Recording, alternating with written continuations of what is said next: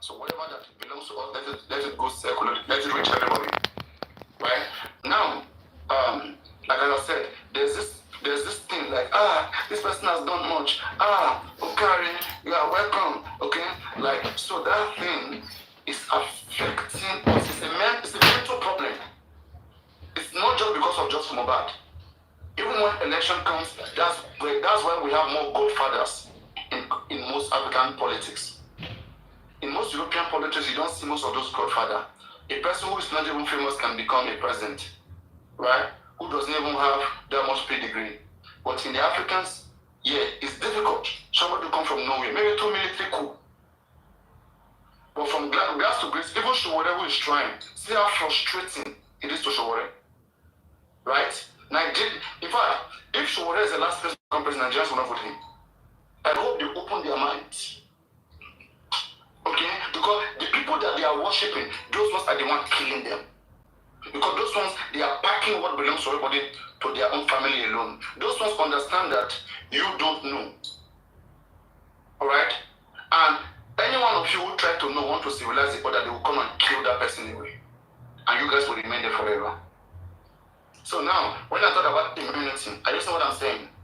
We've come back to just one word. Yes, I do. Mm-hmm. So if you bring Yomi Fabi here right now, all these guys that are running their mouth, bring them up to question Yomi. No. Yomi, don't leash out much information. Tell me what information Yomi want to leach out. That you will consider an evidence. Tell me one information that they are begging Yomi. Don't talk too much. You should be throwing questions here and there. Just like if you go to, when you come out from the court, how social media comes, Sahara, BBC, all of them, they put microphone on your mouth, they ask you questions.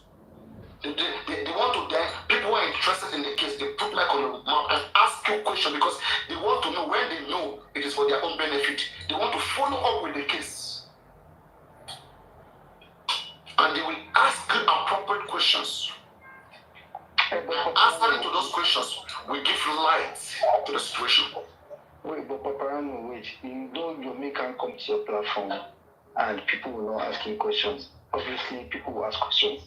No, I won't let that happen because people don't want it. That's the thing. When he came there, I have to give him that immunity because everybody feel like you cannot question him. Whatever you're asking, please don't ask him. You are exposing. You are making him to speak too much. Yomi Wama, come and be going. No. Okay. Because those people that you see that ask questions here, when they are with him, they are all like Momo like this. So then they have fathers. They have that slavery. They believe they are even scared to ask anything. They don't even know what is called evidence. Hold on, Paparino. Okay, like this night now, they were discussing about this voting brief. Okay? And Yomi was talking about something about his foundation, being the one to watch brief, like to apply for it. And I was saying, what? And they were all listening. That's why immediately I said I will address it. You see how I do my things, right? Sometimes I go around and do my research, whether anti is everywhere. I say people are in the dark. What the heck? Hey, let's come back to light.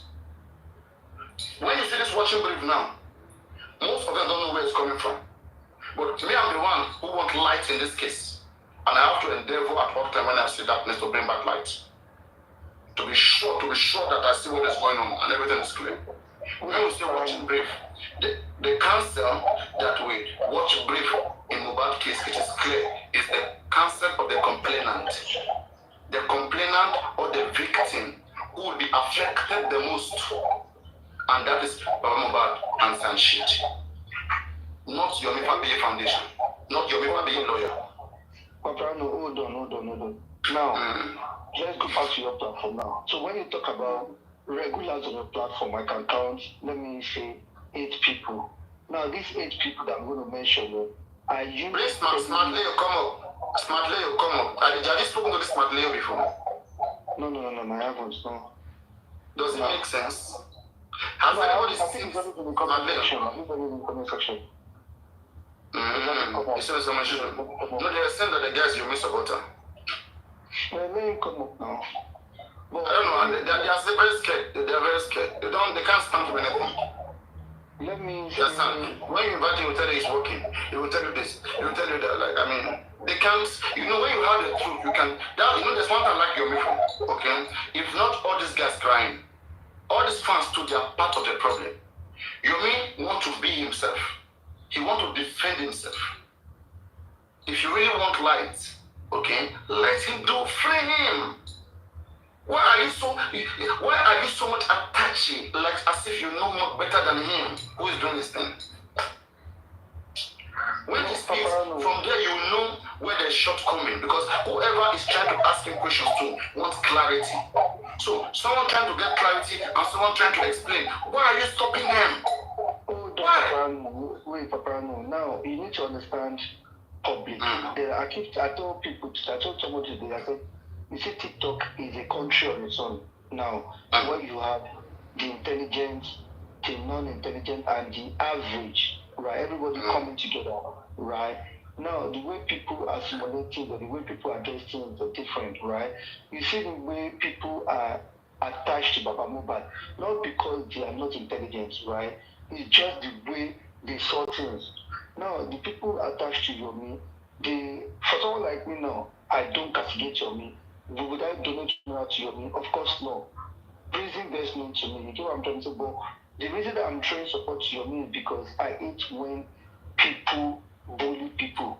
When people try to kick another person out, I just hate it. Like this thing, I can do mine, you can do yours. Why do you have to kick me out to do your thing? That is why I throw my support to you. Okay, you know what? Yeah, you don't want to kick this person out. If you want to die, you die. That is why I went against African TV. That listen, yeah, you can do your thing, but if you really want to go this route, there's some people to come against you. You can't do that. Do your thing and let him do his thing. That is the reason. I totally agree with everything African TV say. This person cannot give us just blah blah blah. Yeah, but then let people breathe. Do you understand? The same goes to just like you, Paparino, when a lot of people casting. So you agree with African TV to that extent? Yeah, like okay, that Domin cannot give us the justice. Yeah, who is Domin to give us the justice? You know what I'm trying to say? We only have this 3 seconds video. If you ask me my opinion about that 3 seconds video, does he have was it the last day Mohbad died? I don't know. Do you understand? I do not know. Is this something that I would like to see? Of course, yes, I would like to see it. But when African TV goes all the way, rubbish in me, what the debate here is this now you're speaking from the point of it. Do you understand? You're not being logical anymore. But you're going extreme. You're beefing this person. It's okay for you to say, this, it might not be you, but it is something I would like to see. Let's see the end of it. The way aristocrats speak about this, even though aristocrats don't agree there is anything in that 3 seconds video, but you hear him say, if it is what people want to see, this is what makes them, yes, let's see it.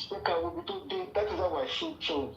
Now, going back to the Baba side now, people embracing Baba is not because they are not seeing that Baba is moving, should I say moving mad, but it's because of their own mentality.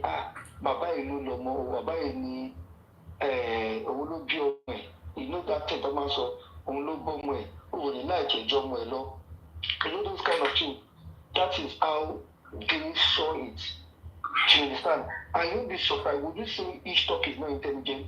Would you say York is not intelligent? Would you say Bio Billion is not intelligent? They are all intelligent people, but the way that's their reality. That's their reality. You get the way they say like, you know what? I feel sorry for this man.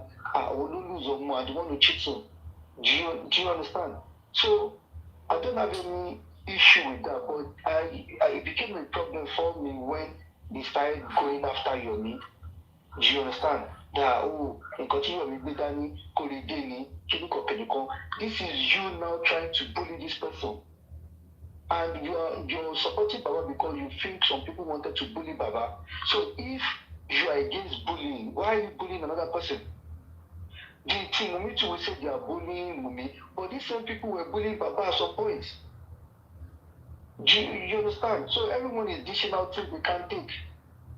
They are like pot calling kettle black. Do you understand? This is why I'm just saying to people, listen, At this point, you cannot. This is why I don't engage anybody anymore. You're not seeing me engage people supporting Baba or people supporting Omi because there is no point. I think everybody to pitch, everybody to look on. They believe what they want to believe.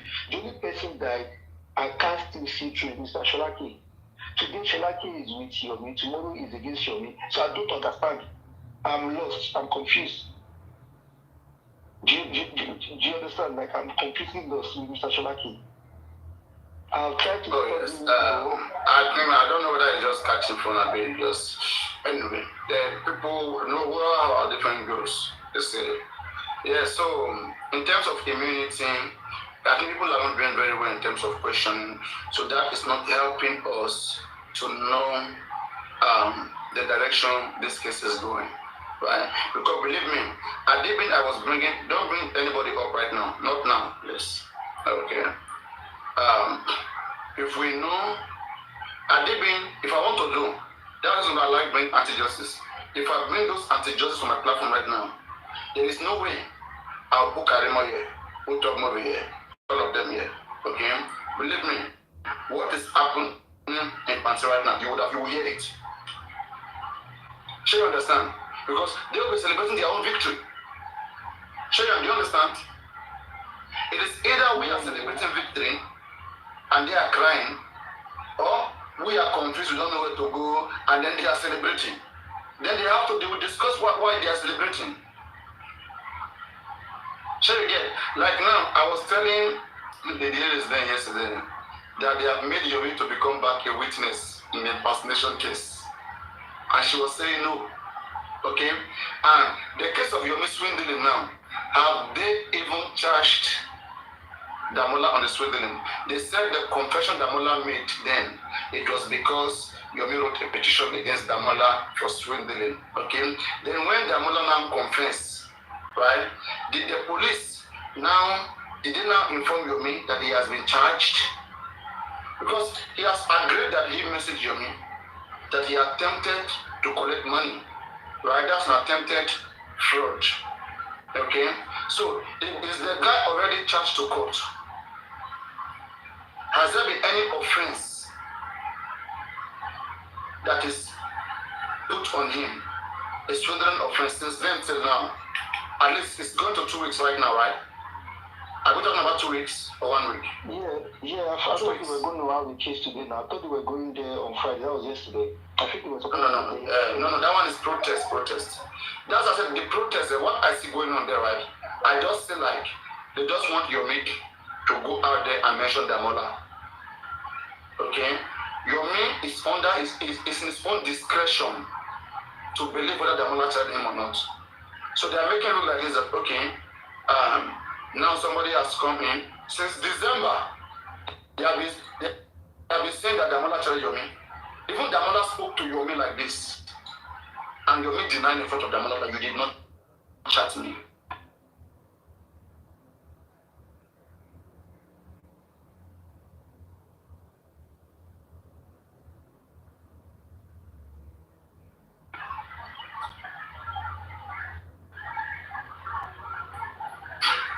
Can you hear me? Hello? I can hear you now. Yeah, I asked, I said, what changed since then till now? You may refuse to be a witness then on the case of impersonation. Okay? Then now, they said there is a new petition of swindling. That's why Damola was arrested. So, the statement Damola had on ground, has Damola been charged based on that news? Because now we're talking about new charges. Otherwise, what is the achievement? Paparino. In fact, before you can even say you want to switch, okay, they should even already label Damola is like a suspect of that particular crime that he admitted to. That should be where you don't want to have discretion. It is under your discretion to say, I don't want to mention Adura again, I want to mention Damola. Because as it stands, Damola only confessed to committing a crime. Investigation, that is, the court has not proven that. So the information that is still available right now is that is the fact, which is Adura's account. Even if you don't say Adura, You can say Hadura because the name of that account is Hadura, not Adura. So Hadura messaged Yomi. And in the message of Hadura to Yomi, Hadura said, how we push Mohbad. Anything impersonation, it doesn't concern Yomi. In fact, Yomi is not even interested in hearing. I'm even surprised. Why is Yomi listening to the fact that this person messaging or this person messaging? Yomi don't have the case unless Yomi is now talking about swindling. In the beginning, Yomi said, I didn't he want to wicked Adura in that conference. He said he would have petitioned Adura for attempting to swindle him. Right? So Yomi has forgiven the person who messaged him. So Yomi was never concerned about who messaged him. Yomi was concerned about the message and the video sent to him. So why is he going right now and talk about who messaged him? Who messaged you has nothing to do with your case. Whoever that like message Yomi, whether it's Adura, whether it's Damola, whoever that messaged him has nothing to do with the case that Yomi is pursuing. Yomi is pursuing a homicide case of a confession that was made. So, and the video supported that confession. All they need to do is to call for police investigator to unravel the video to see whether the confession is true. What if Damola come and said, I am the one that made that confession and I was lying, Wunmi never pushed Mohbad? What if Adura come and said, I was lying, Wunmi never pushed Mohbad? There is only one thing that can show whether Wunmi pushed Mohbad or not. The 10 minutes of that video. That is where Yomi want to stand. All this one, it was Damola that messaged me, it was Adura. That is not an evidence. It will not get Yomi anywhere. Unless Yomi want to make a case of swindling, that because they tried to swindle me, okay, I want to pursue that case. And I also want to pursue, I want to pursue the case of concealing of evidence. Concealing of evidence, which I talked about this thing before. Yomi threw it out. So some platform, I've had all discussion with him. He doesn't listen. Should understand. Yeah. So, but now he's coming back to that swindling, which he took away before when I discussed this with him. So I don't know why Yomi had to switch to swindling. What did he see? What did they tell him? And even before Adele was arrested, I said, guys, do you think if it were you, okay, you have been promoting a video, you have gone to national TV, you have gone everywhere, your reputation is, is on the line. And later on, only for the investigation to forensic to be done, the digital forensic was done, forensics were extracted, and they now show to you the longer version.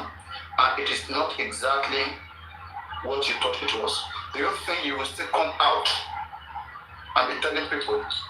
That sounds embarrassing. Most people won't do that. Anybody who has integrity, she won't do that. They will instead pursue a different case. They will go a little bit low. They will just go down low. Even the energy that they used to apply on it, they won't have the same energy. They will be focusing on other areas now. They will not die there again. That is the body language to anybody who can study will tell you that something went wrong. That's what I'm saying. That wait, on a good day, I'm surprised to see Yomi saying that he's going to do protest and mentioning Damola. Him mentioning Damola, okay, there again, it can be an offense because there is no court of law that has proven that Damola is an impersonator. No court has proved that Damola impersonated Adura. Wherever Damola confessed, we don't know that Damola was under duress. We don't know what condition Damola confessed to the police. Because you say something to the police, it's not final. You have to stand in front of the judge and say that same thing. That is when it becomes official. It becomes a fact. Right now, it's with the police. It's still not a fact. It is just a confession that upon cross-examination with evidence available, then maybe a judge can now establish it that yes, after going left and right, after reviewing all process, I think the evidence before me is enough to say that this guy has committed the offense of impersonation and is going to be punished this way, that way. I think that time anybody can now say yes. Wow, we never know because the mother that messaged your mail, we never knew. So the mother was the one who even messaged your mail. But right now, if you are seeing all of those things, it is still yet to be determined. Anyway, yeah, that's it. But Paparino, wait now. You can't blame. Okay, go on, Sorry. Good morning, Paparino. I was listening to you before. You see, when Damola and Adura went to court, he was under oath now, wasn't it? The sniper. When Damola went to court, was he not under oath? The case of Damola in court is the case of Yomi Adura. Wait now. The case that is in court is the case of Yomi Adura. No. Yeah? I think it was Adura, but Damola too. Damola was in court now, right? Yeah, and he was put under the oath. And he pleaded not guilty. He pleaded not guilty. He pleaded not guilty under the oath, right? In fact, it's presumed to be innocent until proven guilty by in court. Yes. Okay, now, Damola actually made a statement that it was him admitting to that message, right? Now, again, it's not yet proven. The angler username was for Adura and the email address, and that is where the investigation will start. So Yomi can mention both of them at the moment because they both names surface surrounding that video. His name can still be mentioned, but I would advise Yomi not to really push on Damola. He should concentrate more on Adura. But you can mention that. Yeah, Yomi doesn't have any evidence that Damola messaged him. Damola can be in front of the court tomorrow. Damola can be in front of the court tomorrow and deny it. Yeah, they must have. But Adura cannot deny that his account never messaged Yomi. In every court case, they would ask the defendant that are you under any duress or any threats or threat to life or whatsoever. And that's why I said that it would be under oath. And then if the lawyer of Damola will say, my client was under oath. I request for more investigation. Have you forgotten that it was Yomi that gave Damola the lawyer? No. No, just leave that part first. Like I thought. You only advise if you want a lawyer. If you want a lawyer, no. The guy has come out to insult him on Instagram. That your lawyer. Paparino. This is the Mr. Lagata. I didn't say no. It was so brutal. Lagata, you don't see me. No. He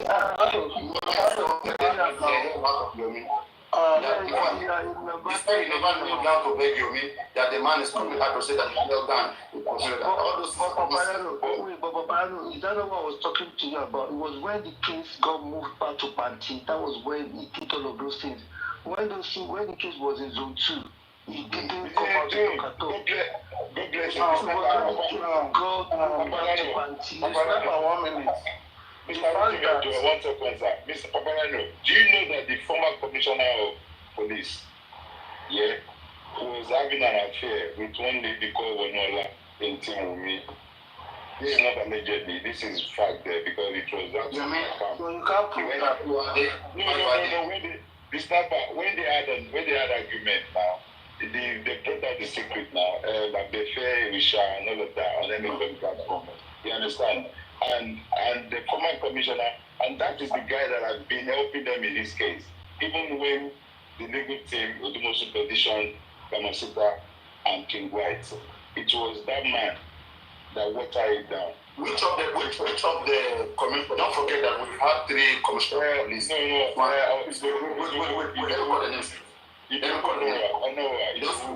Yes, the first one that left September was Idorungwa. The next one was Fayuade. Now we have the one motion. That's the one. Okay, the one that read the criminal report. Yes. And the one that set up the committee, the DSS. Agatha, allegedly. They got petition. I'm going to court the soldier. But I think that man has been dismissed. The man has even been dismissed from police right now. He has been dismissed. We know why. I don't know why you mean that. Unless there was a fake age. A fake age, yeah. And why did they investigate into that fake age? Because of the rally or whatever, they went to the new commissioner of police, and it was raised from what Yomi wrote. Did you read that?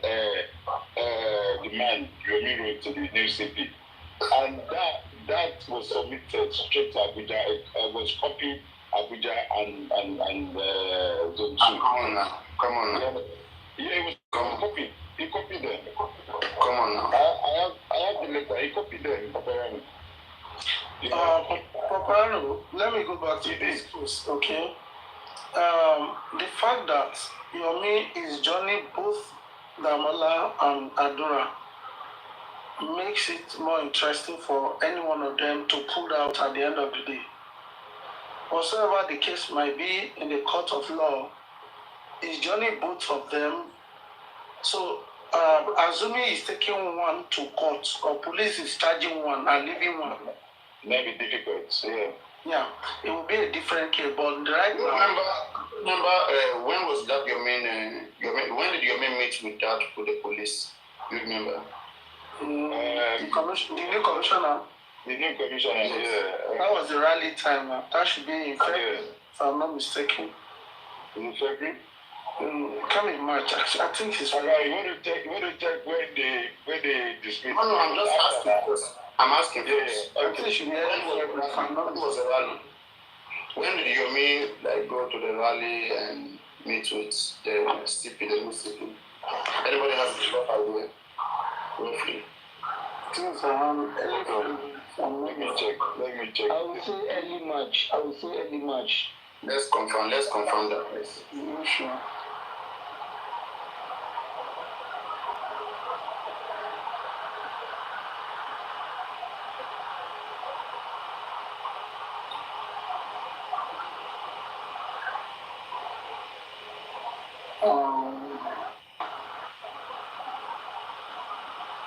Three weeks ago should be maybe early March.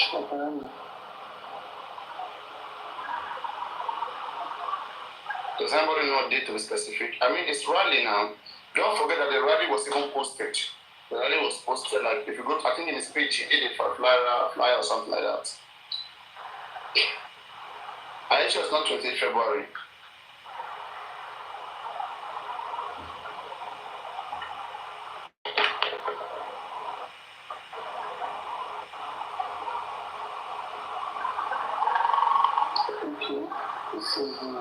This is YouTube. You call me. 27th of February. 27th of February, yeah. Today is February. 27th of February. 27th of February, Paparino. I think I tried. Are you sure? Yeah. 100% sure. I have the letter here. It's on YouTube. I have the letter that was submitted to the 27th of February. Then we can say maybe maybe that's also material the study of the speed. I'm telling you the fact, yeah. No, now see what let me read what I have here. Okay, you say maybe I cannot say for sure. But what I have here says that police forced out Edo Uwungwa.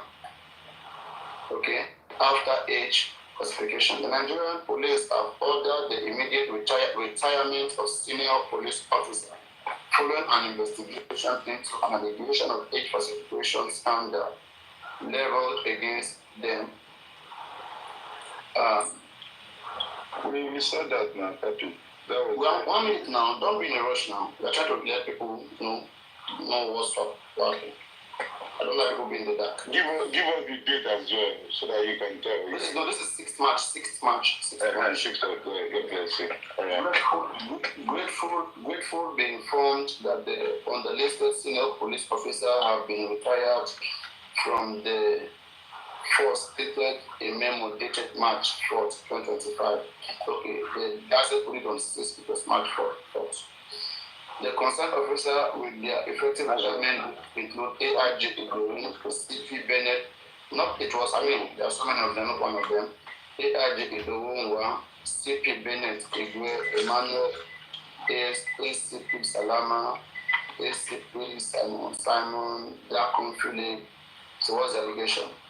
The memos said the decision to retire the 7 senior police officers were reached at an extraordinary meeting of the Police Service Commission held on February 2025.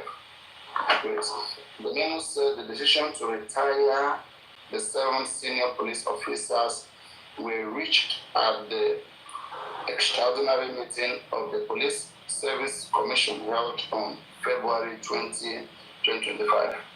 This development came barely months after they first summoned the concerned officer before the first disciplinary committee as part of its ongoing investigation into allegations of age falsification against them. While Mr.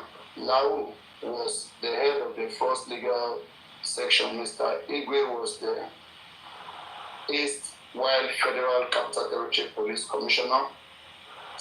A police source had told the Gazette that the order issued for the appearance of them with the memo also of a director. Okay, anyway, these are the basics. But there was a memo put on the basis of age falsification. Before that, it might be an internal investigation. I don't think external, because those who put that together, they must have set up a committee who looked at there was a red flag. Going from Police Service Commission, you know, it means that they concluded February 20. That is by February 20 they have concluded. That will be before that February 20. It means that they have started that, they set up a committee who looked into their age. They will have requested them to come out to defend themselves with their documents, maybe primary school living certificate. No, but what Nagata is establishing right now is that I disagree with that. I won't agree with that. This is what I was talking about then. Like, we'll just bring people and just don't forget that, Mr. Rotimi, don't forget that in every investigation, it is something that would always trigger it, right? Yeah, something will fall. So they will not come and tell you that this is what fuel it. They will give you a... But he wasn't the only one. On the 20, can you tell us what fully before 20 February? Paparino, hold on. He wasn't the only one that was retired on that basis of qualification, okay? I think he was the only one. Number 6. So, assuming the name listed there, check 3 other names, including those names that were listed. They were part of the committee that this guy set up for this Mohbad case. Come on now.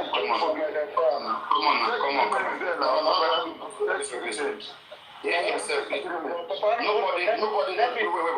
Wait, please. Let's make something like this. Lagata, nobody know the name of any of the 13 men that were inaugurated to investigate Mohbad case. Go and check Tinubu's page. You will see all the names there. Can you please screenshot and paste it? 1 second. Yes.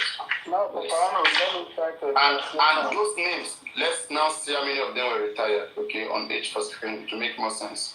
Now, Paparino, let me expatiate a little about that, okay? In Nigeria system today, we all know that it is common in our system as public servant, let me use the word public servant or civil servant, what have you, that age falsification is a crime that is widely committed by civil servants. Okay, you still see most of them in the core civil service that they can't even climb the staircase of their offices. They are already aged, you know. We've seen many of them. Okay, so on their own, it might be that an internal memo or try to look at. It could be even politics. Okay, it will be politics. Try to look at these people that they've stayed longer, they're supposed to be retired, and someone reports it. Mostly it happened through rumor, maybe office rumor, and what have you. You understand what I'm saying? Or maybe somebody wrote a petition in that regard and they tried to look at their age. But anyway, we can't dispute that it can be fuel from anywhere because his doubt is under probability. Okay, now somebody saw that loophole and wrote a letter in regards of trying to fuel it. But what I'm saying in essence is that because he wasn't the only one that was retired, he went along with other. It could be an internal thing. You understand, Paparino? And they might before they came out with that report in that February, they might be on it for like 2-3 months before that time. You understand what I'm saying? So, civil service system, they don't just jump into conclusion that you falsify your age. They will have called them for defense. They will have called them to bring out their document. Probably school living certificate is mostly what civil service is using today to authenticate your age. You get me? So it might not be on Mohbad's case that felt that I can still feel about that, but for us to be putting claim on that somehow is not 100% true. That's my own submission on that. Yeah, but salute to me. Yeah, because I remember last time when he told me that he saw Zomo in that video. Then when I checked the video, it was I didn't say I saw Zomo. Don't say that. I saw Zomo. I said Zomo's name was mentioned. And I said there was a picture circulating. And you demand to see the picture. I said we are looking to see where we can get Zomo from. You understand? A picture was analyzed. And then you asked to see the picture. If you remember that day, I didn't want to show the picture because obviously that look. It's okay. Just bring out the shade to number one. We're okay with that one. Let's check out this one. So don't say that. I said. Let me put you on the screen. Let me put you on the screen. Hold on, I'm looking for it. 1 second. Let me find it. Alright, please help us get it. Thank you. But while you get it, wrote to me, you're talking about the payment petition. Yeah, I'm talking about the petition that someone must have petitioned in that regard. Probably most of this are fueled by internal, because most of the police officers who are junior cadre, they want to grow in their career. And when you look at the one at the top that refused to retire, someone might say, no, Baba, I saw your age somewhere now. You are older than this. Maybe he celebrates one of his birthday and they cut him through that angle, and they have to report it to Police Service Commission. Those are the commission that deals with their matter. They say we will have a military board and what have you. So I know Police Service Commission, they will look at their age and look at the document they submitted while they came into the system. So it won't just be just a few time before they come out with that report. It might be they've investigated them for a very long time. It could be like 2, 3, 4 months. You understand what I'm saying, Paparino? But that just because your wrote petition or they did rally, no, police won't just act on that. Mr. Lutimi, I'm not affirming that too. I'm just saying a week after that happened, you understand? But I'm going to bring out the list of the Tingu posted now. 1 sec. You understand? Just affirming that that's not confirmed because it happens a week immediately after that. You understand? So still on that, could it be? But we're not really certain about that. You yourself didn't say it now. This was just my own thoughts. You understand? Okay. And remember, Odumosu wrote a petition as well to the police then as well. So which one? We don't understand. I'm just saying, could it be how effective going to that police station that day?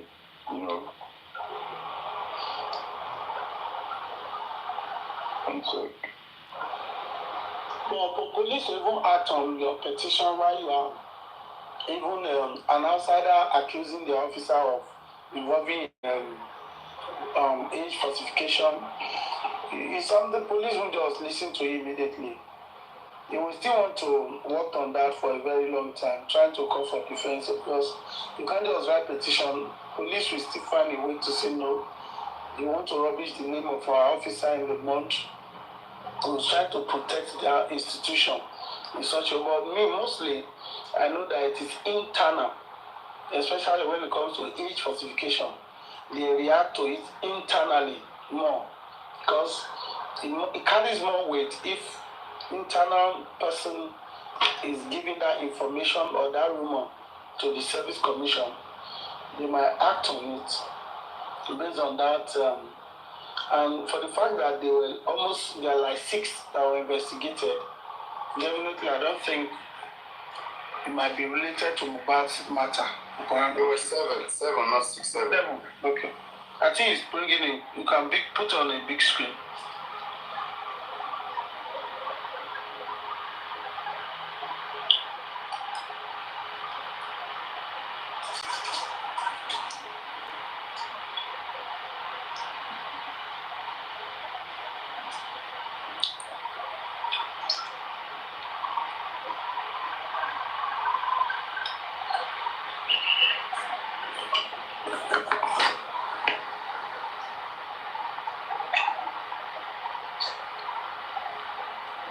Paparino, you are muted. You can drag me comment section. I mean, take your phone. Take your phone down a little bit. Because I already know. You should take your phone down a little bit. Paparino is social space, and so Paparino is talking to you, Lagata. So you should take your phone down. Can you not hear me? I want to read the heading at the top. You said this is sponsored by Shea Tinubu, right? Can you not see his name there? It's not that clear. Wait, this will make it clear. Just wait, maybe. No.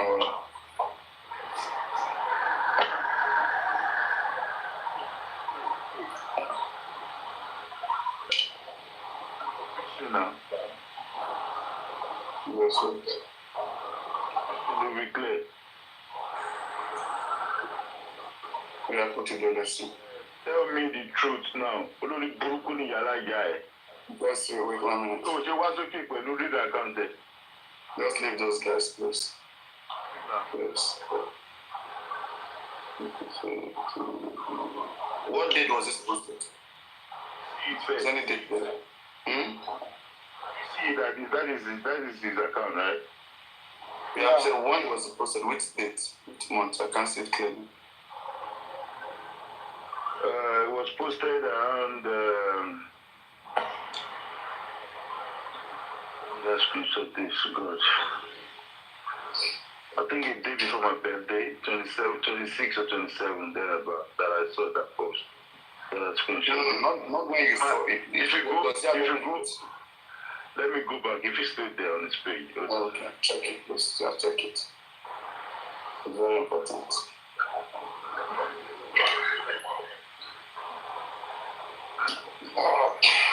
One section, we be trying shit. Tell me, bye-bye. I'm gonna meet you, okay? Tell me whatever, I'm gonna meet you. If you want to bye-bye.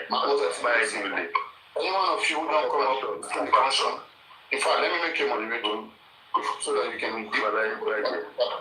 If you want to come speak up. If you don't want to speak, you go away. If you want to speak, come up and challenge whatever he's bringing. You think it's easy to go research, to go bring facts. Most of you just can't use empty air to speak. He's proving what he's saying. Most of you, if you come up and they say, can you go and bring it out? You say, my second from. In fact, if you know what it takes to research, sometimes you have to go scrolling. You have to be scrolling until you find it. So even if it doesn't last long, he's still going to bring it later. So. For the fact that he even went to bring it on his page, me, I've seen it before there. Me, I do research, so I understand how technical these things can be. Is it on his Twitter or Instagram on his IG? Lagata? He posted it on his story, right? So I want to see if he actually posted in the post. It was posted on his story on IG. No, on his IG. What year was it? Was it this year? This year now. Also this year. Yeah, now, Paparino. You know, there was a day he came on Baba's platform, right? And there was a day he was on my live show as well. Wait, you say Shea himself was in the panel Baba platform? Not panel, comment section. And he commented? He commented, yes. Wow. When was that? That was sometime around November last year. Wow. I screenshot it though. If I can bring it up as well, I can show you. You have the comments. You screenshotted it, right? Yeah, I did. I bring them on, so I want to see that. Wow. So that, I mean, that one it will be good. And when we went to the London rally, right? Mm-hmm. We went to Tinubu's house. He was there. Obviously, he was busy. We just had to drop a letter for the guy there, you know, just asking them to get involved in this case and all of that. Yeah, that's exactly. He said best father of the year. Yeah, I beg you, thank you. That was what he said. No, same is believing. Don't worry. I will say it. No. Few people are testifying. Let me bring that up. 1 second. Mm-hmm. I kept it somewhere. Screenshot.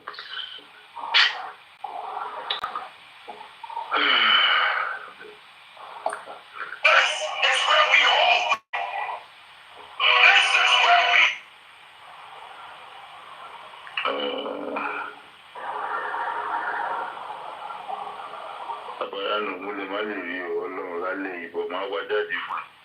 Mo ti gbẹ̀mú lóhun ẹ̀jẹ̀ wọlé báyìí, mo ti ṣáyé, bọ̀ máa wá lọ́la.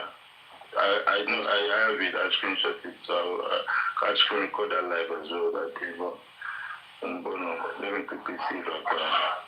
It was on his story on IG. Yes, Bimbo. Yeah, that's where I screenshot that from. Thank you.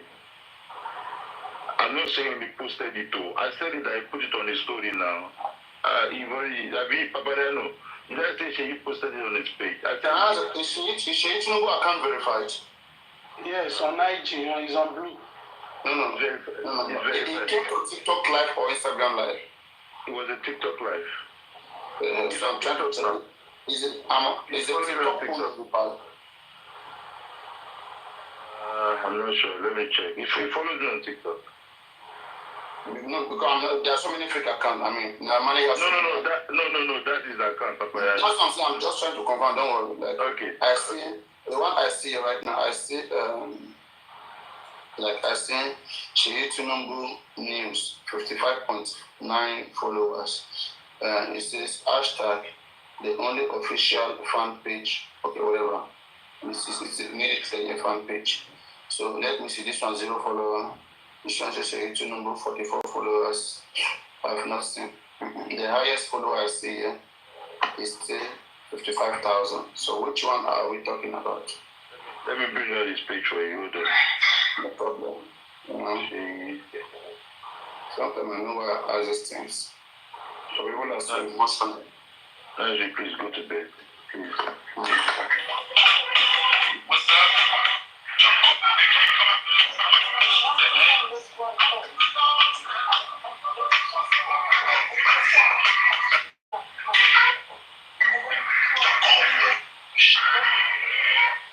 That is a fan page. That one is 55,000. Hold on. Yes, that one you will see fan page 55,000 followers.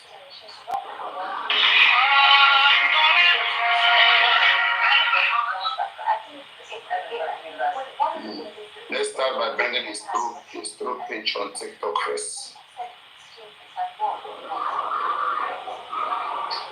Because for somebody to miss it, it means he even have TikTok page.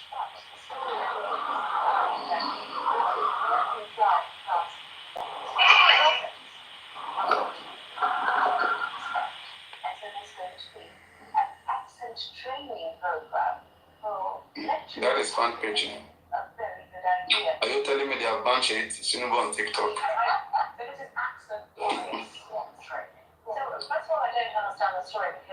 Have they banned Tinubu on TikTok? Mm-hmm. And the whole Nigeria will not go gaga. News will not carry, to not go everywhere. However, the idea that somehow you've got to train people, that unfortunately, and I did English literature with a paper in linguistics, that actually there is a lot of unconscious bias.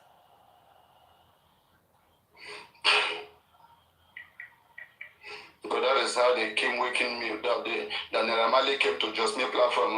Naira Marley came. And when me I hear things, I take time to be sure it is what it is, because so that when I'm analyzing, I'll be very, my health to be healthy. I don't just like to be piloting information and be analyzing again those sleepless nights.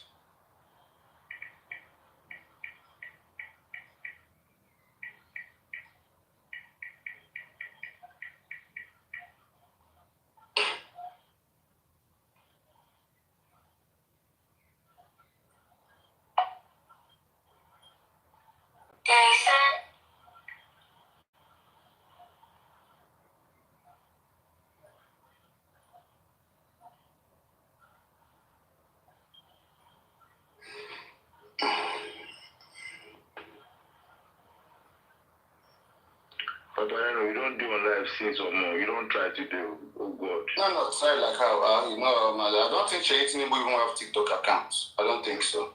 To start with. He does. That's not. I don't think Sheyi Tinubu has TikTok accounts. No, he does now. He's posting. He's doing some. He's doing some movements right now. As you are searching, I'm searching too. Don't forget me too. I'm on my TikTok now. I know you are. He's doing some charity whatever work at the moment, and I have like 5-10 youths that are working for his foundation where they are sharing stuff all over the local government, and that page was posting stuff. That is official page. He does have an account, 110% Paparino. I don't know what was posted last. Let's see the message. Let's see the message, so that through that message we'll track the name. The message that you took the screenshot. Because I'm surprised you didn't go into that's part of the year. That is confirmed now. It was him. It was his account. I want to see it now, no problem. Might not be today, but some people say, I'll bring it up. What do you don't know how to identify? Don't forget about some people. Some people, they don't know anything. I can call you right now. Showed there now. When they told me that Naira went to that place, I look at the page. Some people believe. If I come right now and ask some people, they will say yes. So don't focus on people. Some people believe now. Somebody that came up on the panel and he did not unmute before you go, okay, Naira you cannot go now. I didn't even say a word. Yes, that's bad. So that one too, the person that was messaging, are you sure Sheyi Tinubu? What if the person is a fan messaging? Did the person tell you that he's represented Sheyi Tinubu there? Hey, Paparino, you know that. You're underestimating these people. I am not. I just didn't want to show. I didn't want to show the message. You understand? The biggest account you will see for Sheyi Tinubu, unless he uses a different name, and I'll be surprised why a president will be using different name on TikTok. He didn't use a different name. It was him. But all the Sheyi Tinubu I put, the biggest account is at 55K. There's no other account bigger than that. This account was still working like last week, 2 weeks ago. Maybe something has been put. This one that you showed me right now is that one that has 55.9. Something must have been posted before TikTok banned it. I never see. You mean Sheyi Tinubu account is banned on TikTok? Really? Paparino. Let's move on from that, please. Okay. This is the account you posted, and that is the one I was talking about. It was having 55.6, now it's 55.9. Okay, that is the same account. Where the person that is posting him, it says fan page. No, this one isn't a fan page. It says hashtag the only official fan page. No, this one says hashtag Sheyi Do you have the screenshot? Show me the screenshot. 233.1K, 5.5K. Put it on the screen. Put it on the screen again. Put it on the screen. Put it on the screen again. You are reading the likes. I'm reading the followers. Followers is in the middle. I read the three. For No. Following is the people you are following. Why would you be following 231 people there? Followers is 55. Can you see it there? This one you are reading is the one that I have. Wait. Keep it. Put it on the screen. Look at the name. okay? He said, Sheye Tinubu, okay? So the person updated the account. The person like, you know, like it's all this account that they're building. Following Eden. It's not His follower is 55,000 people now, not 50. Exactly. Now the follower is 55.9. Like I just saying, follower is 220. No, I said following. Following. I said followers. No, I'm just trying to read the three numbers for you so that if you collaborate with what you have there, I'm not proving anything. I'm just saying that.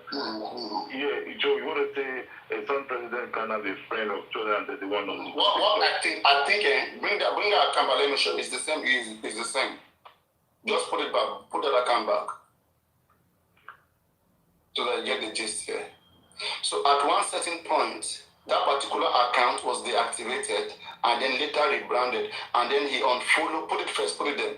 He unfollowed the 231 people or whatever that he followed. Why the likes? Look at the likes. The likes are almost the same.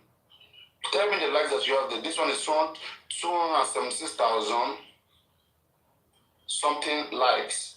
So the one you have there should also be 200 and something thousand likes. 233,065 likes. Yeah, you can't see the same account, I beg. It's the same account. He only got more likes here.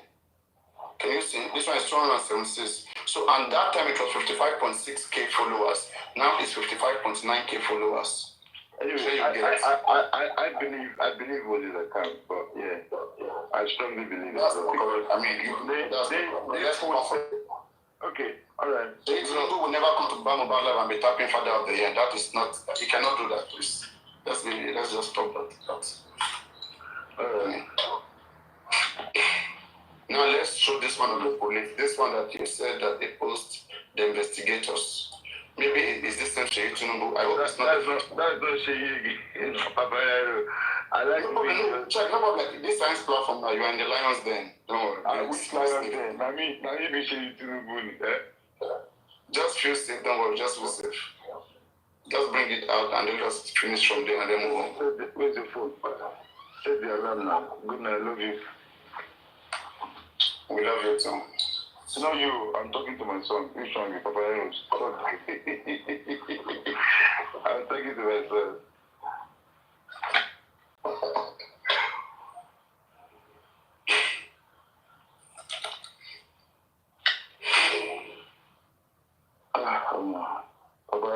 I will never sleep over. Now they go. Good night, though. All right, now. All right. See you tomorrow. So let's continue. You wrote to me from where we stopped. So you said the arrest of, but let me find it tomorrow. Maybe I know you want to sleep this night.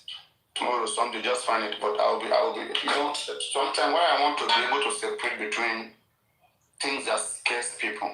Okay? I want us to know where we stand in just Mohbad. Right? When we know where we stand, then we will know how to deal with the challenge. If we are having so many things put together, it will cause frustration, depression, panicking, unnecessary conversations, and at the end of the day, our mental health will be broken down, and we will feel like there's one big storm that is after us. I just don't want to feel that, and that's why I'm just being critical. So, and I mean no offense to nobody. It's just for my own mental health because, like, when you mention Sheye Tinubu going to Mohbad Live and telling him Father of the Year, and believe me, as I'm speaking to you, maybe these are the things that Mohbad put together why he think he has more frame more than Yomi. I'm telling you, Baba will feel like, look at me, that Sheye Tinubu came to my life and said Father of the Year. At least one comparison, they are just lying to him. Understand? It might be one of those things that are making his head swollen up as if... They may tell him later on, people took screenshots. For you to take screenshot, you're not the only one. Of course. Others would have taken the same screenshot and showed that, bad. You know, just verify that page now. We are trying to authenticate that page. Which it's not. It's not bringing it. It's not even have it. that what you are bringing on now is appearing to be false. That can be true. What's it? Because that page, yeah, because that page. Just proof it's a fan page. The one that Gata has there is 55.9 followers. So at that time, that account did that thing. The account was having 55.6 followers. And if you look at the likes at that time was 200 something likes. Yes. And right now, it just increased. It's not decreasing. 200 something also 1,000 likes. What the only difference is that the person was building the account at the time, so the person changed the picture and then now remove the following because he unfollowed people that he followed then. You know? Yeah. So it will look real. Yeah, so that it will look mature and real, like. Well, there is no way you will say that person is not more on TikTok or whatsoever. There was no time he left the TikTok community. That what he said, news will have carried it now that Shaitan left. He's a popular person. So if they ban him, even if they ban him, people, the news will go viral. The guy will complain. The guy will just wake up and say, I don't know what I do. TikTok just banned me. They will contact TikTok. Where's that from? I listened to BJ briefly, maybe like 10 or 5 minutes. I didn't spend time. Is it today or yesterday? Just a brief, and she talked about the autopsy that will be read out on the 11th. And I think we look up to that also. And, what did she say, please? I think I didn't stay much on that because, you know, when you're already getting tired of some people's story that is inconsistent, I'm not interested in whatever she said. I just branched. When I saw her online, I just went there to see what she had to say. It's all those that story that Tofin Kowajenik there, and I think I'm getting fed up with that story. You know, saying those are fracas level, say autopsy is coming, we are going to read it on the level. You didn't say much before I quit. So maybe I'm trying to bring that some people are saying that there's no autopsy, nothing like this, like that. But I came back to meet you. I came back to your live then. So I wasn't interested much. For no one is looking at missed it. She knew I tried for her. For me to start coming out and be calling book this in name. She knew, she has said she may have a fake account. She knew I tried for her. And that's why she will never mention me because she knows that I'm speaking the truth. She talked about Gewedu and the Patakupa. I heard that in her mouth.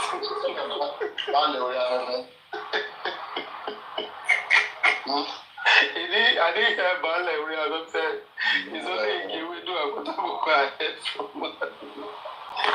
my own package, they are waiting for. I'm telling you, they are cooking something. Oh, come on, they are cooking something for me. But God has not just given me into their hands because one, I don't speak to people like that. So they don't know. And even I was that, you know, somebody that speak to people, WhatsApp, call. Oh my God, my life is finished. Because they will just, even if I have to talk to anybody, I have to be very careful. In fact, I'm very, very careful that anything I'm telling you is not something that you can use to fight me. I swear. It's not something you can use to fight me.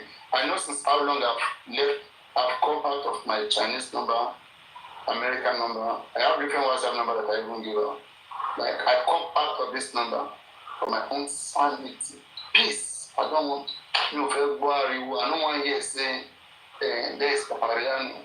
Yes, Paparino. I don't want to hear it. Because so that when I leave justice tomorrow, and maybe you see me back doing my thing, don't even bring your wahala near me. Because now, when Westo was doing his radio, you see how they rushed, they went to the rest, they were all crossing me. What you do, that's Mohbad. Was I for cross radio station? I hear him back there, leading I give no money. I saw they were crossing him. You understand? They chased him down there. They look at him. You see, one part I want to talk about Paparino in this justice so far, you know. I kind of sit down and look at the future of these people, the entire family of this guy. All the actors involved, all their lifestyle. I don't know. The society, is already been sensitized about everybody's contribution to this guy's death. And I'm thinking it's going to be very difficult for them to not work freely or to do things freely in the society. Yes, they still have their fan base or whatsoever, those who don't believe or believe them like they did. But I think majority of the people has come to realize that the father, the mother, they are not honest in their story, you know. And if you look at the Facebook these days, the sensitization, you will see that mostly is tilting towards the father who is not honest in his storyline. Imagine autopsy doesn't go his way, or don't forget the final investigation level right now is still this 3 seconds. Yeah, you're very correct. That is very jamming, very important. And then let's say things, you know, it doesn't go their way whatsoever. Imagine Mohbad comes out to call for a protest. You know what they will do? They will just come and announce, Baba's going out. But I know they will not even dare to talk about protests. That's what I'm saying. That is a lot because they know the fucked up. It will be people that will even kick against it. They will only go to Sahara, to maybe news media. The QH radio self, we will accept him comedy. I don't think he can. Anyway, you can still give him an opportunity to come against us. People will call them and drag him and tell him. Even them will drag him. Even the QH radio, the interviewer himself, the host, will drag him. Because I've listened to one Mama, is it Mama on the Kitty or something they brought? That woman finished Mama 100%. No one said he would flog him, like APC in front of him. He would flog him, King. I heard that woman, I was like, wow. These people, well, people see your character, they see your attitude, they see what you're doing towards your sons, and they looked at it, are you kidding me? Is it how father behaves? Is it how father think?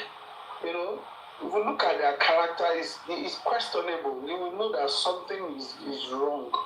You know, Paparino, we are going back to that era where Mohbad was very early. I will put the blame on the father. We are going back there gradually. And that is the last joker.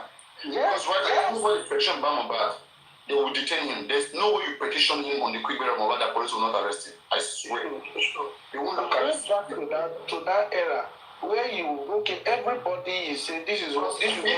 Only thing that can save him if he does autopsy and they bring what killed Mohbad and then they now have a subject of argument. Fine. But if he too cannot find what killed Mohbad, government can't find it. Now would they blame?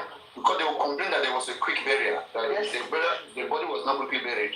They would have found, they would have done better. And Mohbad confessed by himself that he was told not to bury it. To do autopsy. So he nailed himself. But he said because the death is an early death, because the guy is young or poor, so he had to bury him. Then that's against the law. If he confesses that, he's confessing to have committed a crime. I swear. Because of Okwofo, then the law doesn't recognize Okwofo. For the fact that police told him to Nigeria doesn't recognize Okwofo. You know, most of the things he said in Paparino, most of his storyline, you will find he's indicting himself in his own storyline. But he thinks, maybe he thought he was trying to elaborate the matter to make it look as if people should pity him. When you said in your own story that police told you, take this body to the jurisdiction where he died. And you said, because you did not know anywhere. That's why you decided to take the body to Ikorodu. I mean, Ikorodu for another mortuary. And he slept inside ambulance till daybreak. I still don't believe that everything that happened that night, it was out of pressure. I want to believe something convinced around that. It wasn't pressure, Paparino. Something convincing for you're very right, very suspicious. Someone from the angle of say he saw blood. For the angle for the fact that of lately he was talking about people planting at the door of Mohbad. I want to consider people that were there. Who was in that door mouth? I mean, at the door of Mohbad, the entrance. That is why he has to follow the back door. Do you understand, Paparino? Do you hear that part from his story of recent? Paparino, are you there? Because he said something of recent. He was seated, he said, those that they put at the door entrance of Mohbad's house. That was the reason he followed the back. And these are things that are supposed to like make you suspicious of this guy then. You know? If you think they put people at the entrance of your son, and you got there, you saw those strange things, you ought to raise alarm, Paparino. Yes. You know, because he said so in one of his speeches lately. I heard him that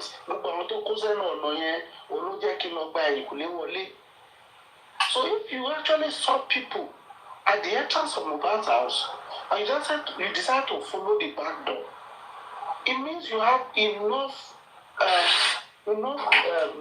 sin to even suspect of this guy, to be suspicious of his death. Earlier, you got there, you saw blood by yourself, and the wife said, "Hello, Kui."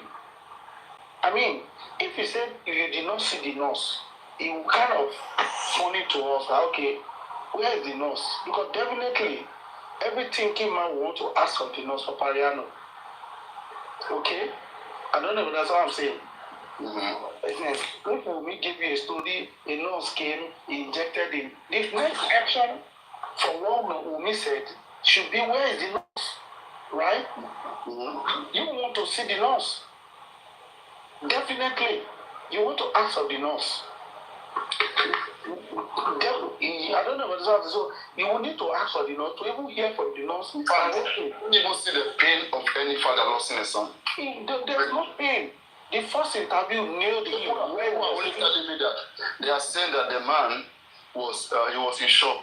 He was in shock, but he can ask about the land.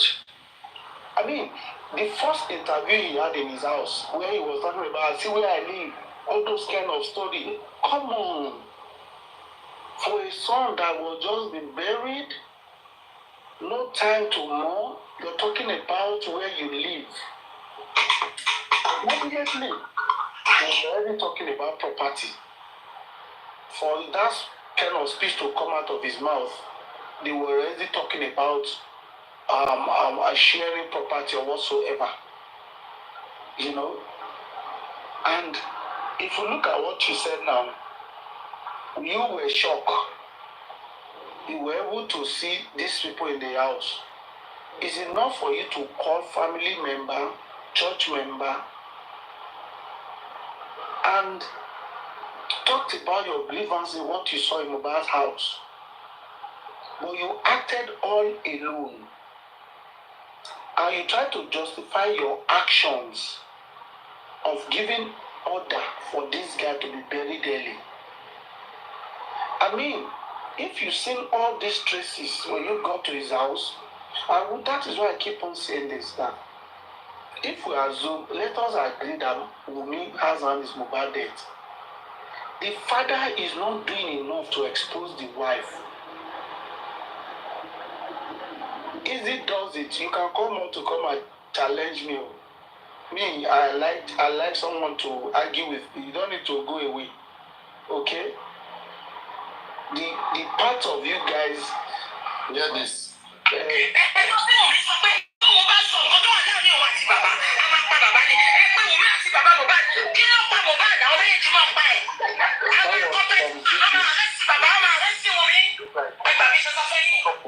was from BJ.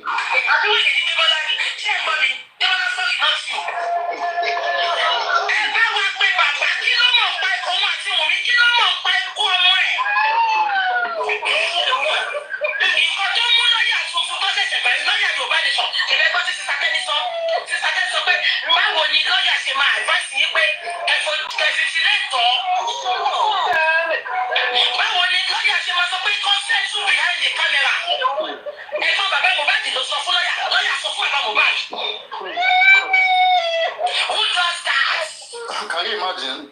So, Booking know all these things. Why same thing was turned to Sanshit. What if you have to Sanshit the same thing come? This thing will settle on behind scene. We are just here because public are after this man and we need to get money. We can't leave this man. And that's why Baba said, let Muyiwa be the controller general. You should understand, because Muyiwa understand the game Baba is playing. And that's when Baba Mohbad is saying that whatever Muyiwa says is final.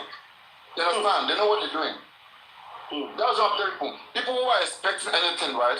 You will see how they will begin to, like they are reducing them to nothing. You know? You will see very soon. But let's say I just find something and then start fighting against the job daddy. Don't you understand? Like, then they send him away. So that, you know, they will just, and then when they send him away, they will organize little group, fighting, chasing him away. They are reducing their circle to where only them will be. And you will not have the reason to come and even talk to them. To ask them any question. Exactly. Because they don't have people like that. They would have been lying to them too that, come, don't worry, it is we win. We will do this thing, okay? We will shame them, those guys. But before that time come, they will find one thing to use to attack people to send it away. They know what they are doing. When I think Bossman came on your platform the last time, you were not around. And he said something. He said after that call that he made to QS Radio, when him and Baba talked about that, is it Momilaiton or something thereabout, that Baba behind closed door again, they talked. And Baba apologized to him and he said he knows a lot, but he wants to come out, but he's afraid of Bukky Jesse. I am telling you, Paparino, the moment I heard that from Bossman, I shocked. So, Baba, you are afraid of Bukky Jesse. That is why you are running to her all the time. That is why you are following whatever Bukky Jesse is telling you. If Bukky Jesse had dragged Baba to this audio you just played now, you know, and today she's the same person who is even being the helm of affairs of the whole blogger for Baba Mohbad. I mean, we remember when Baba went to, I think there was a show she did when Baba went to that, is it Aladura Church or something? She narrated the full-fledged of that story. How Baba was impatient, how Baba left the place, they told him to continue praying for 2 days, and Baba ran after one work or the other, one carpentry job. That was how she dragged this man at that time. Before today now, you are carrying the Baba on your shoulder, on your head. The matter. Look at what she said against this Baba now. The Baba knows a lot. They should get Baba and we meet together and flog them and interrogate them. You know? For Baba to, he said there are so many things you need to even question this Baba for. If he said, Mohbad, you're suspecting. Who told you? How do you know? How do you know Mohbad? Because this your intel that told you that you follow your father's instinct. At the end of the day, we discovered that it was your own daughter that told you that Mohbad is dead. You never told us this story. And subsequently, I don't think he has narrated that story again to tell us his intent told him, or his fatherly instinct told him that Mohbad is dead, not his daughter. Paparino, but he never added this. It took him time to tell that to the public. Yes. He was trying to debunk that story now. Anyway, we can't finish the whole of the conversation. When I come back tomorrow, I'll continue from No problem. Yes.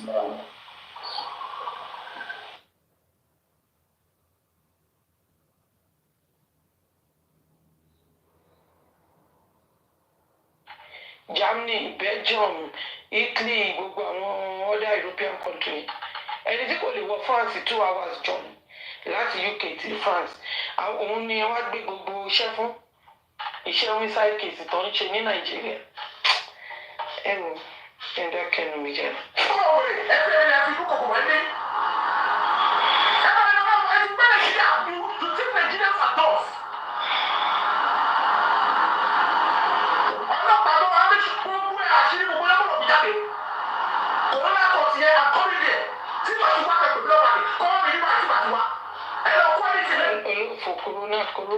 inquest ní corona court kan corona inquest kò ń ṣe higher court bíi jókè mú ní higher court lower court ló máa rí olófò.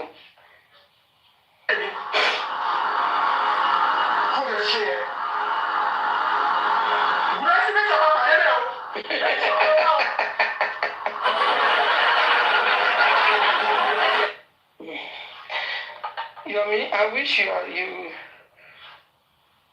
you go to corona court too. I wish you, I swear. I wish you go to corona court.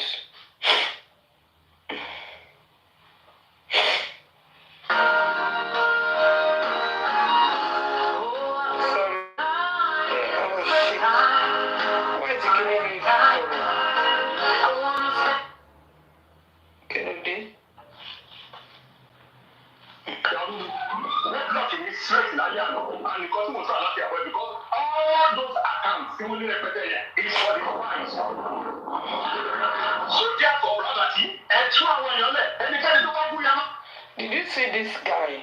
Mo ti fẹ́ sọ̀rọ̀ ètí pé orúkọ ẹ̀ King ó máa wà lọ́dọ̀ láti sin. A man that said, I train my children, they have a good job. One of my child is a medical doctor and is behaving like a stupid one on social media. Thank you, royalty. Thank you for the gift. Thank you, everyone. And he's behaving, and he even said, I have a lot of accounts. So this man has been playing evil on the G. He said he have a lot of accounts. A man that trying to portray himself as if he has a integrity, dignity, is not. And when he pretend being to just be no do, when she been to be, I don't know, being to la sugar to me, mo be she like be. Ejo kilo kan lara because of your Fabi. Are they looking for justice? This king. I remember vividly about that actor girl who she supporting on him. Ọkùnrin ó máa fò lọ fún wọn pé kíngì ló jẹ́ máa wà lórí láti snap platform. Bóyá kí n gbé padà ó ní àkóso pé òun náà kàǹtì rẹpẹtẹ láti máa ṣe evil attacking people. Níbi tí ọ̀rọ̀ dàbí ọ̀rọ̀ Ìyábọ̀ Òjó when Ìyábọ̀ Òjó trying to attack VDM, she forgot when she spit it out that they have relationship with Naira Marley. All her family, they have relationship. They've been going to Naira Marley house. She's been sending her children to Naira Marley house. The same thing applies to this fool, King. King only child, I don't care. Am I there? Ìwọ tó tọ́ àwọn ọmọ tó sọ pé àwọn ọmọ ẹ wà òkè ó tọ́ ọmọ tó fi jẹ́ the medical doctor tó sọ what you said èmi ò mọ nǹkan tó sọ ni màá bẹ̀rẹ̀ sọ̀rọ̀ lé lórí wọ́n bí ewu bí ẹni tó jẹ́ pé orí òpè bí ẹni tí kò ní nǹkan kò ní ọpọlọ on top of what on top of pé kí ni bàbá Mohbad jáde ó sọ̀rọ̀. These are the bully. This kind of person is doing fracas. Ungogoloshe fracas. Yes, that's why I'm watching fracas. Lori Facebook fracas. They don't want you to talk because they've already get paid. What you go? What of if you want for you? Time of shutting up. Yes. Nǹkan tó ń pè fracas ni gbogbo àwọn idiot tó máa pè yẹtí 70s doing fracas. I'm not doing fracas. I'm sending message across. I'm not doing fracas. Ohun yìí lèmi máa play now. Èmi ò rárá bú fún yín. Wọn gbowó fẹ́mi kẹ́mi wá bá bí kan jẹ́. Ẹ̀yin tó fún lówó tẹ́lì so tẹ́tí jẹ́ dodo tẹ́lì sòdodo wọn. Èyí lè ń ṣe fracas. Yes. Any gun and she fracas. Any she different accounts attacking people, lying, calling people's name that it's not their name. Any she fracas. So when you hear them saying that, oh, they are doing fracas, I want to not say fracas. People that be, saying that people are doing fracas, especially that Abike TV, she's the one doing fracas. Someone like me, I've never abused you, but they will come to your platform, abusing me, and then you will be pressing the laughing button. What's that?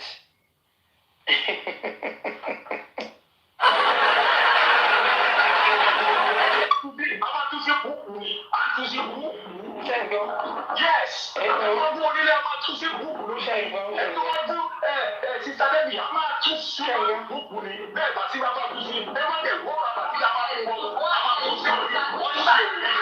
Yeah, I've taken a fever tablets, I've taken it. That's why I fall asleep during the day, so. Yes!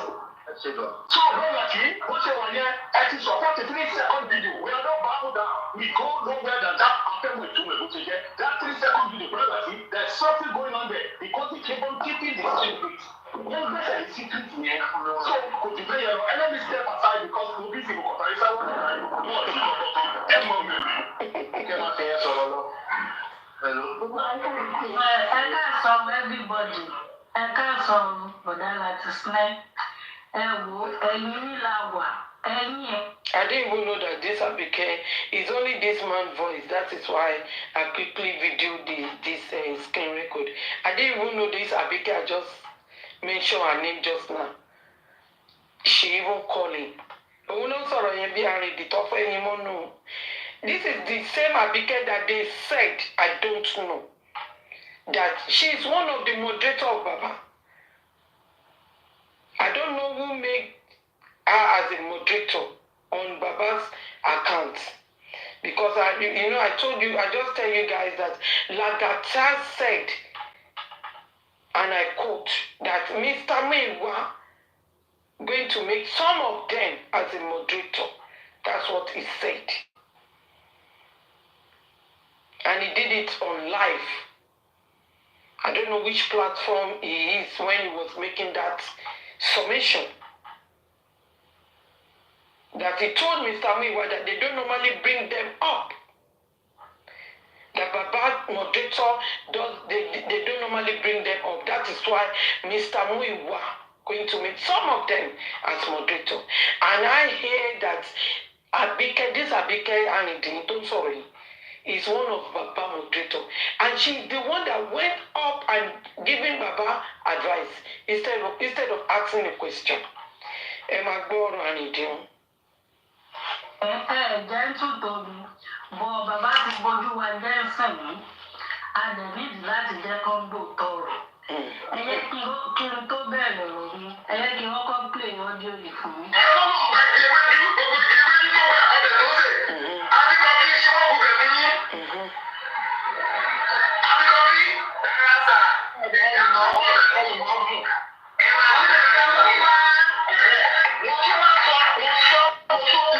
So, Baba bojú wa jẹ́ ṣẹ́ẹ̀rí èmi dé ìrànkan tó yẹ pé kò sí ibi tí wọ́n bá ti ń bú bàbá mo máa lọ síbẹ̀ mo máa lọ bẹ̀ wọ́n. Ìbùdó kan ó ń dráàgì bàbá ń bẹ̀. Mo sọ fún pé kó jọ kó má bú bàbá mọ́. Ó bẹ̀rẹ̀ sí ń dráàgì ní papọ̀ mọ́ bàbá Mohbad. So, bàbá Mohbad, ṣé nǹkan tẹ́ fẹ́ fún justice ọmọ yín nílé? Ṣé nǹkan tẹ́ fẹ́ kí justice ọmọ yín kó dàrí lé kí gbogbo platform kí wọ́n máa bára wọn jà? Kí gbogbo platform kí wọ́n máa bára wọn jà?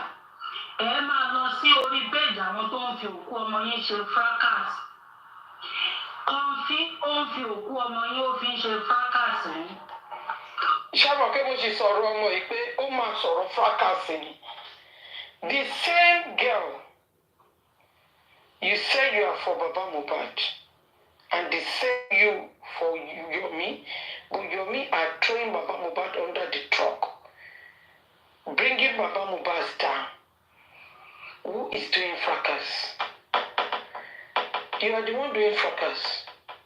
Yes, Abike TV, you are the one doing fracas. Because you are evil, you are pretending outside, behind the closed door. What are you doing? You are making jokes of Baba, Mr. Joseph Oluwabami Waloba. Can Mr. Joseph Oluwabami Waloba ṣe fún ẹ? Are you telling me that Lati did not listen to this voice record to play? You even called him. Oh, Sinu, you are not one of the panelists. You called him and played that voice when Baba went to Sister Confi platform. What are you trying to do? Are you trying to resolve the conflict, or you are adding more to it? That is fracas. Tí wọ́n bá ń wá peace, ò ní ṣe nǹkan tó ṣe. Tí wọ́n bá ń wá peace, ò ní ṣe nǹkan tó ṣe. Ẹ̀yin alábọ̀dé, ẹ̀yin olófò, ẹ̀yin eye service, pretender. Kò sí ọjọ́ tí wọ́n bá fẹ́ bú yín àbí tó fẹ́ analyze yín lórí pílátífọ́ọ̀mù Bọ̀dá Láti máa dá ènìyàn bọ́ ọ̀kan mute wọn ní no wọn nígbà bẹ́ẹ̀ náà ní lọ́dọ̀ mi kì í jẹ́ kẹ́nìbọ̀dì sọ̀rọ̀ sí bàbá Mohbad. Bọ̀ bàbá Mohbad wọ́n jẹ́ kán fi wọ́n bú wa, wọ́n jẹ́ kán fi àwọn bú wa because kò yẹ kó rí bẹ́ẹ̀. Bẹ́ẹ̀ni o ṣe sáwọn arìndìn, ṣé wọ́n ṣe bí ni? Ṣé wàá ní àwọn tó fún ládùúrà ni? Ṣọ́pọ̀ orúkọ ẹ̀ bàbá Mohbad jẹ́ tó fi wọ́n bú wa. Ṣé wàá nù ṣé ìwọ náà fún nígi ewédú tó ṣe ewédú àti kìíní tó ro láfúlé lórí? Ìbéèrè ni kò fàjà. Àbí ìwọ ni onípátá pupa ló fo? Yẹ kí bàbá Mohbad máa sọ pé wọ́n fi òkú ọmọ àwọn gba owó, àwa la ń fún fámílì Àlọ́ba lówó, kì í ṣe fámílì Àlọ́ba ló ń fún wa lówó. Excuse me, Abike TV, then leave justice for Mohbad. If you are not getting any gift on top of justice for Mohbad. Má jẹ́ kí Mohbad jáde lẹ́nu mọ́. Go and do justice for Olatunji. Bamishe case is still there. Go and support them. Go and do justice for them. Open your platform and write Bamishe, justice for Bamishe. Or justice for Olatunji. There's a lot of cases. Like what Olati said. And I will play the voice note. The voice record. He said that there's a lot of things going on in Nigeria that he can talk about. The same thing applies to you. Let me tell you something. Abike TV, any gift I got from this live show I'm doing is because of Mohbad. It's not because of you. And I did not work for it. I have my job. Yesterday, every Friday, my money goes to my account. Okay? That is my sweat. Because orúkọ mi ni mo lọ fi ṣiṣẹ́ ńbẹ̀ yẹn. Mo dẹ̀ ṣe iṣẹ́ yẹn bóyá kí n ṣe ṣe.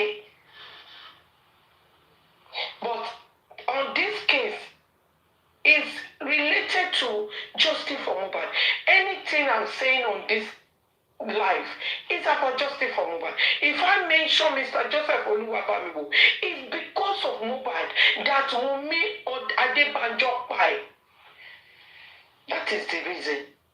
And you take ọpọlọ yóò sọ̀rọ̀ fún yín. So, do you want to tell me why Kiloruke Wunmi always say that, hey, gbogbo wọn kàn cash out nítorí Mohbad ni? Yes. If we don't mention Mohbad's name, people, even 100 lásán kò ní wá wò mí. 100 ni mo sọ, 50 orí ẹnìkan ló máa wà lórí platform mi. 100 ò ní wá wò mí if I didn't mention Mohbad's name. Ẹ̀yin olófò. Mo wẹ̀ tí kì í ṣe. ọmọ sọ̀rọ̀ wọn ní bí Mohbad kan ló fáwọn you don't say anything about Mohbad kẹ́ máa lọ ṣe géèmù yín ti bẹ̀rẹ̀ kẹ́ máa lọ ṣe géèmù yín káwọ bóyá géèmù yín lè ṣe ẹ̀yin tẹ́ pẹ̀ ṣe máa wálé ẹ̀yin bá wò ẹ̀yin aláìlójútì ẹ̀yin tẹ́ mójú tẹ́ mọ́ra.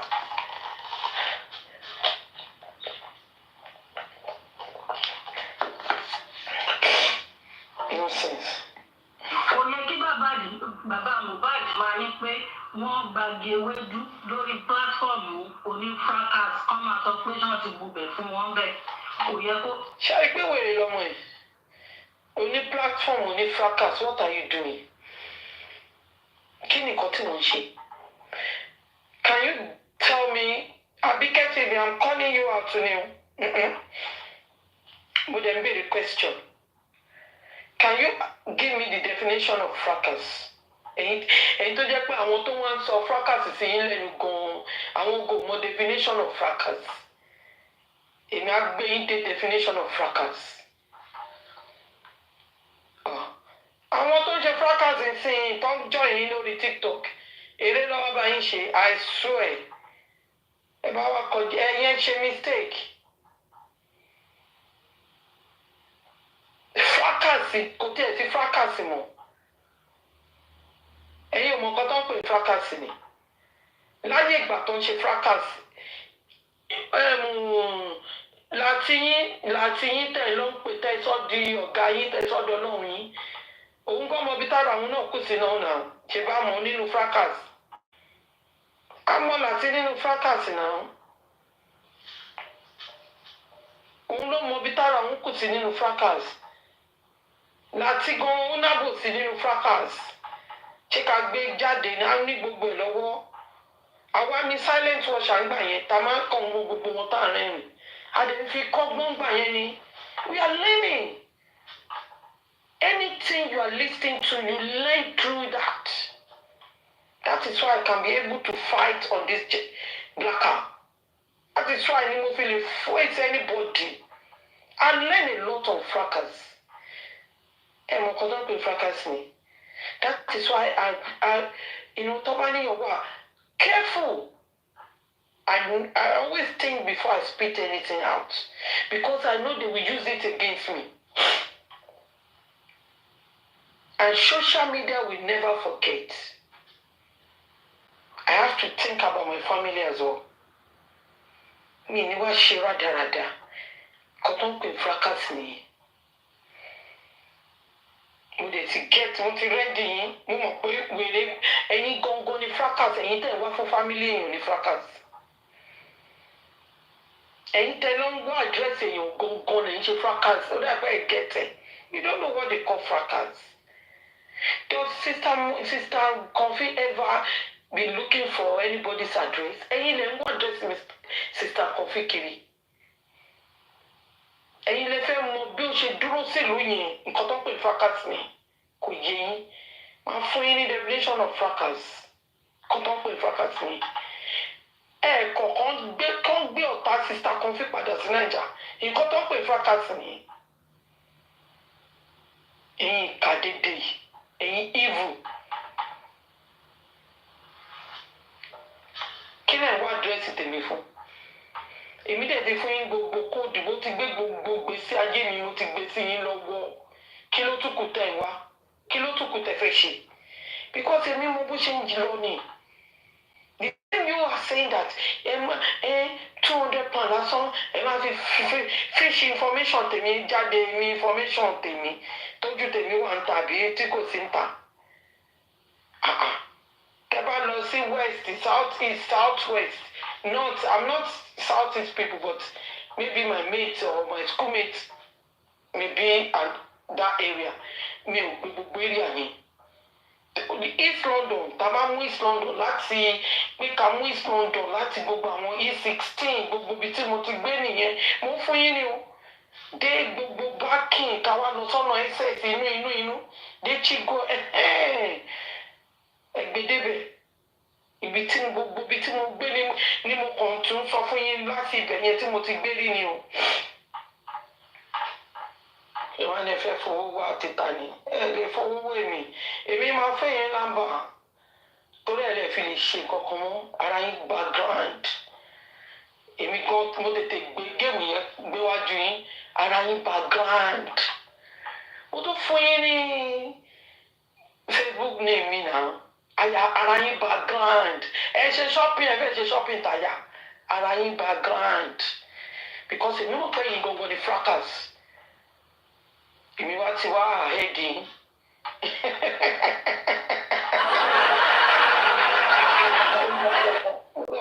Mo dúró ti bàbá Mohbad and Mohbad méjì yẹn mo dúró tán nobody can shake it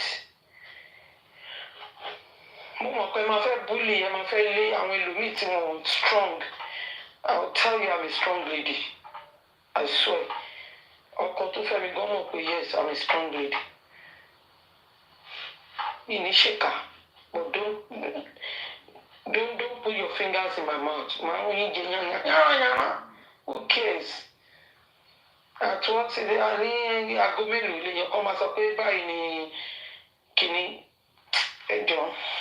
orí bẹ́ẹ̀ anybody tó bá wù ló máa fún náà ní gift lórí TikTok èèyàn kì í béèrè fún even tí bàbá Mohbad bá open platform gbogbo wa la ń fún wọn ní gift ṣé family Alọba ló fún wa ní owó tá a fi ra gift yẹn no so bàbá Mohbad ẹni. arìndìn òpònú ṣé family Alọba kanlẹ̀kùn pé ká bá òun Bugari sẹ́wà òpònú àpọ̀dà ṣé family Alọba Àbíkẹ́ TV ṣé family Alọba ó kanlẹ̀kùn lé ẹ̀ pé jọ ebi ń pa mí ebi ń pa àwọn ọmọ mi ò bá Bugari sẹ́wà àbí family Alọba mú ìka ẹ̀ ó fi tẹ gift lórí fóònù ẹ̀ ò lórí gájẹ́ẹ̀tì tó fi wo bàbá Mohbad àbí family Alọba ń sọ pé ẹ fún wa ní gift o ẹ táptápù wọn gbé loudspeaker sẹ́nu nítorí ìgbésí ni gbọ̀rọ̀ àbí ìsọ̀rọ̀ ní ìgbésí whatever ẹ bá èèyàn tó bá rò pé òun mọ̀rọ̀ sọ ẹni tó mọ̀ gbọ́ǹkọ́ ṣé family Alọba tó rò sọ̀rọ̀ sí family Alọba mo fi ń reply yẹ ṣé family Alọba kanlẹ̀kùn lé yẹn wọ́n ní ìjọ Àbíkẹ́ TV o ẹwà yìí ṣàn ó bá Bugari sí kó lè kí kébi káwọn lè yóò dẹ́mọ̀ ìbéèrè ní kò fàjà ṣé family Alọba ló mú fíńgà ẹ̀ tó fi press ibi tí gift wà ní tó fi tẹ̀ sí fún bàbá Mohbad nígbà tó go live ṣé family Alọba pariwo pé ẹ fún wa ní igi ewédú o ẹ táptápù o àti ṣí ṣọ́ọ̀bù o family Alọba ń wá sí TikTok 24/7 ẹ̀rọ ló sọ ọmọdé fún ẹ láǹfà yẹn láti jáde ṣe wá apologize for public kò dẹ̀ yẹ kí bàbá Mohbad máa sọ pé Yomi bribe ọlọ́pàá tó ń ṣiṣẹ́ fún gbogbo wa la mọ̀ pé látìgbà tí Mohbad ti kú bàbá máa ń jáde wọ́n ní àwọn ò fojú rí àdúrà láti dọ́tí ẹgbẹ́ ẹ̀ ti kú Yomi Fábíyì òun ni ó jẹ́ kọ́lọ́pàá gbé àdúrà lórí ti. gbẹ́nu àrìndín olójà àpọ̀dà dídìrín ìdìrín afọ́kùn mẹ́kọ̀ọ́ ẹ̀wọ̀rọ̀ tó ń sọ jáde lẹ́nu Adélébò Yomi Fábíyì lẹ́jà kékeré kan is that what give us justice? So tí bàbá àti àdúrà bá ríra wọn is that what is going to give us justice? Did Adura follow his father home? Even though Adura saw his father, does it say I'm going with you, Dad? No. The same you saying that because you are trying to portray Yomi Fabiyi, that Yomi Fabiyi ló jẹ́ kí family come together. The same Yomi Fabiyi, Mama Mohbad said that Yomi Fabiyi told her to sign undertaking, not to come to social media to say anything. Abọ́sẹ̀dé máa takú Yomi Fabiyi. Yomi Fabiyi ò ṣe lo power yẹn. Yomi Fabiyi tí wọ́n fẹ́ pè yẹn ló fò. Kò ṣe lo power yẹn sọ pé kí Abọ́sẹ̀dé tẹ̀lé Parinde pé kó sign undertaking kó máa sọ̀rọ̀ lórí social media. Ó máa sọ fún Yomi Fabiyi náà kó sign undertaking as well. So who is Yomi Fabiyi? If Abọ́sẹ̀dé can challenge Yomi Fabiyi, who is Yomi Fabiyi? Kò ní yẹ yín. Abọ́sẹ̀dé lásán. torí òpè lásán tó jẹ́ pé ìwé ìbẹ̀rẹ̀ fò nìkan ni ó máa challenge Yomi Fabiyi. Yomi Fabiyi yóò máa dùn ó máa gbé Yomi Fabiyi ní gógó ṣé kí n play fún yín.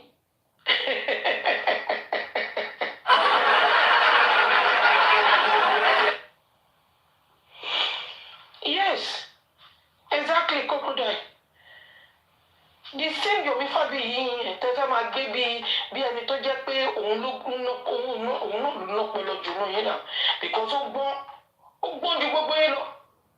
Ẹ̀yin ọ̀dẹ afọkùn mẹ́kọ̀ọ́ àbí kí ló máa ń pè nonsense.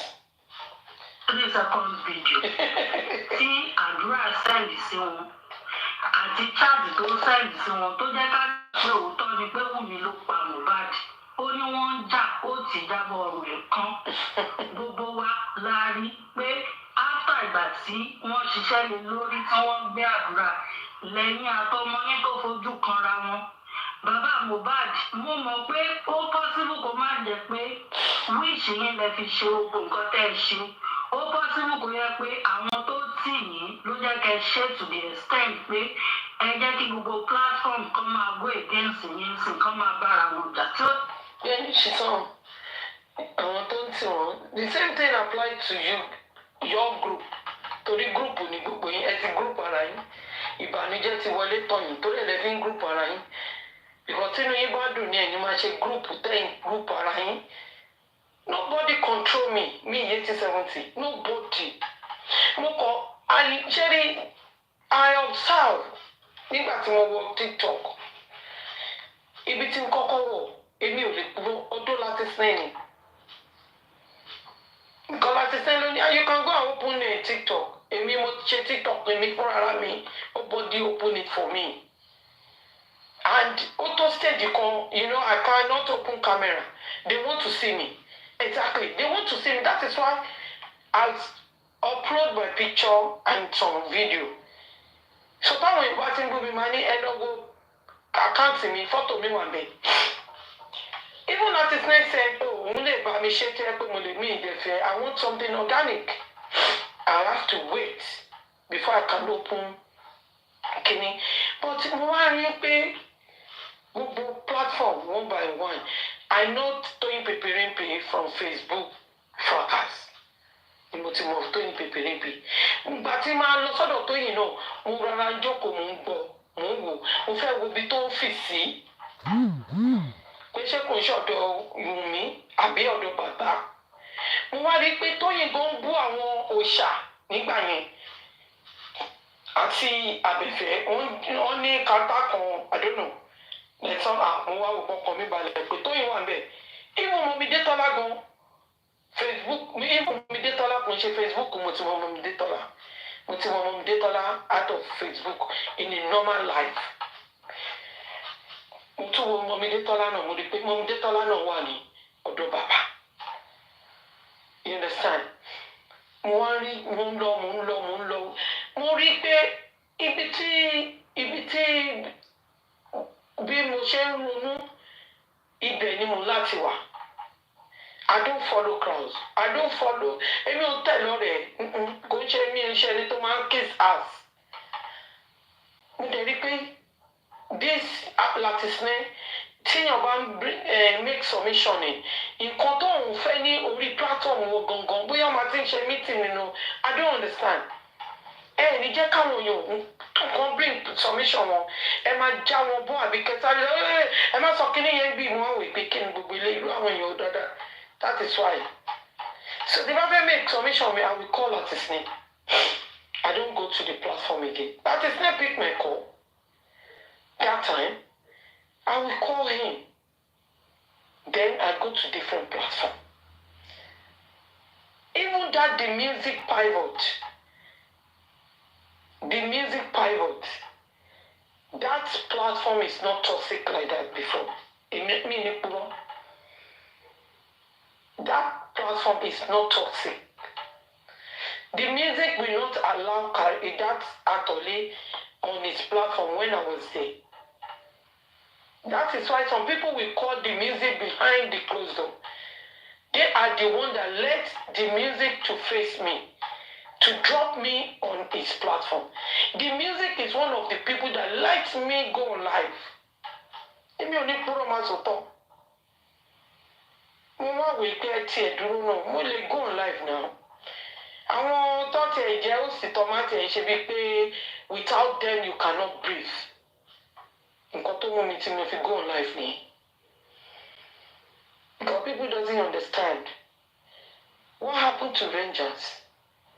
Who pushed vengeance? Is it not like his name? I remember that day. Vengeance will go live, ló fún jẹ. Wọ́n gbé power of anything for anybody. Once you can be able to go online, TikTok, ẹni tó ní TikTok, káwa náà bá lọ́pọlọ yẹn náà, ó yẹ káwa náà lè ṣe TikTok. Ẹni yẹn it's just like a woman being like us. Ẹ̀yin tẹ́ wá jẹ́ host, ẹ wá máa ṣe bíi pé without you, someone cannot breathe.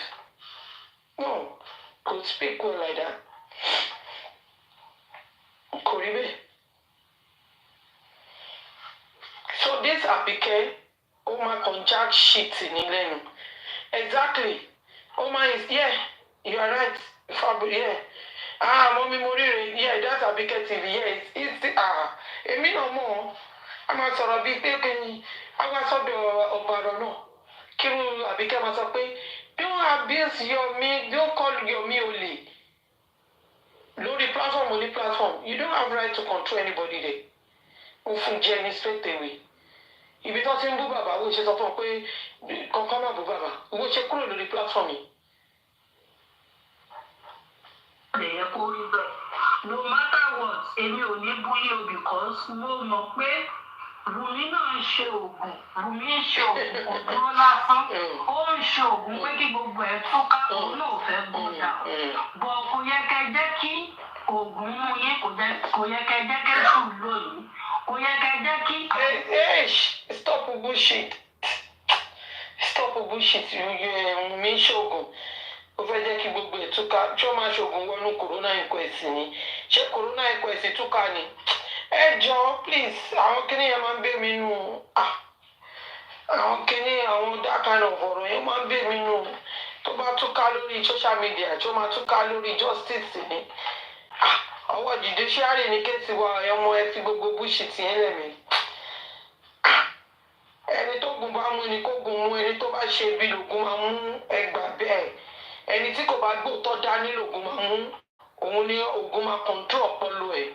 Ẹni tó dẹ̀ fẹ́ jẹ dòdò tí kò lè so dòdò bọ́ lògùn máa mú. Ògùn mú bàbá Mohbad, tó gùn bàbá mú bàbá Mohbad àti lọ fún ọmọ ẹ̀. Kẹ́ gbé bullshit sílẹ̀, kẹ́ sọ ọ̀rọ̀ gidi. Ògùn ní stage táwa yìí, ògùn mú bàbá Mohbad dì sí.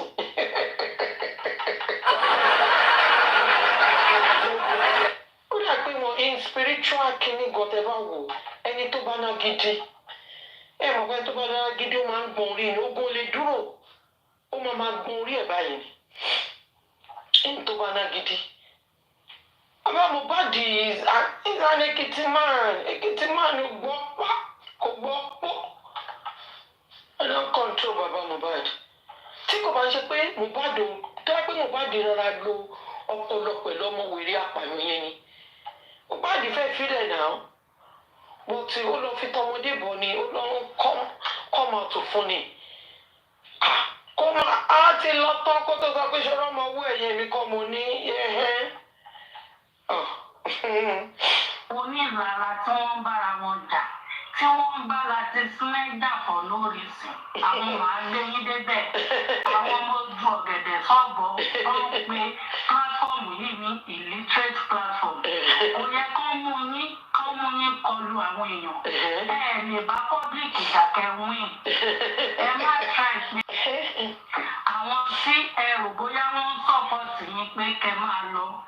Ẹ máa jó àwọn owó yìí, wọ́n sì máa padà lẹ́yìn yín bìkọ́. Ẹ máa ṣe àwọn mistake kan náà tó yẹ pé àwọn náà máa kọ́ọ̀lì ní house. Ìjọ eléyìí tó fi kanra sọ̀rọ̀ àṣírí. Ọkùnrin tó fi kanra sọ̀rọ̀ lórí òkú ọmọ 26 olófò. Mo Àbíkẹ́, ta ló máa kọ́ọ̀lù ta ní out? Ta ni ó ń bá public jà? Tàbí àwọn public náà dà? Ṣẹ́yìn ní public.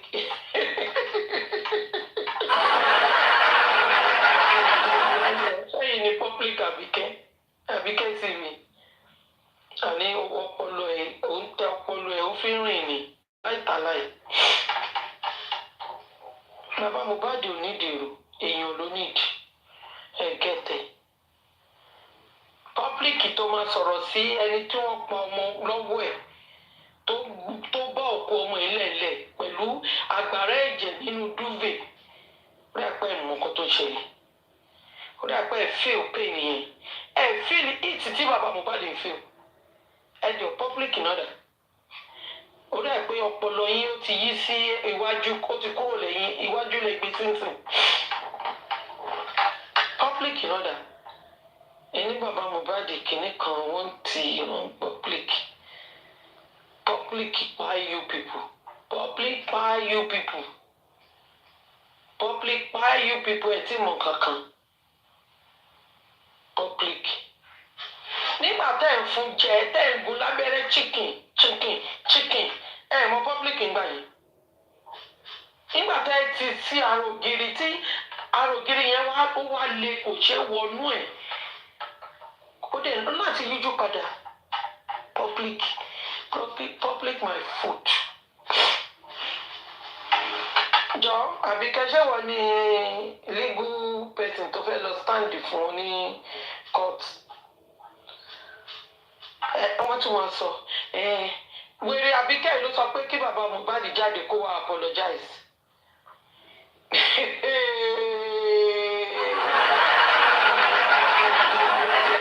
Bàbá Mohbad dẹ̀ gbọ́rọ̀ ẹ̀ níwájú Ọlọ́run àtẹ̀yìn ṣó mọ̀ pé ọ̀dọ́ kan fẹ́ ni bàbá Mohbad lọ lálẹ́jọ́ yìí. I was at work on that day. Ọ̀dọ́ sísá kan fẹ́ ni bàbá Mohbad wà lálẹ́jọ́ yìí tó fi play voice record yìí. And ó dàbí bàbá Mohbad gbọ́rọ̀ ẹ̀ tòótọ́ wọ́n dẹ̀ bọ́ta wọ́n kọrin wọ́n apologize ṣẹ́yìn òtítọ́ pẹ̀lú ẹ̀ náà ẹ̀ tó sunkún profusely. Ẹ̀yin rẹ̀ pé bàbá Mohbad ṣoṣo ẹni kó wá apologize ó dẹ̀ wá apologize. Ó ní ẹ bá ń bẹ̀ wọ́n kọ́ jọ o ẹ jọ o ẹ̀yin oníwédú ẹ̀yin onípátá pupa ẹ̀yin baálẹ̀ èjé fọ ẹ̀ wọ́n ní kẹ́ jọ o. Ó ti ní kó wọ́n apologize náà wọ́n dẹ̀ ti apologize pẹ̀lú ẹ̀ náà ẹ̀ ṣe ń sunkún. Wọ́n lè táyé lọ́rùn.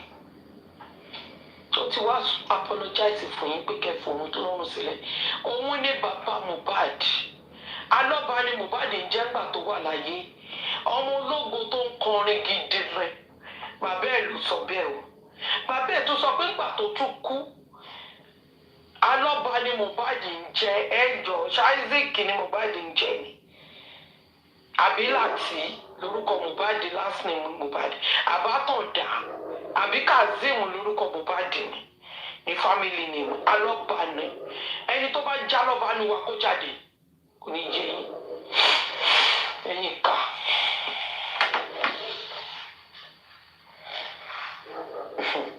Ẹ̀yin ká dédé. Gbé bàbá Mohbad jáde. Nonsense.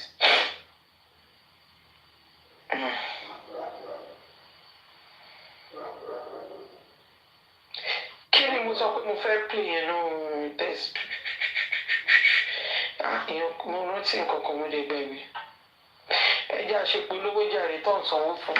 There's this word tí àbẹ̀rẹ̀ sí nílùú báyìí àtònílé àtàlejò àtìmọ́lé pẹ̀lú gbàgbà everybody ló ń lo word yẹn mi mọ̀ bóyá wọ́n ṣẹ̀ṣẹ̀ fi word yẹn fún dictionary ní àbó ti wà fún ẹ̀ tẹ́lẹ̀ bóyá ènìyàn kan ṣẹ̀ṣẹ̀ wá ṣì tó wá gbé fún ní social media pé word yìí o ní kí gbogbo yín máa lò wọ́n ti lo word yẹn títí ilé ayé word yẹn gan ti ṣá orúkọ word náà ti ṣá ẹ mọ̀ word náà allegedly bọ́lá máa sọ ilé ìsọ yẹn allegedly ó wá dàbí ìgbà tó yẹ pé word yìí ò sí fún ní dictionary tẹ́lẹ̀tẹ́lẹ̀ nígbà tó yẹ pé wọ́n ṣe gbé word yẹn báyìí wọ́n ṣe fi sínú dictionary ni àbí òdì dictionary náà la bẹ̀rẹ̀ sí ní wò báyìí ni ẹ jẹ́ kí word yẹn allegedly yẹn ẹ jẹ́ kó sì yẹn tẹ́ bá máa jẹ́ ọ̀ṣáká ẹ jẹ́ ọ̀ṣáká tẹ́ bá máa sọ̀rọ̀ sí mi pé ó kọ́ mi ẹ má ṣe allegedly orí burúkú kọ̀kọ̀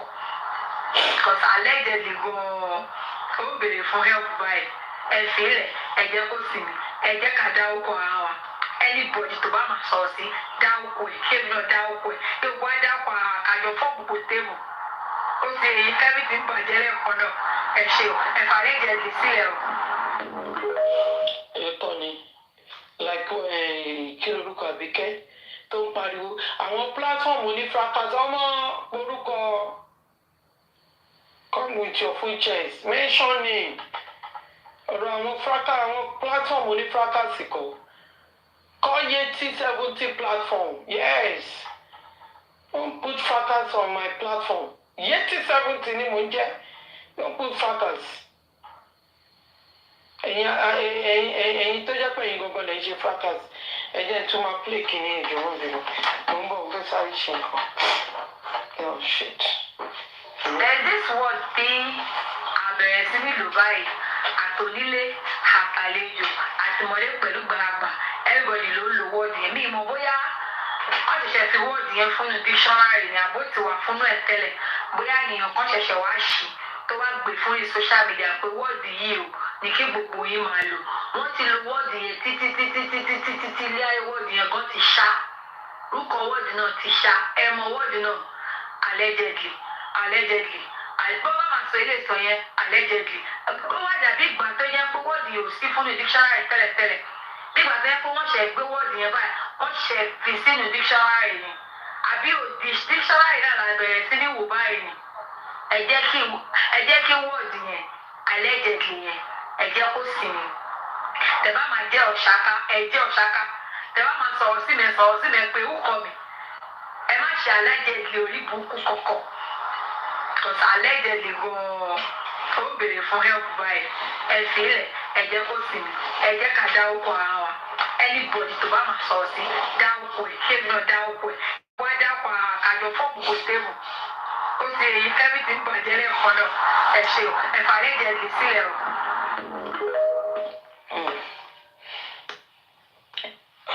Okay. Let me see this.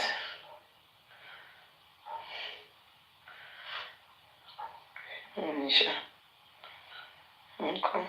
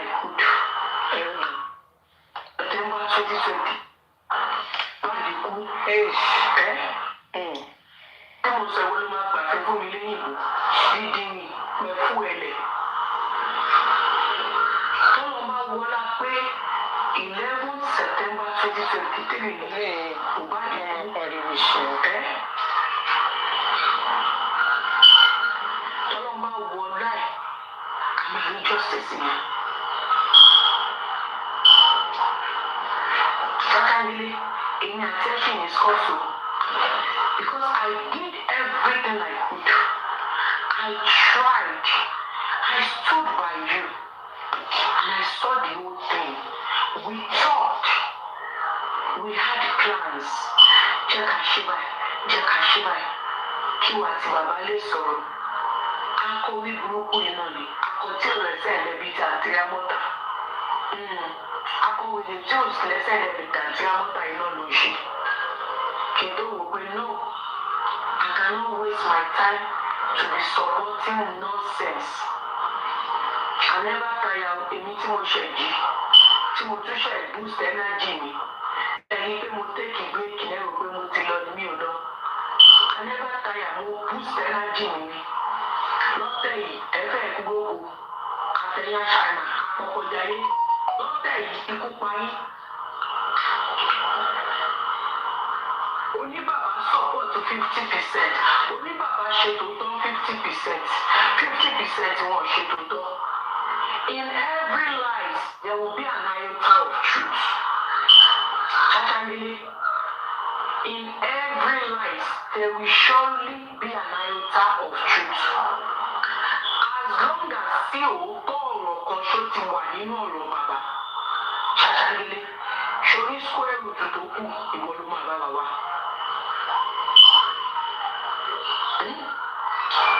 ṣàṣàlélé ìwọ ló máa bá wa wá. Please tap. Ẹjọ́ tap. káwá gbé olóòótọ́ dé tí gbogbo wa ní pé ìyá òṣì yẹn. ṣé orí ṣọ́ọ̀bù tó ṣì jókòó sí tó ti ń tajà ẹ̀ ó ní tẹ́lú tó ń dé ṣọ́ọ̀bù yẹn mú. wọ́n máa lé àwọn ọmọ wọn lọ́dọ̀ ẹ̀. ní ṣọ́ọ̀ṣì gan wọn ò ní jẹ́ kọ́ wọn sún ẹ̀ torí wọ́n á lé ìyá tó lè tẹ aṣọ ara tiẹ̀ mọ́lẹ̀. kò sáṣọ ẹni tí ò lè tọ́rí tí ò lè tẹ̀ mọ́lẹ̀.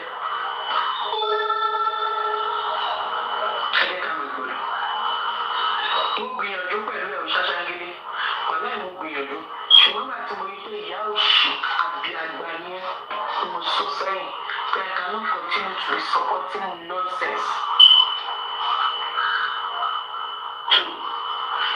Màmá ilé ẹ̀gbá pé ìbàdàn bẹ́ẹ̀ ni pẹ̀lú ọ̀pẹ tó ń bọ̀ àgbà kí n ṣe òtítọ́ ni òtítọ́ tí òṣèlú dùn mí tó bá ṣe tó ṣe òtítọ́ ni ọlọ́run ti rán ọmọ yẹn.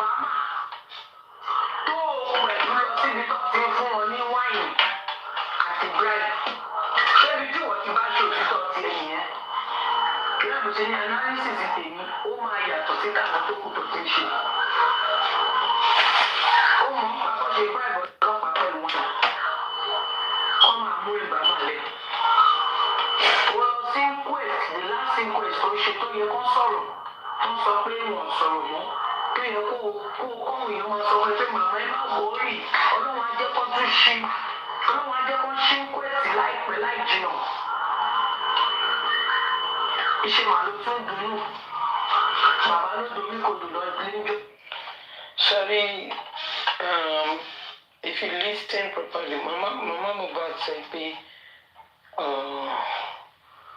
big people about Mohbad and kò jẹ́ kí wọ́n rò tọ́ pé alábòsí or something ní bàbá Mohbad, and some people are using it this week. That statement tí Mama Mohbad sọ yẹn àwọn èèyàn lò pé even Abọ́sẹ̀dé sọ pé bàbá Mohbad ni wọn jẹ́ kó rí justice ní pé because bàbá Mohbad ni kò fi òótọ́ pilẹ̀. Some people use it this week. Kí wá ní Atọ̀lé sọ ń bì? Kí ni Atọ̀lé sọ ń bì? Nígbà tá Atọ̀lé analyse ọ̀rọ̀ Mama Mohbad, Atọ̀lé sọ wípé okay, tí a pé bàbá Mohbad ni kò jẹ́ pé ló fi àbòsí pinlẹ̀ kínní tí kò jẹ́ kó rí justice. Ìgbà tó ń ti corona inquest hold the corona inquest, ìyá Mohbad as abiyamọ tó bá jẹ́ abiyamọ tó tọ́ ó yẹ kó máa sunkún ni. Ṣé bàbá Mohbad ló hold the corona inquest tí wọ́n fi carry on mọ́? Because àwọn èèyàn wọ́n lo because torí wọ́n fẹ́ wá fún bàbá Mohbad wọ́n lo ọ̀rọ̀ Abọ́sẹ̀dé tó sọ níbí. Torí bàbá mi kẹjọ́ ọ̀rọ̀ tó máa ṣe ń pẹ́ sí àmọ́ ṣe ni wọ́n ya sẹ́ọ̀fì Exactly. bó tilẹ̀ jẹ́ pé sẹ́ọ̀fì yẹn lọ kò wọ́n yá ṣùgbọ́n wọ́n ti bí ẹ̀dá kájá nílé wọ́n ti bí ẹ̀dá kó má ya sẹ́ọ̀fì yẹn torí pé àwọn apọkọjáyé nídìí fọ́tò yẹn àwọn apọkọjáyé wọ́n nídìí fọ́tò yẹn láti wá láti post yẹn àṣàlẹ̀ wọ́n lè sọ pé àárín ẹ̀yìn méjèèjì gún tèmi dẹ́mọ̀ páàrin yìí òògùn eré kí lajá ń bẹ́kù ṣe lè bára yín ṣe bóyá bo ni bàbá ò ti ṣe tòótọ́ mí ní bàbá perfect 100% o ẹ má ṣì mí gbọ́ o ṣùgbọ́n ní nǹkan tí gbogbo wa fojú rí yìí ìwọ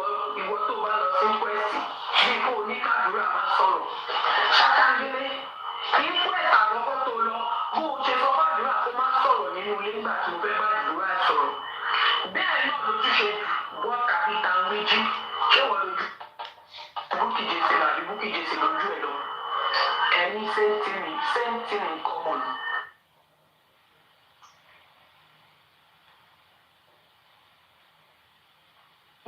Kini we want to question.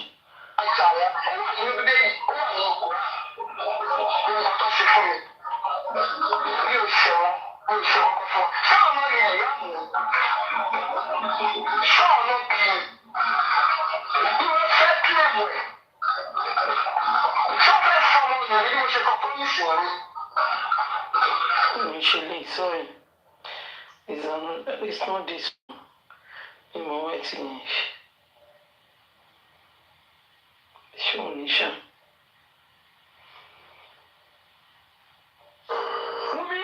Tí o bá ọ̀nà invitation lórí fábí, tí o bá ọ̀nà invitation yẹn, Ejo, àwọn family tèmi sùn. Ìwé ilé ti pọ̀ jù. Ọmọ ni mo wá.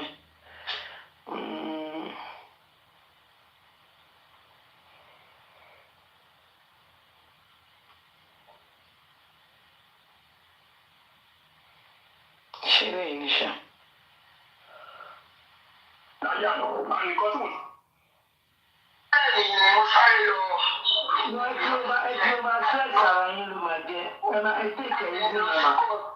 Comment section, be mindful with your comments, please.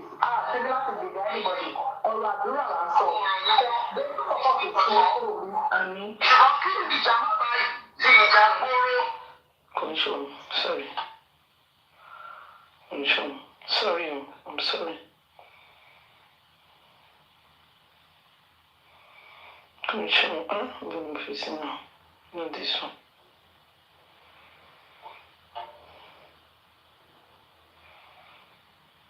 Because it's still Mohbad is sorrow. And I could not even explain the situation that I met at night. Why are you guys keeping quiet? I'm still on my knees, I'm pleading. I just came back from my 7 to 3 shift. I'm pleading. The wife of the Lagos State Governor, Ministry for Women Affairs. Ministry for Women Affairs, I'm pleading. Please come to our rescue. Please, I am pleading.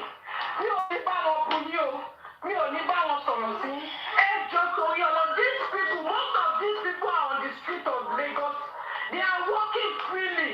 Arifa is on the street of Lagos. Westo is on the street of Lagos. And Crying Boy, kéèsì wà ní court, òun jáde òun soríṣiríṣi, òun ṣépè, òun ṣẹ́gídì. Gbogbo ẹ̀yin ìṣẹ̀dá pátápátá tí ẹ bá wọn lọ́wọ́ nínú àwọn tó ṣépè ní ẹ̀yìn. Àbí gbogbo ẹ̀yin ìṣẹ̀dá bẹ́ẹ̀ ni ọmọ ń ní àtọ̀tọ̀ ẹ̀ lára. Ilẹ̀ máa ṣe é ní síbi ní síbi táṣọ yín wà. Wọ́n máa fi aṣọ yín ránṣẹ́ sí yín ni. Ní fi ọmọ síbi ayé lọ́kẹ́ tó lọ. Ṣé àwọn family apààyàn bó ṣe ń ṣépè? Ṣẹ̀rí family apààyàn bó ṣe ń ké pé ó mọ ikú tó pa Mohbad, ó dẹ̀ ń ṣépè, ó dẹ̀ ń ṣe èpè yìí kárakára, ó dẹ̀ mọ ikú tó pa Mohbad.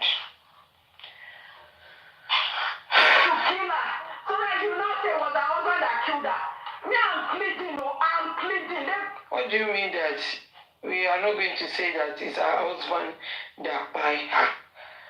Husband that by, I don't know which one. Is it the one she already by, or the one is alive? Which one? Because me understand that statement that they will say that it's her husband that by her. You confirm me that she's the one that by Mohbad, and Mohbad want to take her along with him. That's what you mean. Because husband will look fẹ́ pa. Ṣé n tó wà láyé nàbí n tó ti pa? The wife of the Lagos State Governor, I know the governor might be busy, but the wife of the Lagos State Governor, nínú àyè tí ò sí, out of your busy schedule, Please come to our rescue. Please come to our rescue. I'm pleading. I am pleading. Please, we have no one. Abiyamo Toto, Abiyamo Agboja Gbọ̀rọ̀gbọ̀rọ̀. Please, enough of the bullying. Enough of the court on Liam. People Liam, okay, ọmọ àlè ni ẹ ṣe ẹ jẹ́ kó jọ́ ọmọ àlè. Ṣé torí kó jọ́ ọmọ àlè ṣé torí ẹ̀ náà lè ṣe fẹ́ pa á fún ìyá ẹ̀? Ṣọ́mọ àlè ò ní láti gbélé ayé ni. Tó bá jọ́ ọmọ àlè ni ẹ jẹ́ kó jọ́ ọmọ àlè. Ṣọ́mọ àlè ò ní láti because you guys tagged him as a bastard that you tagged him. So he doesn't have the right to live. He has the right to live and his mother has the right to live as well. Please, tonight, I have tried to talk to her. I did not know when she came out online. I have talked to her. I have told her not to come about. I don't know when she came out online. And I can't stop her. Èmi náà bí mọ́mọ́ dèjè lọ́mọ lórí. Dèjè abiyamọ gidi. Nǹkan kò gbọ́dọ̀ ṣe mọ́ mi o. Nǹkan kò gbọ́dọ̀ ṣe mọ́ mi o. Ẹ jẹ́ kí adájọ́ dájọ́ pé òun ló pa ọkọ ẹ̀. Ẹ jẹ́ kó dájọ́ pé òun ló pa ọkọ ẹ̀ kó tó pa o. Nǹkan kò gbọ́dọ̀ ṣe o. Mo ti pè é lẹ́yìn tí mo bá sọ̀rọ̀ tán. Tó jáde tó ṣe láìpẹ́ tán. Mo ti pè é pé kò gbé kọ́ mi o. Mo ti bẹ́ẹ̀. Mo ti ṣe oríṣiríṣi. Kò gbé kọ́ mi o. Tí ẹni tí máa ṣe ọmọ mi kí ilẹ̀ tó mọ́. Tí ẹni tí máa ṣe ọmọ mi, ọrùn yìí ló wà o. Àwọn tí ò sí ní Nàìjíríà, gbogbo wọn mọ nǹkan tó ń ṣẹlẹ̀ o. Social media kò sẹ́ni tí ò mọ nǹkan tó ń ṣẹlẹ̀ social media o.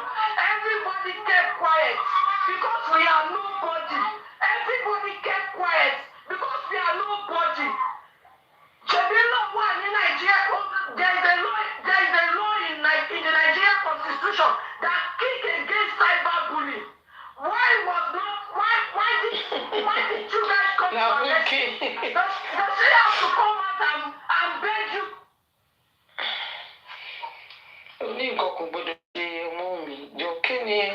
I could not even explain the situation that I met. Which situation you met her? What are you?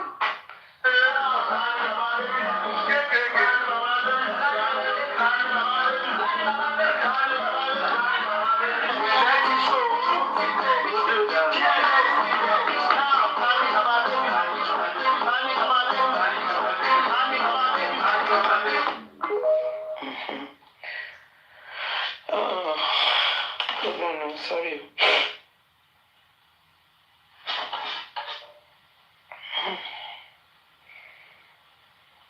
Which one is this? So I think I'm good. I'm with my mother. My mother-in-law is a very nice person. She's a problematic. A few moments later.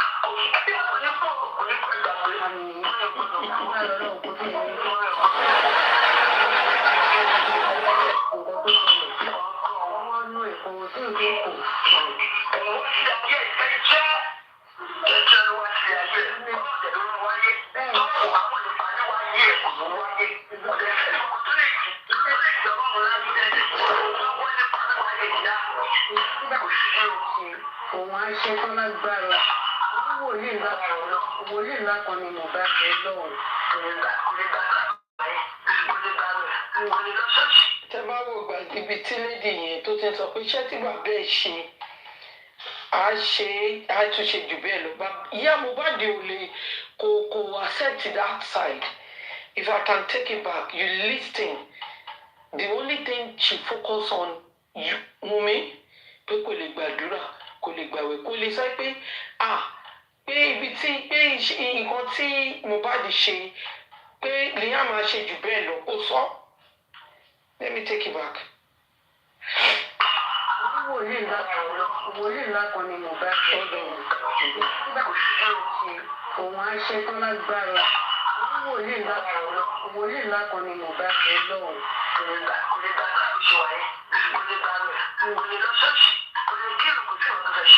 ìyẹn mọ́ mi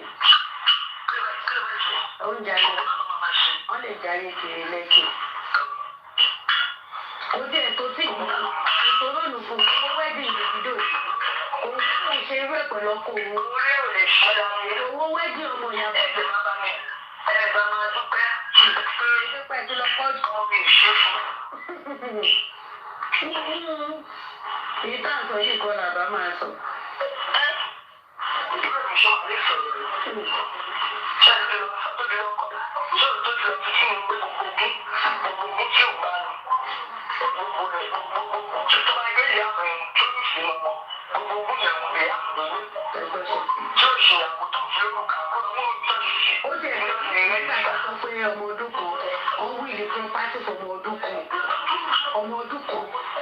So I think I'm good. My mother-in-law is a very nice person.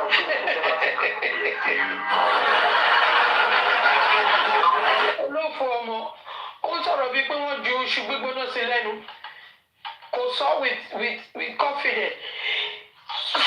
Oh, please me. Ó sáré sọ ni you know if you look at Wunmi and Yomi they are the same when they are talking. Yomi as well doesn't finish his sentence. The same thing applied to this Apayo. Wunmi Apayo tó pa Mohbad. Ọ̀rọ̀ wọn sọ sentence wọn tán from one sentence to another wọn ò ní finish ẹ̀ wọ́n jump pé ọjọ́ ìṣe ni.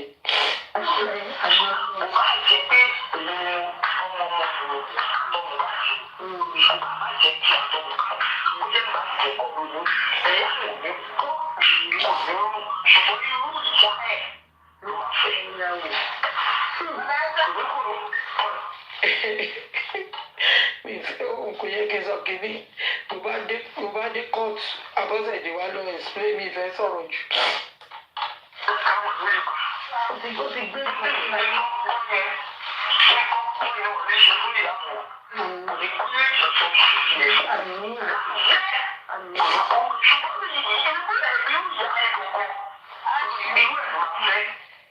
Need this kind of voice, you will know that Abọ́sẹ̀dé, behind the closed door, she's Abiamu. But outside, she's not Abiamu. You can ask me why. You can see her voice behind the closed door. Sorry. How painful. How she dislikes Wunmi. You can see it in her voice. This is behind the closed door. But how dare when they write a script for her and support it with 50K, she's another person. Abọ́sẹ̀dé is two-faced.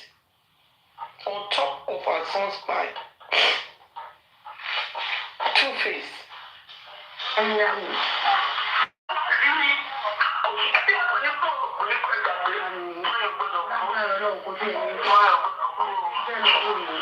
Àlèyàn á sọ fún mi pé Abọ́sẹ̀dé mọ nǹkan tó ń ṣe.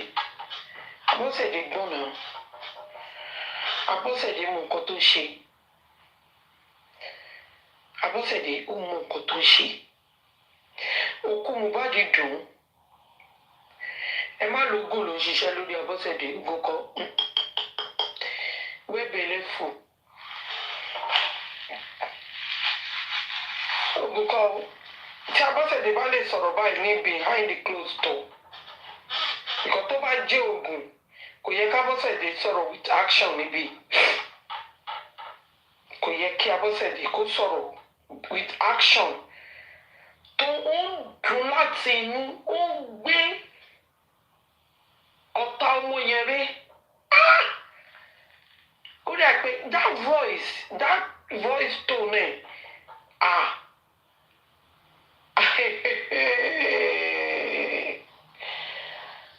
And one of us said they go. Papa said they go. For her to be saying this behind closed door, níbi tí Wùmí ò sí, ogun òṣìṣẹ́ lára èdè. Ogun juju òṣìṣẹ́ lára Bọ́sẹ̀dé. No. Juju. Tí a máa sọ fún yẹn gbàgbé ogun tó ń sọ yẹn. Ogun wọn ó ti di wọ̀tá, ó ti melt. Tí ogun bá ṣiṣẹ́ ni, ó yẹ kí gbogbo wa ká má wà ká tẹ̀ má sọ̀rọ̀ lórí justice wọn.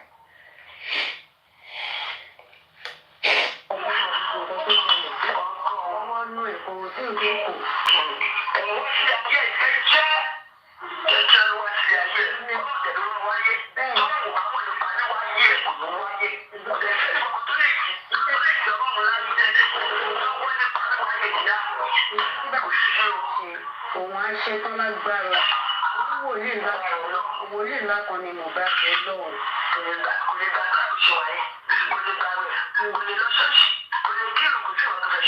Ìyẹn mọ́ mi. Oúnjẹ ayé. Wọ́n lè jayé kiri lẹ́sìn. Cherry, she even said ogun náà ló máa ṣe. Ó ní ogun náà ló máa ṣe, kò lè lọ chọ́ọ̀chì, kò lè kírun, kò lè ṣe kankan. Ogun náà ló máa ṣe. So Abọ́sẹ̀dé mọ̀ pé Wùmí máa ń ṣògùn. Abọ́sẹ̀dé mọ̀ pé Wùmí máa ń ṣògùn.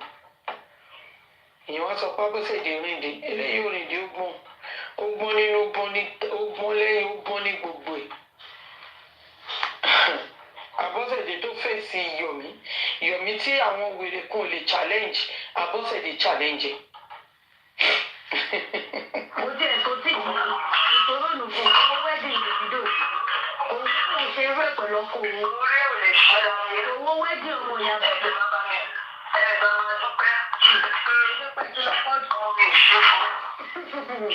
And I will take you back. June last year, 2024. You remember, is it June? June only. Tó fi lọ sí corona inquest pé wọ́n fẹ́ lọ bury Mohbad. Abọ́sẹ̀dé ní òun fẹ́ bury Mohbad but DNA yẹn gangan. Ẹ̀yàn kọ́ta ni wọ́n DNA yẹn lẹ́gbẹ̀ẹ́ Wùmí. DNA yẹn gangan ló wà important.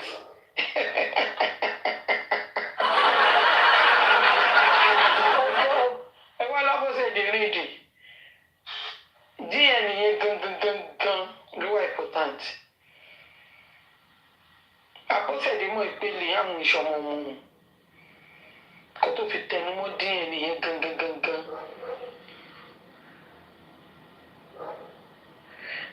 Dayọ̀ Asagba. Torí iṣẹ́ ń sọ̀rọ̀ ni mo ka ojú mi wà glasses mi mo put ẹ̀ ọ̀nù ní kí ni rí ka dáadáa. Only, do you think there will still be justice for Mohbad? Oh yes, 101%.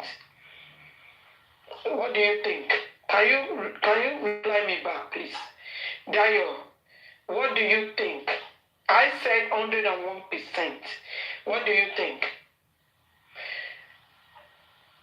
Reply me, please. I'm waiting, or else I'm going to. What's the assurance? I said 101%. Okay? I'm not going to tell you what's the assurance. The assurance is 101%. So can you reply me? What's your own opinion? You asked me a question and I've answered you. And I'm asking you a question now. What's your own opinion?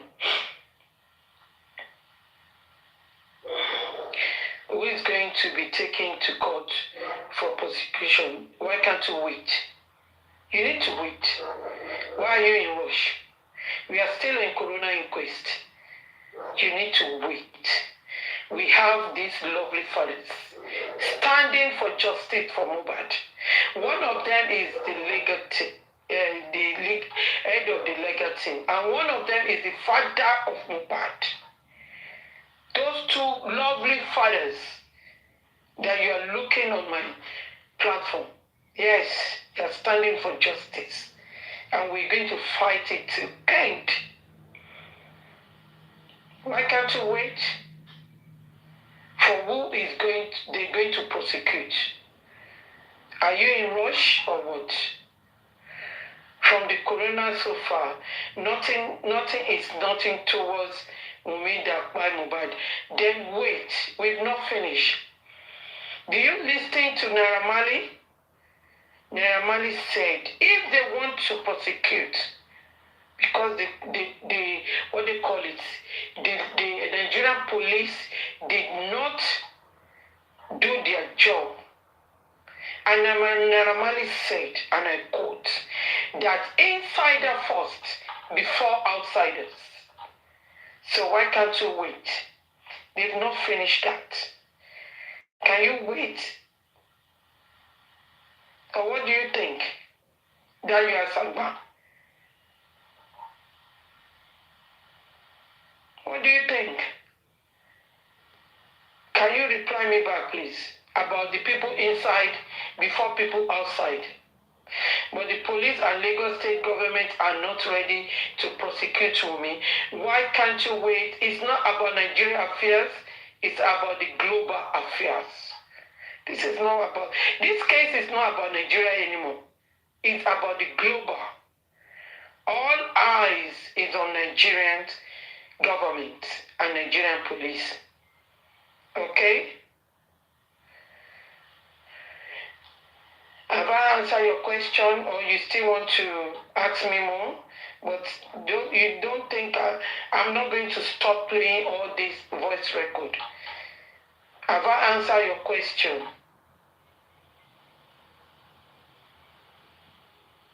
I'm waiting. Have I answered your question? If not, I'm going to meet you. You need to reply me now. Have I answered all your questions?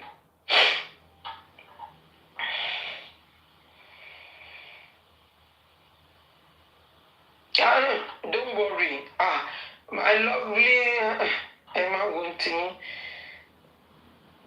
Oh, guess you are by Yala Yatiminu. Let me my guess you are by you.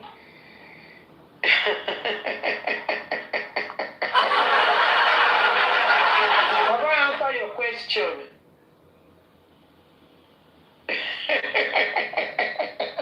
3 seconds tí wọ́n gbọ́ kò ní yẹ yín. Ọmọ bẹ́ẹ̀ mi sọ fún ṣìtì ọ̀rọ̀ pé kíni. Wunmi going down. Kò ní yẹ yín. 3 seconds ló máa fi justice ẹ̀yin olófò.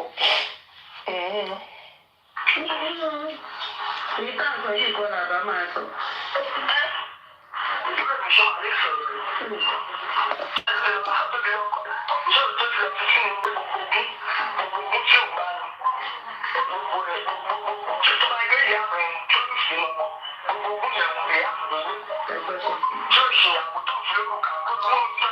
Andayo Asagba. Do you want me to play where Wunmi said Ikuto Yekili Hamuku ni Mohbad gbà?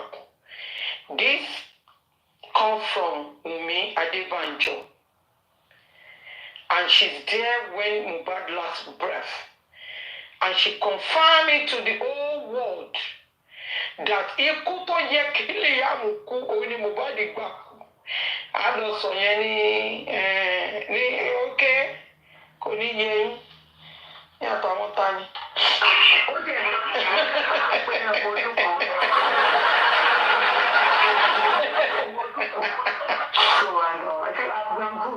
I know she sound you good with ọmọdé yín lọ mú òfò. Mo ṣe àpàyàn ọmọ. Ó ṣe ní good pẹ̀lú ọmọdé yín lọ yìí ló fò wọn. Ibi tí wọ́n bá ti kú sí gangan. Torí tí mi ìbá wọnú ilé yẹn, mi ò ní moral right full conviction láti sọ pé mi ì mọ bí ibò mi o. Ilẹ̀ tẹ́mi wò yìí. Inú ilé mo torí pé tẹ́lẹ̀tẹ́lẹ̀ ìsàlẹ̀ yẹn gbogbo ara rí white yẹn. Olóko 3 seconds, don't you buy 3 seconds ẹ jẹ́. I was on this lady, just me, I think just me. And some people have problems, but I don't care. me is not that you don't want me in this world. I know that just me doesn't allow some people on our platform. That is our fucking business. I don't care. I think it's us. I don't care who is going to give us justice. So far we have justice. So far some people will go down. That is all what I want. I think Vengeance was asking her some question.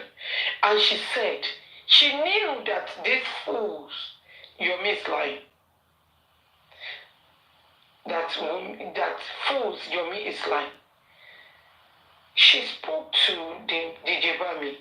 Do you remember when DJ Bami, that time when Mr. Miwa went to Olori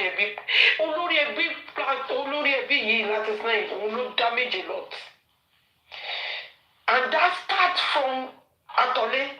When Olori Ebi carry Atole for head. Òun ló bẹ̀rẹ̀ Olori Ebi. They say, èmi ò like ká máa ká mọ̀ pé ibi tó tọ́ wà rè ká wá máa fèsì bí pé yóò fi ọmọ tó bí jáde biological children ẹ fi ń kẹ́ ọmọ lọ́mọ. That is the bẹ́ẹ̀mi ṣe rí àwọn case tá à ń ṣe yìí. Ṣẹ́rí láti sinẹ́ òun ló yẹ ká face hands down. I'm telling you, òun ló mess up everything and I've seen it. And one of the people call him out about Atole. The same thing happened in Yomi. Òun ló ń ṣílẹ̀kùn fòlè.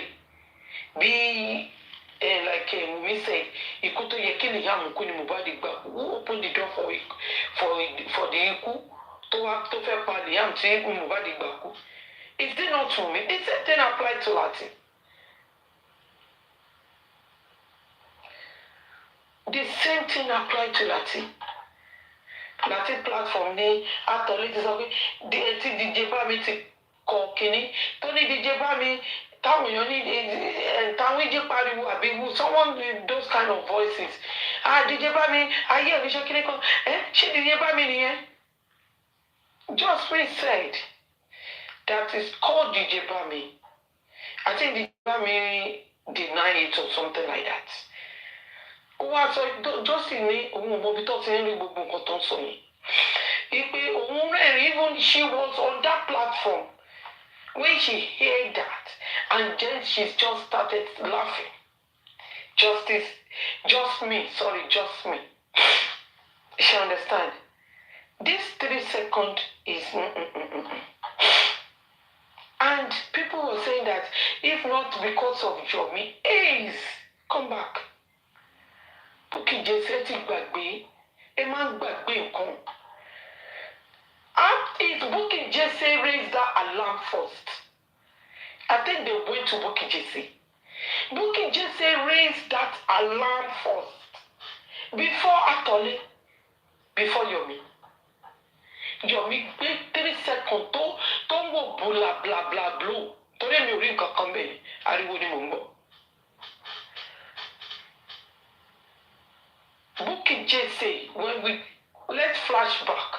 Bukky Jesse, she's the first person came out around, I think, late night on that day and said, Damola this, Damola that. I think they want to get money from Bukky Jesse as well. That is when Atole rushed out to tackle what Bukky Jesse said.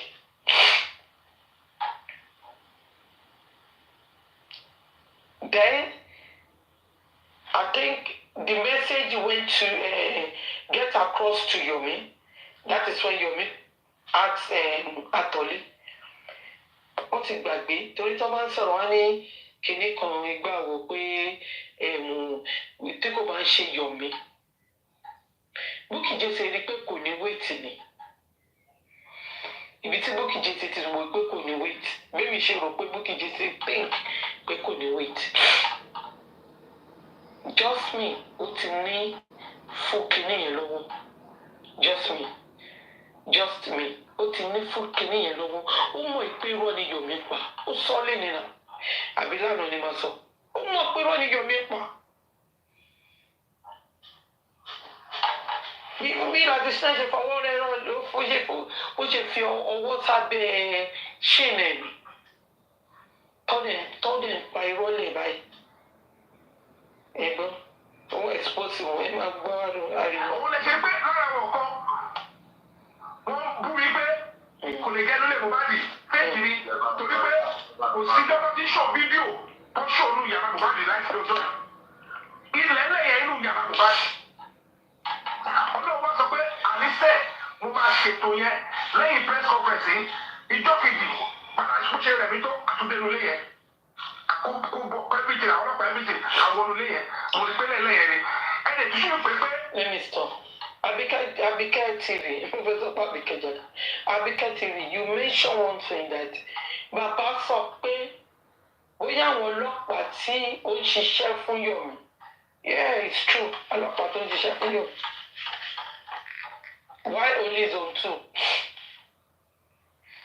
Why only zone 2? Because the whole world knows that Nigerian police, they are not doing anything on this case of homicide case. So how come your main one is different? Your main lock for money.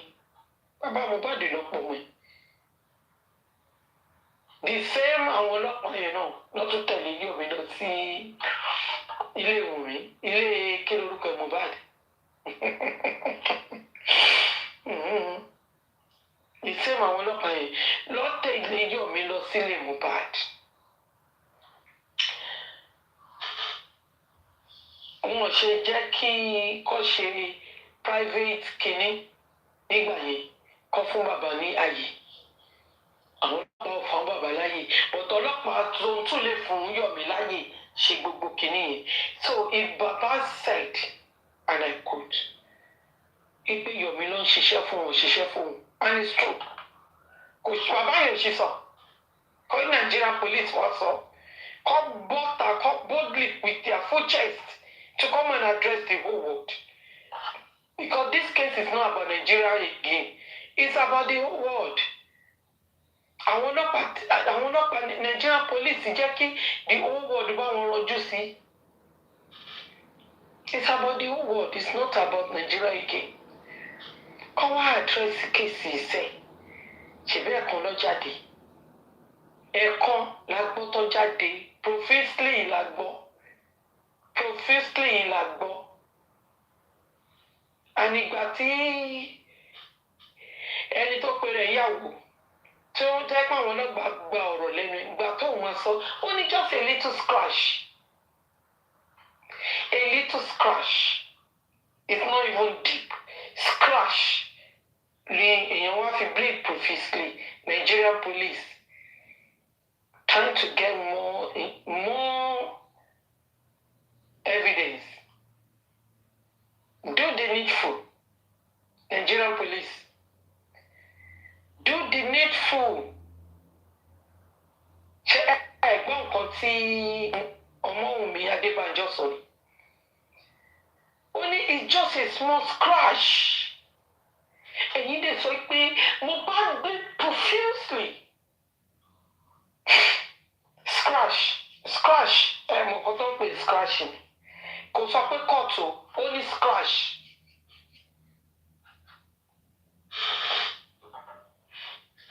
Ẹ ṣe nǹkan kan. Wèrè ọmọ tó jẹ́ pé a máa sọ̀rọ̀ bíi pé wọ́n fọ́ yín mọ́nú. Ṣé bàbá right àbọ̀ wrong? Now, I'm throwing this question to you, Abike TV. Iṣẹ́ wo wà ní tó ń túnṣe lórí ọ̀rọ̀ 3-second video or command Ìkẹjà police station police command iṣẹ́ wo ló ṣe? Iṣẹ́ wo ló ṣe? Àwọn pípì tó kàn sẹ́ndì jẹ́ ń bíríngì kìíní ní kìíní jàre wà láwọn ti pọ̀ jù. Ó kàn sẹ́ndì nígbà tí mi ṣe kí ló ṣẹlẹ̀? Nígbà tí mi ṣe láti sinẹ́ tó fẹ́ play tó ń play game. Kí ló ṣe kìíní? Kò fún mi ní kìíní ṣá.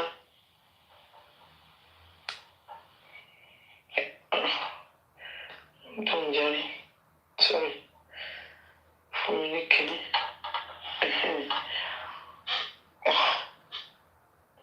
Communicating. I don't think.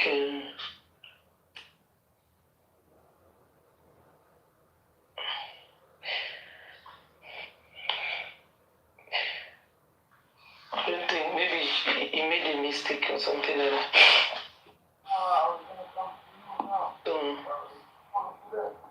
Hey, thank you, man. Thank you for the gift, man. Thank you, man. Thank you for the gift. Let me continue. Ilé 3 years ago ni. Láti gbà yẹn, jẹ́ ká rí. Ẹ bá wo bó ti wá ń lo agbára àti owó láti máa dáàbò bo fóònù yẹn àti tó wà nú ẹ̀. Ọlọ́pàá yìí kọ́ lẹ ṣèwádìí ẹ̀ jáde. Ẹ̀yin ẹ̀ ní láti lórí fóònù yẹn. Ẹ̀yin kọ́ ni wọ́n fẹ́ sáà ìlú wọn fẹ́ gbá. Ẹ̀ wá sọ èmi ní kẹsọ èmi tó ẹgbẹ́ mi gbogbo ní kọ̀pìlẹ́rẹ́sì kẹsọ mi ní witness. Àjàbọ́lá yẹn wọ́n sá kiri.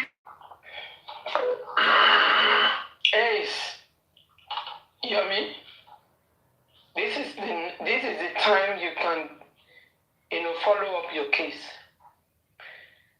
I don't care if you're a victim or complainer or whatever you call yourself. You have a message on your phone. Forget about the 3 seconds. If you're really here for justice and you want to follow that case, on the 11th of April, that message, you need to address it. That message, to budget to talk, justice. That message. All this going to police station, no. That message alone, only lost only corona in question. Ọlọ́pàá ní kankan láti ṣe sí because ìwọ ló send this.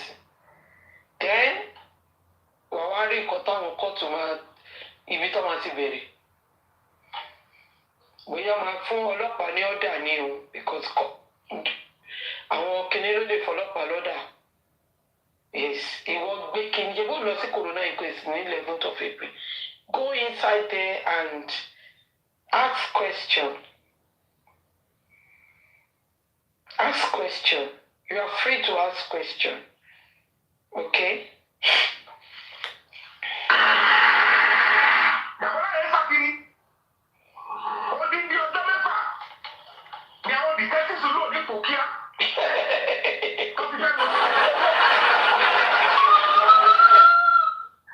Like this now, why you you see your life?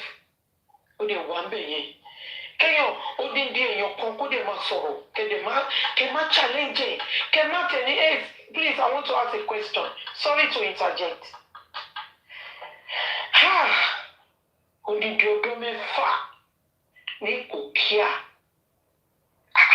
Tí ẹ̀ dúró náà, ṣé tí ẹ̀ béèrè pé báwo ni tiẹ̀ ṣe jẹ́? Without a legal representative. Yomi, even lọ́dọ̀ àwọn Joken, Kemi Johnson, wọ́n láti béèrè. Ó dàgbàdo fẹ́ yẹn ló béèrè pé òun rè pé lọ́ọ̀yà ni because ìgbà tó ṣì ń jẹ ìjẹmùlá lélẹ́yìí o tó ń jẹ ìjẹmùlá. Ó ti lọ bá ní sí àga. Ṣẹ́gbọ́n. Ó ti sálọ lága ìgbé. Ṣẹ́gbọ́n. I'm spending serious money. Láti sẹ́, ó tún jókòó, ó tún mẹ́nu báyìí ní kó béèrè pé láti pò kíá dé àjà, ó tún sá kúrò ní àjà, ẹ má gbọ́. Gbogbo property ó fílẹ̀ bẹ́ẹ̀. Ṣẹ́gbọ́n. Gbogbo ẹ̀ ń ṣeré ni. Ẹ̀sọ́ ń ṣeré ni. Mo fi ọlọ́run bàbúrà kò sí ìtúwọ́n invite àbí ìtọ́ni wọn látọ̀ wọlé sí wọn nípa gbogbo iṣẹ́ máa going to effect. Torí at the end of the day, kò sí bó ṣe lè ṣe tó ọlọ́pàá máa ṣe tó wa. Ọwọ́ pọ́sibú wọ́n máa jẹ́ pé wọ́n ń distract mi o. Wọ́n ń lo àwọn sọ́lẹ̀ lò lórí social media tẹ fún ọ láyé o. Wọ́n gbé kó sá lọ. Wọ́n ṣe wà sọ pé wọ́n fẹ́ gbé ọ̀rẹ́ jáde.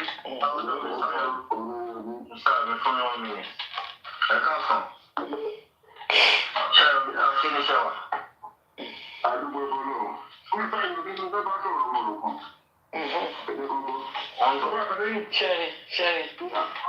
Sherry láti sẹ́. A máa ta yín bíi kò tí ẹ̀ mọ bó ṣe ń ta yín gan bó ṣe ń láti sẹ́ mo rò pé orí rẹ̀ bíbí yìí bó ṣe ń ta yín wọ́n mò ń ta yín òun láà gbogbo ẹnu báyìí ta yín ni. One of my friend, someone that I knew me very well. Olóyè ṣe pé 51. Ló dàbí arúgbó yẹn. Wọ́n ní ọ̀gá wọn ni ní sáìdì kan lórí bí o. Ṣáàyò yẹn káàárọ̀. Ẹ káàsọ̀. Mo fẹ́ fi àkíyèsí mo fẹ́ bèrè nǹkan lọ́wọ́ nọ́mà ìdáwó. Ṣé ó nọ́mà? Bẹ́ẹ̀ ni ògbó nílẹ̀ ìdìbò kí ọkọ̀ petition sí èèyàn ní CCID àbí kí CCID lórí kéèsì kan. Nítorí ẹ̀rẹ́ náà wà òkè kó má tàbí fáì kó rí pé sáńtúnṣe lórí ọ̀wé that case kó wá lọ kó petition sí ìgbóhùnsù. Kí ìgbóhùnsù wá sí nínú dá sí lórí ìgbésẹ̀ òfin náà ní olùkérèsẹ̀ tó tún wá lọ́wọ́ kéèsì ẹ̀kọ́ wá tàn fáì sí ICU tó wà ní CCID ó nọ́mà bẹ́ẹ̀. Tó bá jẹ́ pé wọ́n ti establish case yẹn ní state lọ́kọ́ kọlu àbí state command.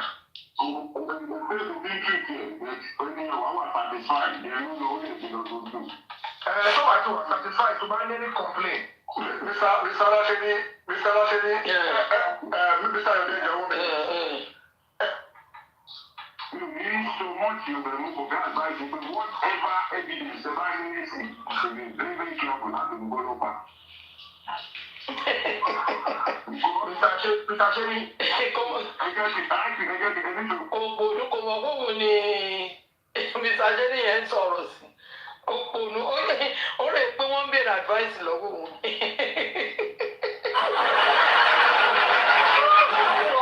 Kódà kọ́ máa kọ̀ mọ́ rárá o, kó má mojú kó má mọ́ra. Ẹ jẹ́ kó sọ̀rọ̀ wọn tán.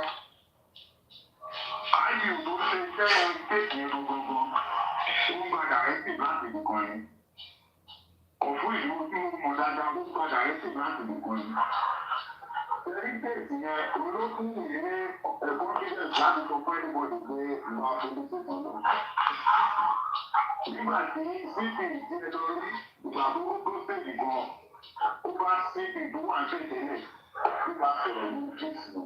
Lórí dábẹ́ ìṣètò tí ó gbọ́dọ̀ ní CPA ó máa sọ̀rọ̀ nínú. It's possible. Sherry, oh shit, why? All is possible. Sherry ọ̀dẹ̀ kan ó pèrè ní Kennedy Litunji 19. Ó ní alábọ̀dé ni Mr. Ọláṣẹ́ni because ìyẹn be the question. Even Mr. Ọláṣẹ́ni, the way Boshen behave lately, Emi go like it. But because he is asking question, this kind of person doesn't want anybody to ask Yomi any question. Can you make sure sorrow? Come and challenge at all. Possible. You know that in fact that is I also say that more things because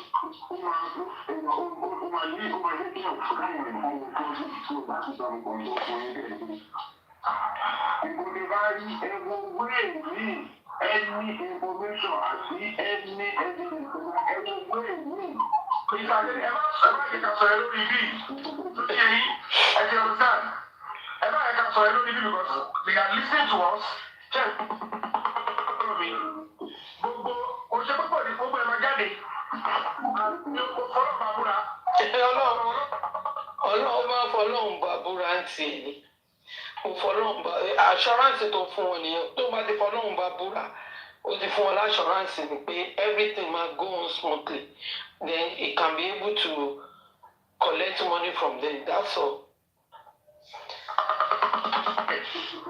But ohun tó wà bẹ́ẹ̀ ni pé àárín àgbèdè méjì yẹn ẹni tó iṣẹ́ yẹn.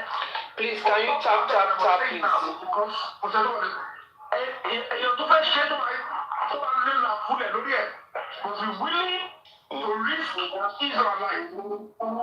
Àárín yẹn tó bá dé agbègbè méjì yẹn. Ó ti yẹ ni. Ó ti yẹ nǹkan tí mo sọ ti yẹ yín bọ̀dá láti.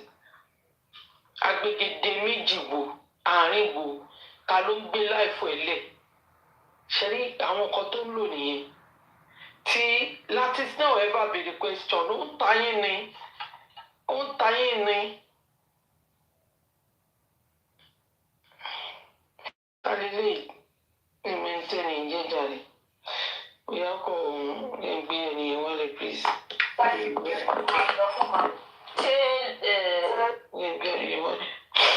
You know?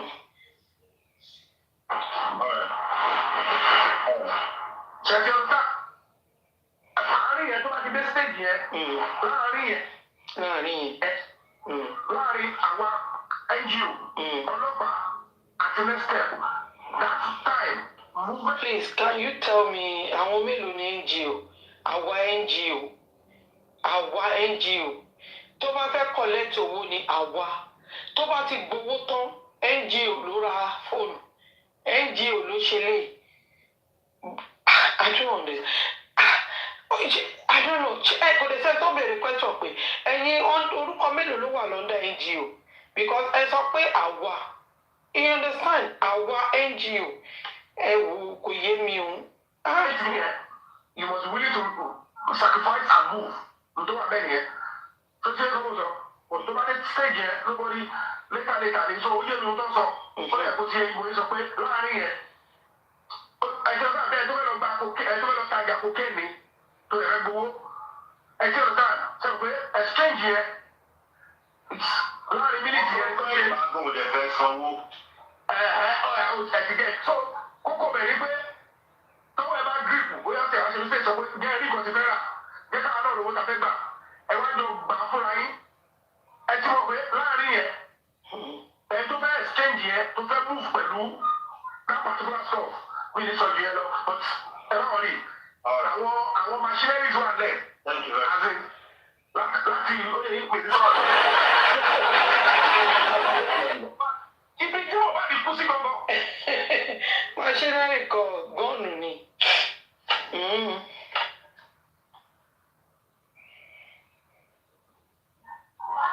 Torí tí mi ìbá wọnú ilé yẹn. So I feel not this one. Sorry. Ibi tí wọ́n bá di kú sí gbọ́ngàn. Mohbad lè kú sí.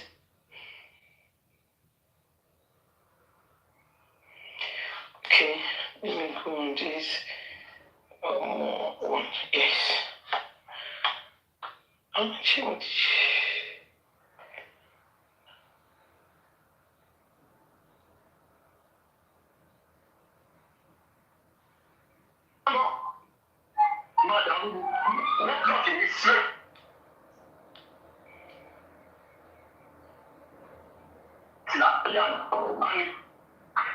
Ó tó di pé ìjà ẹ̀yìn àti wọ́n sí àti òun náà tó sọ pé ìgbà òun lé sí.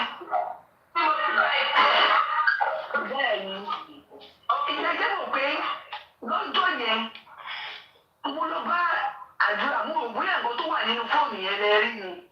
Torí lára nǹkan tó wà nínú fóònù yẹn mo mọ̀ pé tẹ̀yìn bó bá rí mo ti ń gbọ́ pé àǹtí Kàrímọ́ náà èèyàn tí kò kí ń gba irọ́ ni. Mo rò bóyá ẹ mọ̀ nípa nǹkan tó wà nínú fóònù yẹn. Ẹbí ọmọ ń pa ẹ̀rọ ní ìmọ̀. Nǹkan pọ̀ nínú fóònù yẹn gan-an. Nǹkan pọ̀ nínú ẹ̀. Ẹ bá parí fóònù yẹn jọ́sìsì ti máa wà. Torí gbogbo bí mo bá ṣe máa ń ṣe nǹkan yẹn ó máa ń ṣèwé.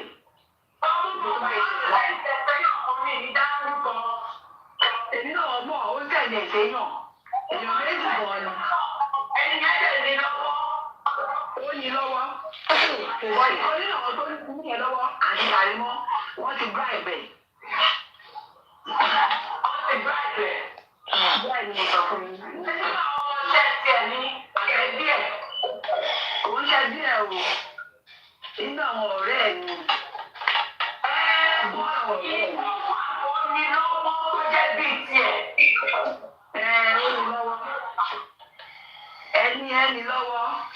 Bọ̀ irú nǹkan bẹ́ẹ̀ yẹn àti pé ìdẹ̀tí lè sọ pé ó ní lọ́wọ́ mi lè sọ pé mo gbọ́ pé ó ní lọ́wọ́ ètò ìsọ bẹ́ẹ̀. Láyé fìgbà. Because èmi náà mo fẹ́ find out. But kò yé sì fún mi nítorí sísà mi sórí mi. Ẹnu ọgbọ́n tí wọ́n ti gbọ́ bẹ̀ sọ ni pé ẹni tí mo sọ kí mo bá nínú òkò tó yẹ lóye yóò tó bá ti ṣe ìgbọ́ ó ti ṣe àwọn kọ̀ọ̀kan lẹ̀. Exactly. Àfọláṣadé bèbí. Onítorí sísà wọn. Is that you get it? Only because of my sister. Àfọláṣadé bèbí. Àníwọ̀n náà máa kọ́wọ́ sẹ́yìn. Wèrè Dayọ̀ Àṣàgbà. Ṣó ti ń gbọ́? Ṣó wà ń bẹ̀ yẹn? Ṣó ń listing? Confession time.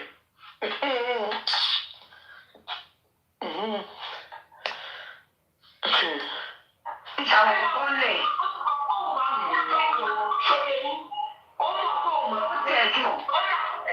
ẹ̀tọ́ ìsìnkọ́ ṣe ń lọ bóun bí àpò ní kí ìyá nítorí pé ìgbà tó sábìlà òsì yẹn ó sì bìlí pé òun ti ní escape route. Kárí kò lọ tú pọ̀ lónìí. Tí kò lọ tú pọ̀ lónìí. Ẹ mọ̀ pé gbogbo bọ́ọ̀ yẹn ti ń ṣẹlẹ̀. Ọlọ́run bí ni pé tẹ́tọ̀ kù ní. Nǹkan tó kọ̀ ní pé àwọn jẹ́gẹ́jẹ́ ẹ̀fọ́ ló lọ́pọ̀lọ́ ẹ̀ ní kò ṣe kọ́. Ṣẹ̀rọ ń sọ̀rọ̀ gidi jẹ́ ń gbọ́. Ilé ẹ̀ máa sọ̀rọ̀ kàtí gẹ́gẹ́gẹ́. Ṣé ń gbọ́ ọ̀rọ̀ ìṣètò ìgbà? Ó ti fi gbogbo ọ̀nà ó ti fi dóyà kúrò Nàìjíríà. Ìyá kó jẹ́ kí Mohbad ní padà sí Nàìjíríà. Ó kọ̀ lára sí Nàìjíríà. Ayé yín á dà. Bọ́ọ̀lù ẹgbẹ́ wọn sọ fún ẹgbẹ́ orí ìdòwò. Ẹ mọ̀ ọkọ tó ṣẹlẹ̀ tó ṣe wá padà wá. Ṣé rí gẹ́ẹ̀ tó wà lẹ́gbẹ̀ẹ́ yìí ṣe yá àbí kí ló ń jẹ́ yìí? Gẹ́ẹ̀ yẹn ó lù mí pé wọn ò tiẹ̀ sọ kankan nípa ẹ̀. Ẹ rò kó ń gbọ́ gọ́gọ́ main issue main problem ni. Main problem ni gẹ́ẹ̀ wèrè gẹ́gì gọ́gọ́ ní gẹ́ẹ̀. So òun gbogbo ló fà á sí ẹ̀ ó tún fi jẹ́ kí mò ń tún padà wá pẹ̀lú information nípa mò ń tó ń sẹ́yìn wá sí. Dayọ̀ Àṣàgbà àbí kí lorúkọ ẹ̀? Ṣé ó ń gbọ́ nǹkan tí kìíní sọ? Ṣé ó ráwọn ọkùnrin méjì the best father of the year? Those two men. Àwọn ló máa pe Ṣadé lọ́rọ̀. Because Ṣadé láti wá sọ gbogbo nǹkan tó ń sọ yìí.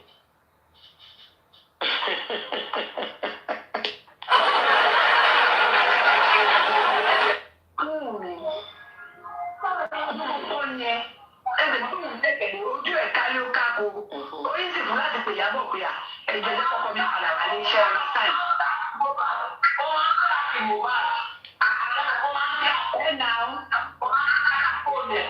Ó máa ẹ̀ náà. Ó káàkiri fóònù ẹ̀. Ẹ̀ náà ó tẹ̀. Ó máa ń lọ ní ìlú. Ó lọ ká bó tẹ̀. Wọ́n ṣe fẹ́ máa bára wọn sùn báyìí. Ẹ̀ náà wọ́n. Àti àrẹ̀mọ́. Ó gbẹ̀lẹ̀ ní ọlọ́run. Gbogbo ẹ̀ ó ga láyé pé mò ń kú ni kò bá dùn. Kò bá dùn. Idiot, kò bá dùn. Ẹ jókòó ẹ relax. Ikú tó kú yìí gan, wọ́n ṣe bí Wùmí ṣe pa yìí gan. Tẹ́yìn bá fight tí gbogbo ìdílé yín dìde sórí justice for Mohbad. A tún dùn jù bẹ́ẹ̀ lọ fún yín. Because olórí burúkú àbúrò wèrè tó ń bá sọ̀rọ̀ ó ti pa Mohbad. But tí gbogbo family àti ìyá yín tó bí yín tó ń ja ogun lórí justice for Mohbad á dùn jù báyìí lọ. Nǹkan wà lẹ̀ ẹrù wà lẹ̀ but ẹ̀yin ò ṣe family dáadáa. So tí mo bá wà lára tó bá wà láyé nǹkan á dùn. Wọ́n pa fún yín ẹ lè jàjà fún lẹ́yìn. Ojú ayé ni gbogbo yín ṣe. Nonsense. Ẹ fẹ́ ṣe jọ́. Bọ̀dé wọn bọ́ àtẹ̀ ìtọ́ bá ìkàyọ̀ lẹ́kọ̀ọ̀kan. Irú ìpàjọ ṣe dé ẹ̀yọ̀ ìgbẹ́. Irú ìdájọ́ ṣe ògbọ́n. Ṣé ìgbọ́n rìn jìn? Ẹ̀gbọ́n apààyàn tún tún sọ nǹkan tó yẹ kí ìran yín máa ṣe. Kẹ́ máa jáde, kẹ́ máa jà fàtàfọ́tò. Pẹ̀fẹ́ justice bí bàbá Mohbad ṣe ń ṣe. Wèrè ara yín ẹ lọ ṣí àkáǹtì. Ẹ̀fẹ́ fi máa ṣe bẹ́gàbẹ́gà. Bàbí àǹlà lẹ́fẹ́ fi máa ṣe. You are not here to fight for justice. Ẹ lọ ṣí àkáǹtì ẹ fi jà justice. Tí gbogbo yín, ìdílé yín àti ìyá tó bí yín, àtàwọn àdúrà tẹ́yìn shield àti blessing, tí gbogbo yín bá darapọ̀ mọ́ ọkùnrin tó dúró yìí, olóríire ọkùnrin, àníwá àbí ta wà lẹ́yìn, olófò ẹ̀ wá ní tí kò bá ṣe pé wọ́n pa kò bá dùn tí Mohbad bá wà láyé. Ó kú bẹ́tà fọmọ yẹn kú lọ bó ṣe bá yín pa yẹn. Torí ẹ̀ wúlò rárá, ìran tí yín ò wúlò. Ìran wọn bọ́sẹ̀ ló ṣì. Nonsense. Ẹ gbọ́rọ̀ lẹ́nu wèrè.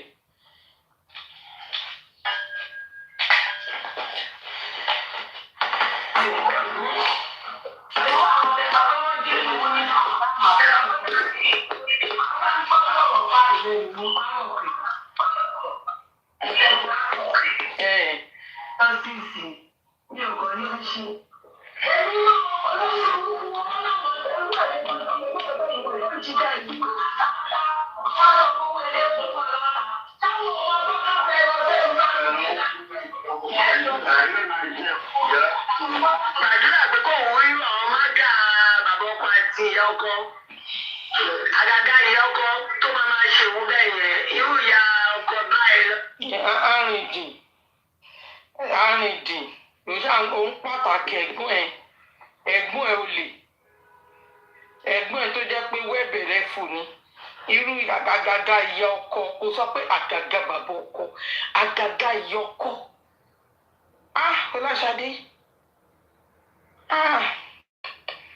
Ó wà bias. Ó tún ń ṣe ọ̀tá pẹ̀lú bàbá Mohbad. Àgàgà ìyá ọkọ. Ó ti sọ̀rọ̀ pé àdúrà pé orí that kind of bàbá ọkọ àti ìyá ọkọ tó dáa. Wá kọ́kọ́ nígbà tó yá ó yọ bàbá Mohbad wá ní àgàgà ìyá ọkọ.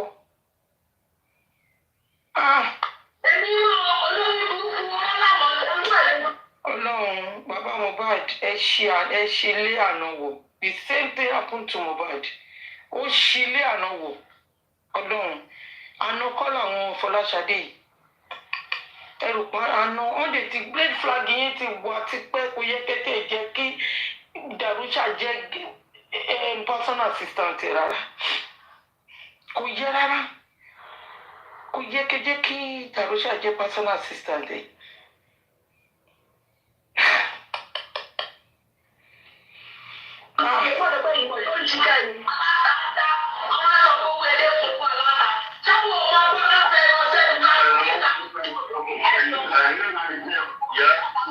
Gbàdúrà pé kò wọ́n rí àwọn mága bàbá ọkọ àti ìyá ọkọ.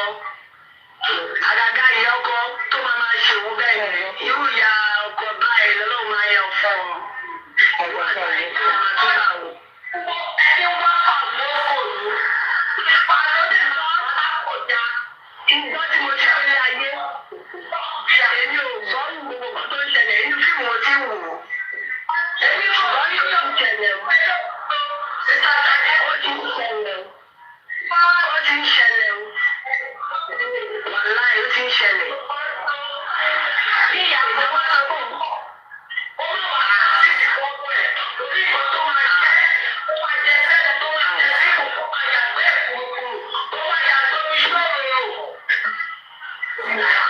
Wọ́n ní pé èmi pé inú mi ń wù mí mo ń fi nǹkan tí mi ní sọ sí wọn pé ìgbà tó ní ó lọ lọ́mọ pé mo ń fi kú ọmọ yọ yẹn. Mo dẹ̀ mọ̀ pé tó bá rí bẹ́ẹ̀. Ṣé pé ìgbà tó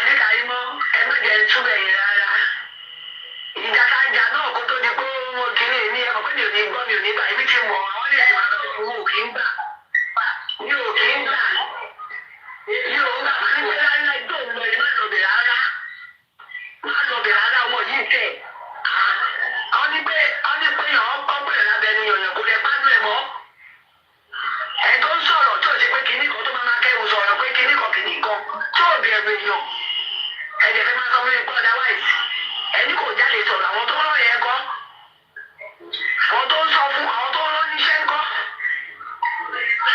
àwọn tó ń ránṣẹ́ kọ́ máa jáde ló ń bẹ̀rẹ̀ kù ọ̀gá ẹni kò jáde sọ̀rọ̀ àwọn ní ń kọ́ burúkú wọn wá ní mo jókòó mo ṣe ikú mi rẹ̀ owó rẹ̀ ọmọ tí mo fi bí ikú mi kò lè tó wà ní ọkọ owó rẹ̀ á fi amọ̀ sí bí mo gbọ́ kù mi mo bó sí ẹni ìgbìmọ̀ àdúró ní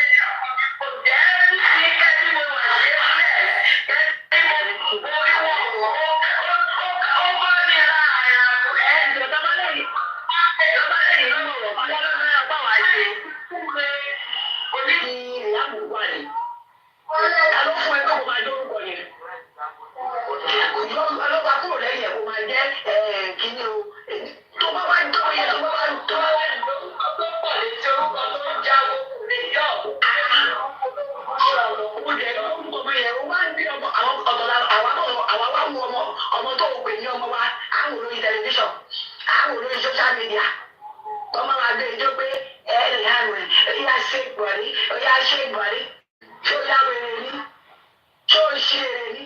àríwọ̀n tó àìló ni o. òun gbọ́ mọ fún àwọn èèyàn táwọn lọ́lọ́ ọmọ yín dèdè kọ́ máa lórúkọ mọ̀ kí ló tó yẹ ìyá àmúwa lọ́ba kó kò fòjó sẹ́yìn ẹ̀ ṣé dandan ni kò fọlú àlọ́ba sẹ́yìn ẹ̀ ni ó kè fẹ́ máa lórúkọ tira ó rẹ̀ fẹ́ ṣe bí ẹni ó rẹ̀ fẹ́ ṣe nǹkan tó ní kò ṣe wẹ́tí ò lè fọ ìyọ̀dá rẹ̀ na the person wey you fit do am for na you go do am for now àwọn tó lè ṣe fún aláti kọ mí o mi ò fẹ́ máa sọ̀rọ̀ ju.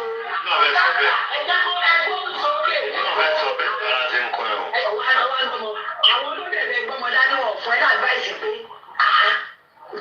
do you know that Latisne cannot play this voice screen record because his voice is coming out from it? Ó play lórí platform ó stop ẹni ó nítorí pé òun inú ẹ̀ ò dùn ní ìmọ̀ why Latisne ní one like a low self-esteem. Ìwọ náà ló ṣe rẹ́kọ̀dù jáde fún bàbá Mohbad àti legal team. Ó ní kí Sister Konfi lọ bring it down. Eléyìí ló mú ẹ yọ ń bẹ̀ díẹ̀díẹ̀.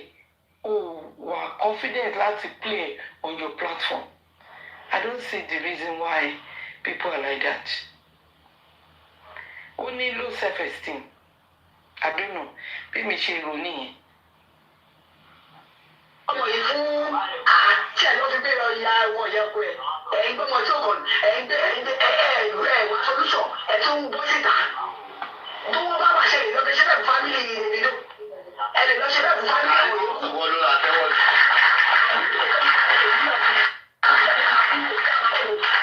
ọtún bá ṣẹlẹ̀ ìbúrẹ́ ìgbẹ́gbẹ́ mi mú mi lọ́rẹ̀ wà á ti mú wà lẹ́wọ̀n tó máa ké báyìí. ọ̀gbẹ́ni ẹ̀wọ̀ wẹ́n máa yẹ kára tẹ̀ kọ́ ní. ẹ gbàgbé àwọn ọmọ tó tẹ́lẹ̀ kọ́ ṣe ẹ mọ̀ pé ìgbà míì ó lè bá sí ọ̀pọ̀ ìyàwó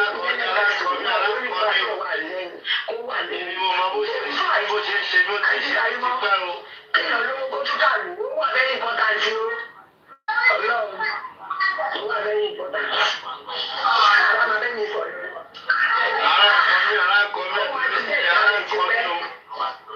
ó máa ti tẹ̀ jáde àwọn tó ń gbọ́ fún yẹn ó máa ṣe ìdòwò wọn fún wọn o ó máa jẹ́ ìdòwúrúkọ ẹ̀ sí wọn àìjẹ́bẹ̀ mi ò fẹ́ ọmọ yẹn ní social media mi ò fẹ́ ó jù ẹ̀ ń ta ìbáwọ̀ la bí wọ́n lè fi pawó àwọn yẹn máa mojú ẹ̀ pawó ẹ̀jẹ̀ mojú ẹ̀ pawó ẹ̀jẹ̀ lọ́gbọ́n ọmọ ẹni lápẹ́jà tóbi níbi ọ̀gá dé. in fact gbogbo mi ò ráyè tó bá yẹ pé ìyàbọ̀ gbọ́ fẹ́ ṣe kínní ni òun sọ wípé àwọn ẹni ìlọ́lọ́mọ òforúkọ ẹsẹ̀ láti yàmù ẹ̀ máa jẹ ọ̀fẹ́ kò tẹ́lẹ̀ bàbá tó wò sọmọ́ lì yàmù ẹ̀ wá bá ká òun lè fojú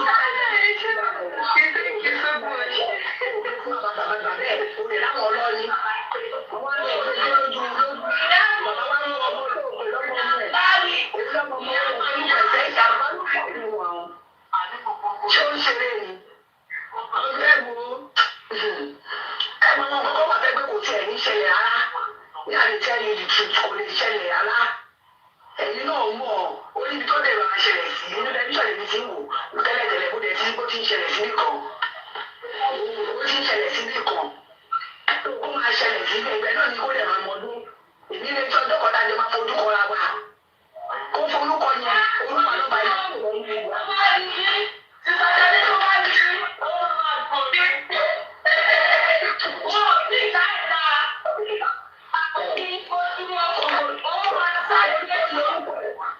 Máa jẹ́ orúkọ yẹn lọ torí pé kí ni tó bá sọ pé nǹkan wà lórí ẹ mọ̀ kọjọ́ kòrónà ìfẹ̀sẹ̀ ọlọ́run lórí tí wàá lọ bóyá sórí ọ̀tọ̀ rẹ̀ ká máa kà á sí. ẹ̀bùn aláàbẹ̀ ní tẹ́lẹ̀ tó ń jọ òun máa wà lórí ìfẹ̀sẹ̀ ọlọ́run bẹ́ẹ̀ ni. ẹ̀gbẹ́ ìlú àgbàtí máa yí sọ́wọ́ rẹ̀ yàtọ̀ lọ́gbọ̀n yẹn òun yàtọ̀ tó ń jó kí ni àwọn yẹn ó lè mọ̀ pé gbogbo body speech ẹ̀ ló count. Kí ló ń jó fún? Kí ni ìjọ yìí ń bí wà?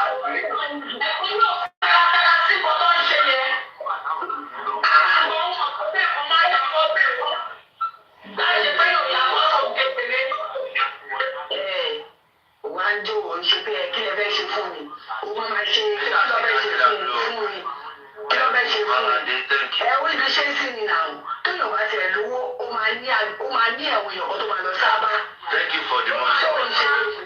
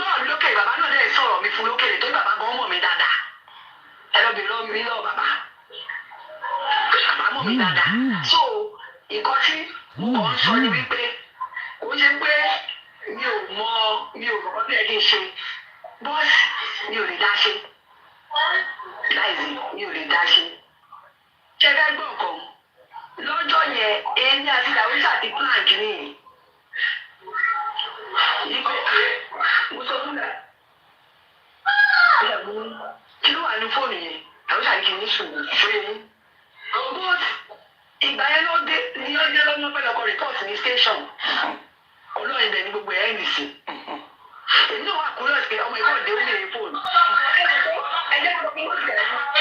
Without support nígbà yà ẹgbà. Ọlọ́dún yẹn ni ìjọba eléyìí ó máa fẹ́ ó ṣàfẹ́ wà relevant kàkà kó jẹ́ kẹ́ni sọ̀rọ̀ irọ́ ni ó ṣàfẹ́jẹ́ kọ́mọ ẹ̀ pé òun náà wà ní picture kìíní yẹn wọ́n dẹ̀ sọ mọ́ọ̀nù ẹ pé máa bọ̀ ní wá gbẹ́nu sí kìíní ní corona inquest bó jẹ́ zoom wọ́n sọ mọ́ọ̀nù ẹ̀ ó máa tẹ́tẹ́tẹ́tẹ́tẹ́tẹ́ kọ́mọ ẹ̀ pé òun náà wà ní picture. Sense.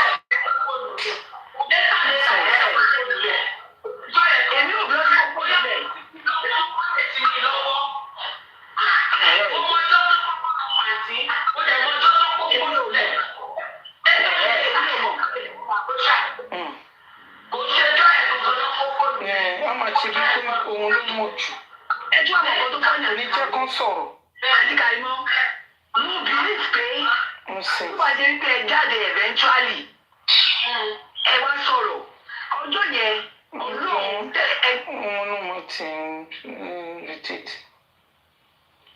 just want to belong with Chani.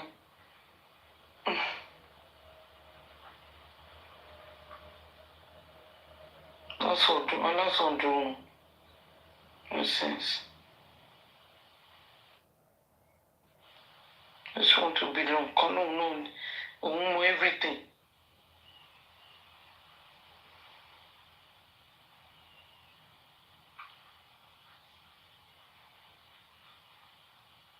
Okay, see, can you? Don't daddy go no color.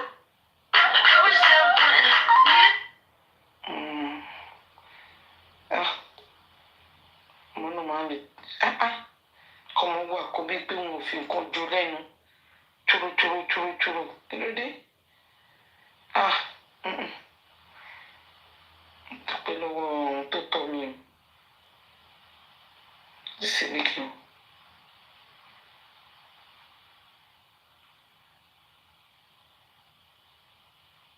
Àwọn wèrè, àwọn tí wọ́n jẹun kánú, ẹni tó jẹun kánú gan-an, ó sì ń sọ́pọ́ọ̀tì bàbá Mohbad.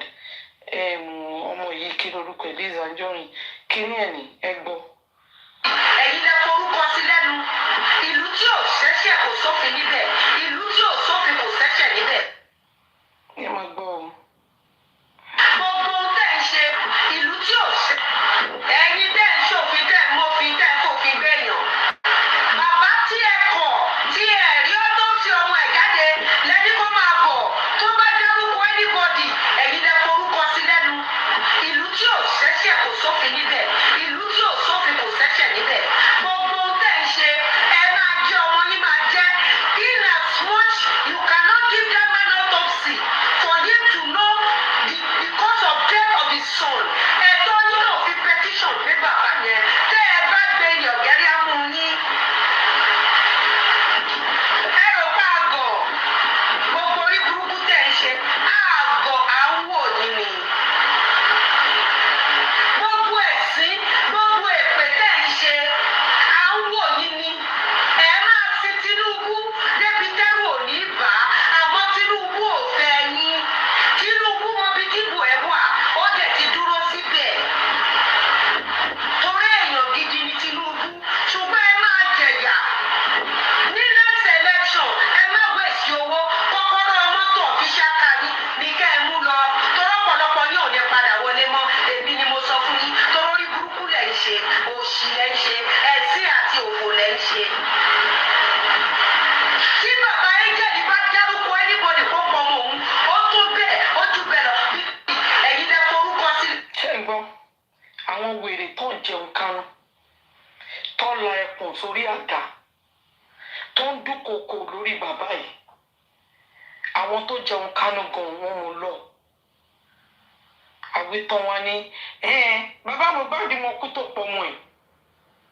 Kó wá sọ fún àwọn. Ẹ ti pa àwọn tó wà nílé kó wá sọ. àwọn tó wà nílé tó ń bá Mohbad jẹ tó ń bá mú ẹ ti pè wọ́n pé kán wá sọ. Bàbá Mohbad sọ pé àlè ló pọmọ òun. Yes, àlè ló pọmọ ẹ̀. Yes, kedere tí kò lè sọ pé àlè ló pọmọ ẹ̀. Àwọn ọkùnrin ló nà kiri títì, àbọ̀kùnrin kọ́ ló nà Mohbad. Kí ni nǹkan tó fi nà kiri títì? Torí ìgbà tí yẹn jáde ó ní 2 million ni, ó jẹ́ òun 2 million. Ẹ jọ̀ọ́ 2 million. 2 million tí ọmọ àlè ọmọ apààyàn yìí mú mi tó máa fi lọ jẹ ṣàwámà àti orí burúkú tó ń jẹ kiri títì.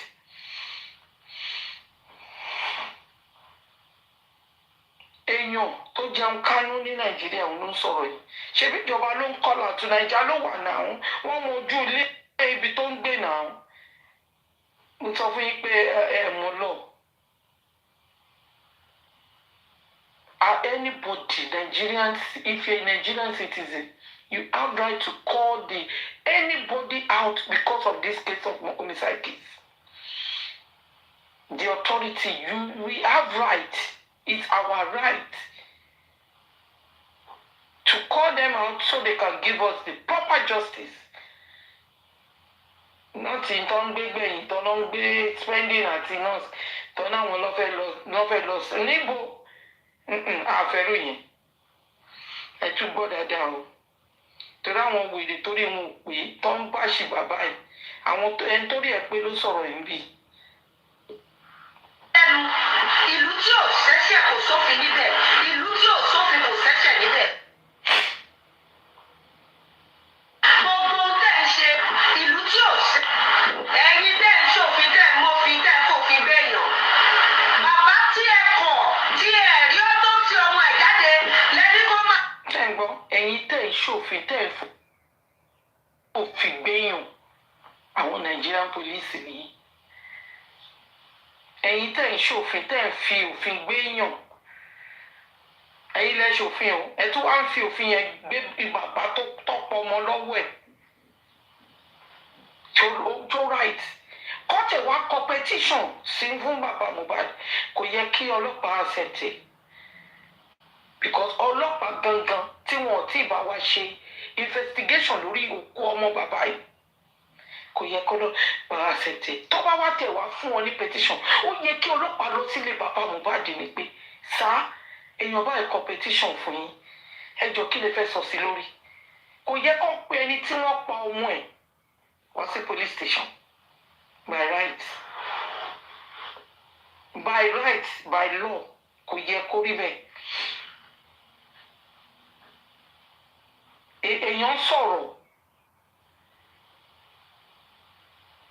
àwọn competition fún ẹni tó pa ọmọ ẹ̀ ẹni tó pa bàbá ọmọ tó pa ọmọ ẹ̀ ó sọ̀rọ̀ on competition fún ẹni tó ṣì ń grieve lórí ọmọ ẹ̀ ọlọ́pàá yẹn invite ẹ wá sí police station instead of kọlọ́pàá. àbọ̀ tó bá dárúkọ anybody ẹ̀yin lẹ forúkọ sí lẹ́nu ìlú tí ò ṣẹ̀ṣẹ̀ kò sófin níbẹ̀ ìlú tí ò sófin kò ṣẹ̀ṣẹ̀ níbẹ̀ gbogbo. If Baba Mohbad mention all the names on that petition, he has right to mention that name. Because ọmọ ò lè kọ́ mọ́ tọ́pa ò lè wá sọ̀rọ̀ mọ́ bàbá ẹ̀ ni ló máa gbẹnu sọ̀rọ̀ fún Baba Mohbad ní right láti mention orúkọ tó wà lórí petition yìí because ọmọ ìlú kọ petition yẹn ní June 27, 2023 pé wọ́n fẹ́ pa òun 3 months after wọ́n dẹ̀ pa Wùmí dẹ̀ sọ pé ikú tó yẹ kí lè hàmù kú ni Mohbad gbà kú ẹ̀wọ́n ní kí bàbá yẹn máa sọ pé àlè ló pọ̀ mọ́ mi.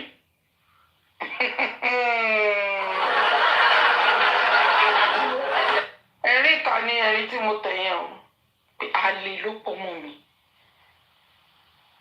Kẹ́tì ẹ̀rọ pé àwọn èèyàn kan ló ń bá yín gbọ́. The petition need to be revisited.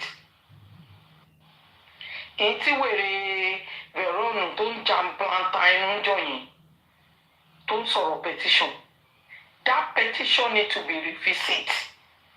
And this is the man in the white will revisit that petition. Kò sí nǹkan tẹ́lẹ̀ ṣe sí. Wallahi ta'ala. Ìkọ́nù petition yìí. Ọmọ yẹn ó ń sáré ó ń sá fún ikú ló kọ petition yìí.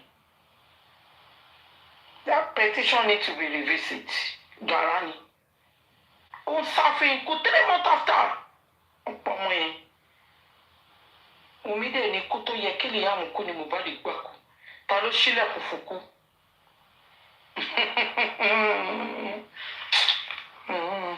Tí mo rìn. Kò sẹ́ni kankan téèyàn kankan lè fi dúkòkò mọ́. Nǹkan tó wà lẹ́nu à ń sọ̀rọ̀ lé lórí.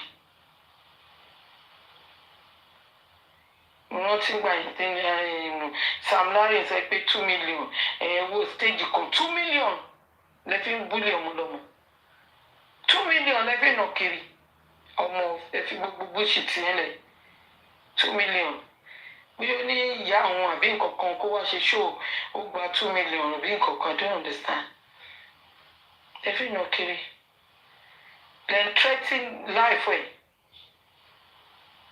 ó dẹ̀ sá kólóbá fún life yẹn.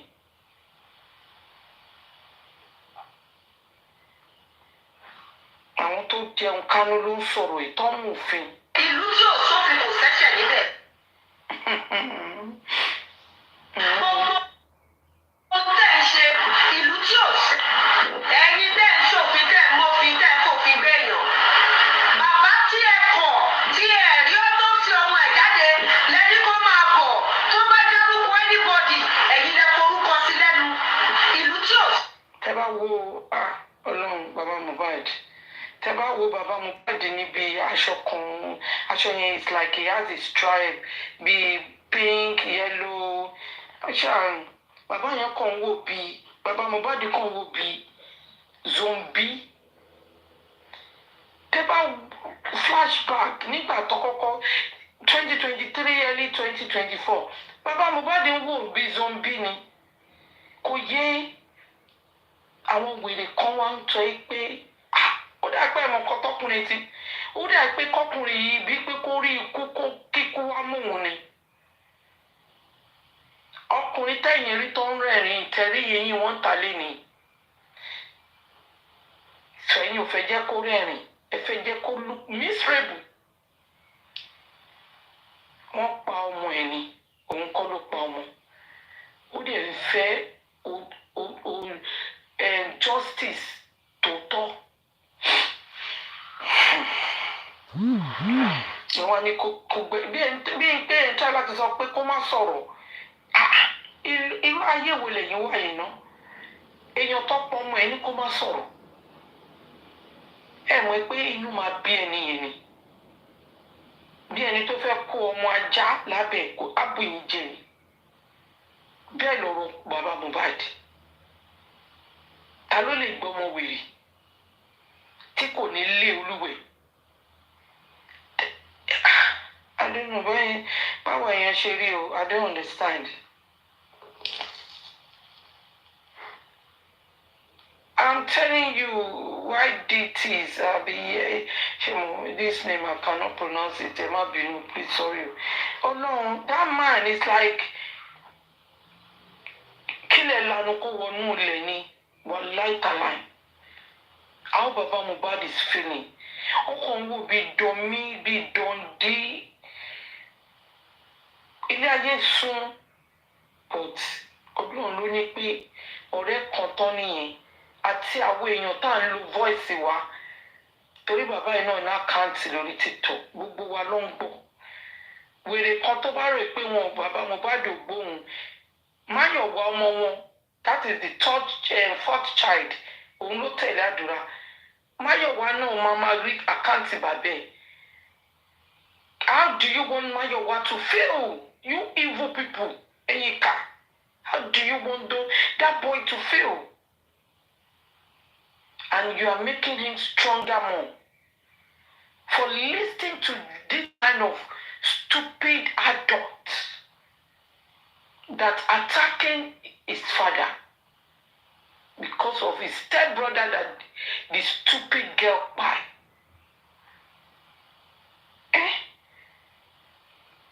fi nǹkan dún ara yín kẹ́ fílẹ̀ a ò bí kíní yẹn bí ṣe wà ní healthcare professional mi lè gba ní injection ni mo sọ fún yín mo máa ń bẹ̀rù láti gba injection láti kékeré mi till now mo fẹ́ ṣe blood test lásán anything need do I feel it.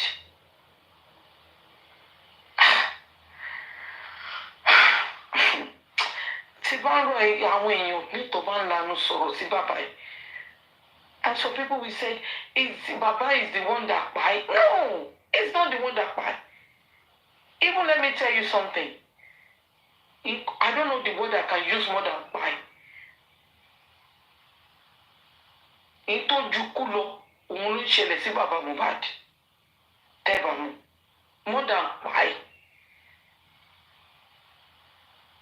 Because ọmọ tí yàn tọ́ láti kékeré a man not a woman man ó dá tọ́ ọmọ kátẹ wà ní 2.5 lọmọ tó tọ́ because at the stage àdúrà padà sọ́dọ̀ family mami and the grandma will look after not even Abosede.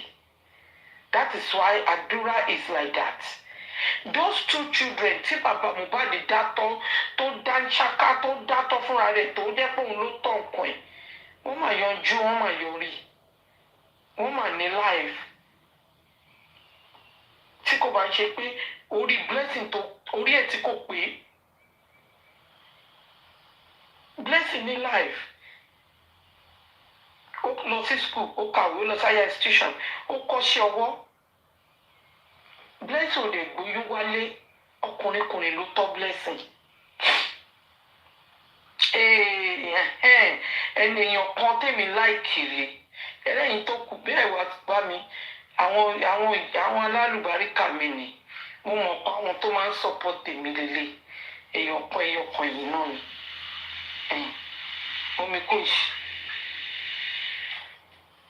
mọ́mí kò sí mi ò bọ́ mọ̀ ni o. Mo mọ̀ pé ẹ̀yin ò ṣe mistake ẹ̀yin máa ń tẹ̀ wọlé ni.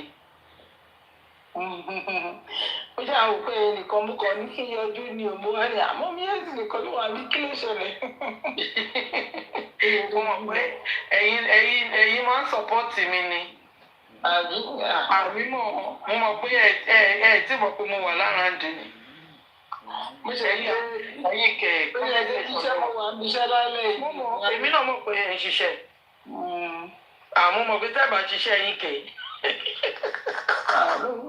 mo ṣe débi mo ní mo ní etí ẹ̀yin nìkan lè wọ́n bí kí ló ṣẹlẹ̀. Mr. Taza irú ẹ̀rí wo ni Mr. Taza wà á rẹ̀ wá mi mo mi etí nìkan sókè bí. mo máa ń wà pé àwọn kẹ̀ èmi mọ ọ̀gá mi mọ àwọn tèmi èmi ò fẹ́ wò yìí èèyàn lè ní sẹ́yìn. Mr. Taza yà ìgòkè wá o. ó ti kọ́ máa wà lókè kọ́ wà nsàlẹ̀ o. kọ́ wà nsàlẹ̀ yìí èmi ò sínú kíláàsì wọn kọ́ wà nsàlẹ̀ yìí. ó dà kó ṣẹ̀jọ́ yìí. ok I know ẹ̀yin ará Amẹ́ríkà. kó ṣẹ̀jọ́ yìí. ok open gate kí ni Mr. Daddy sọ ní we dey open gate. open gate sílẹ̀kùn.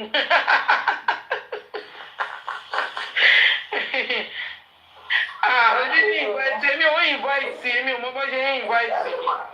Ẹ wò náà bá ti invite ẹ já wọlé ẹ tẹ wọlé bí wọ́n ṣe sọ. Okay, mọ̀mí ẹ̀ tí mo ní sísìn jàre ẹgbẹ́ ẹ̀. Mo tẹ̀ sí Mr. Taza good evening. èèyàn lẹ́yìn.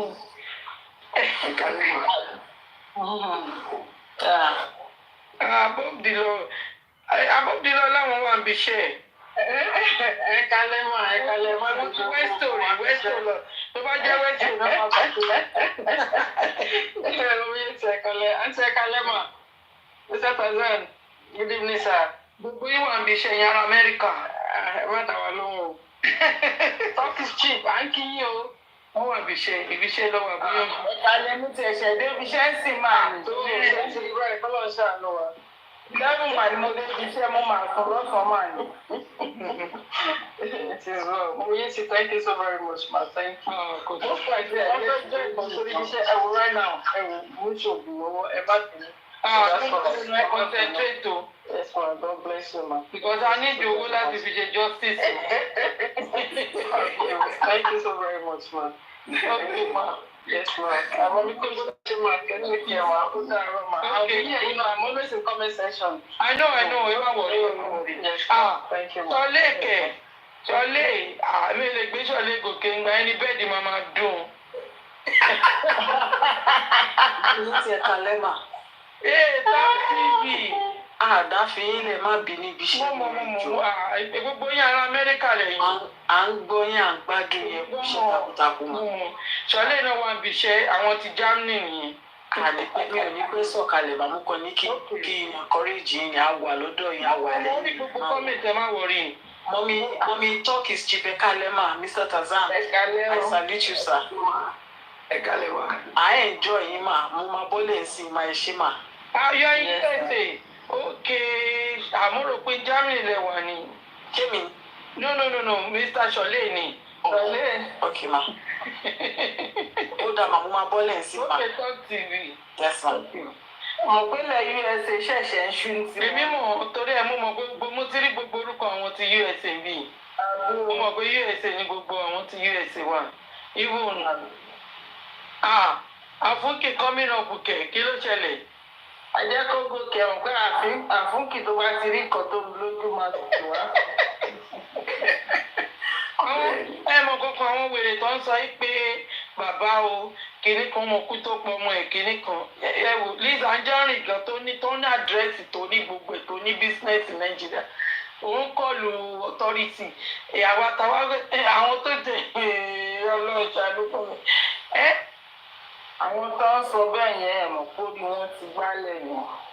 Ẹ̀yin tó àwọn kankan tí ẹ̀yin kankan. Bẹ́ẹ̀ni. Wọ́n sọ pé kíní bàbá yìí mọ nǹkan tó ń ṣe náà.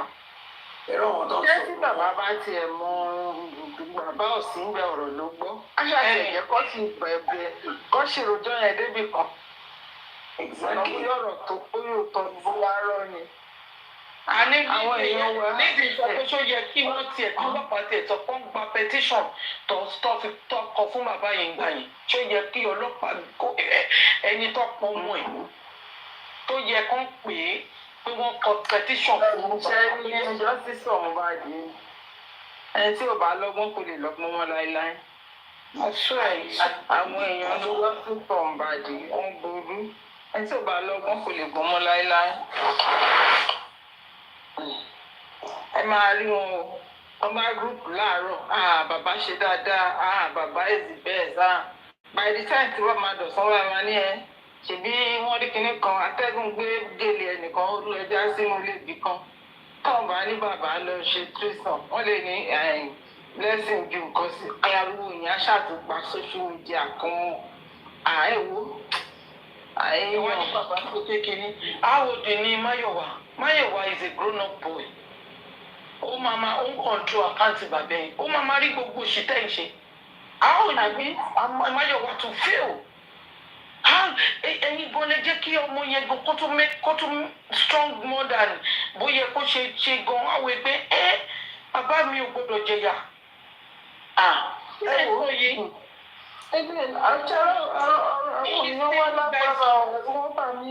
All these things you guys are doing, it's not only Papa Mohbad is affecting, it's affecting the other children as well.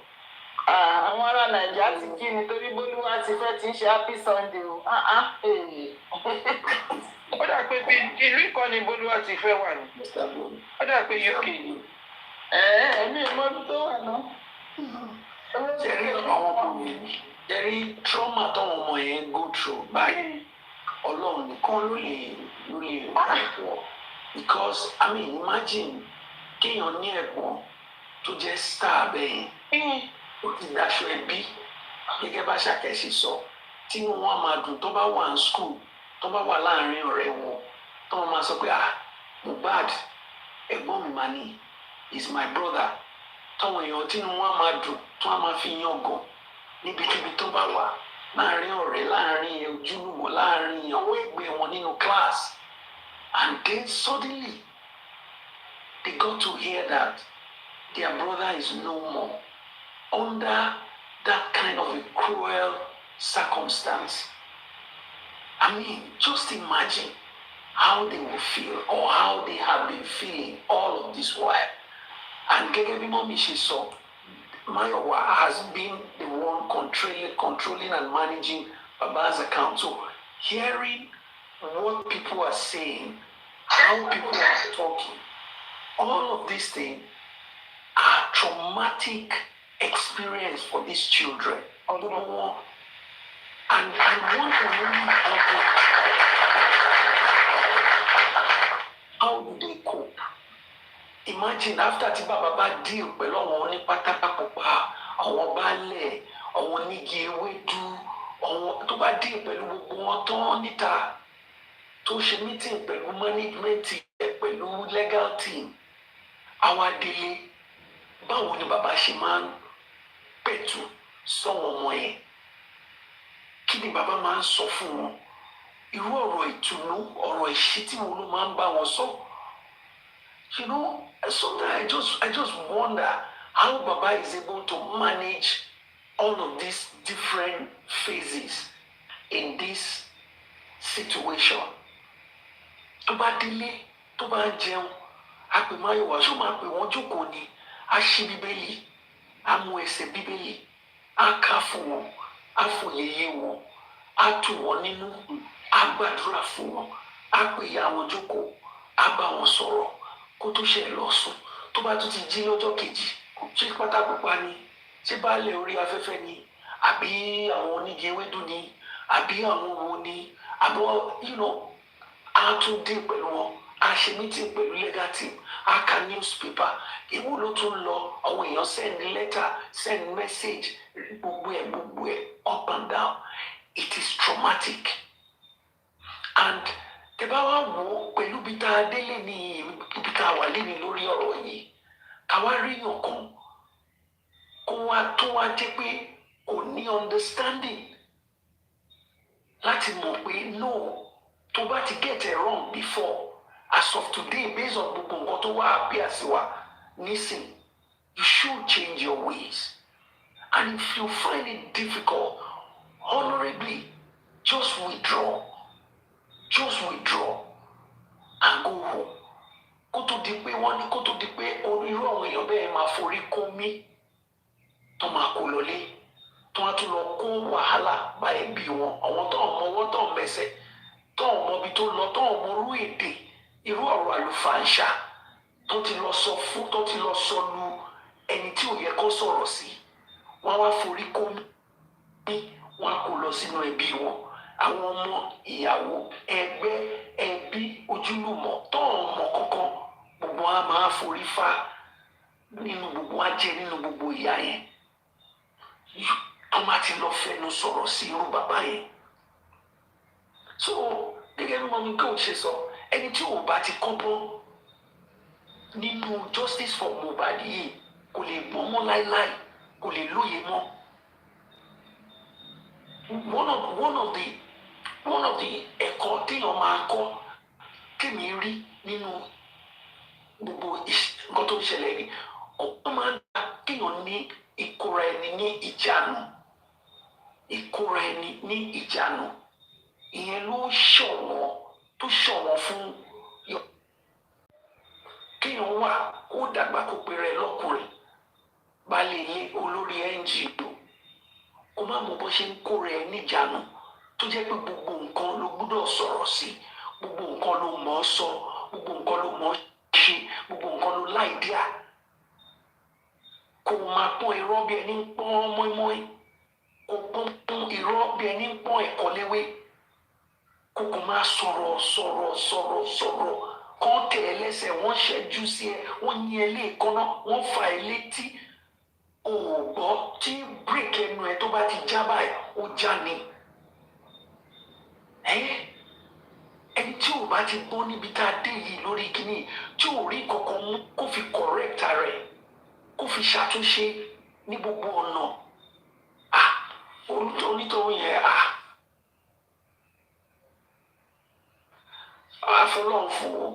àfọlọ́run fún ní fúnú àwọn èèyàn bẹ́ẹ̀.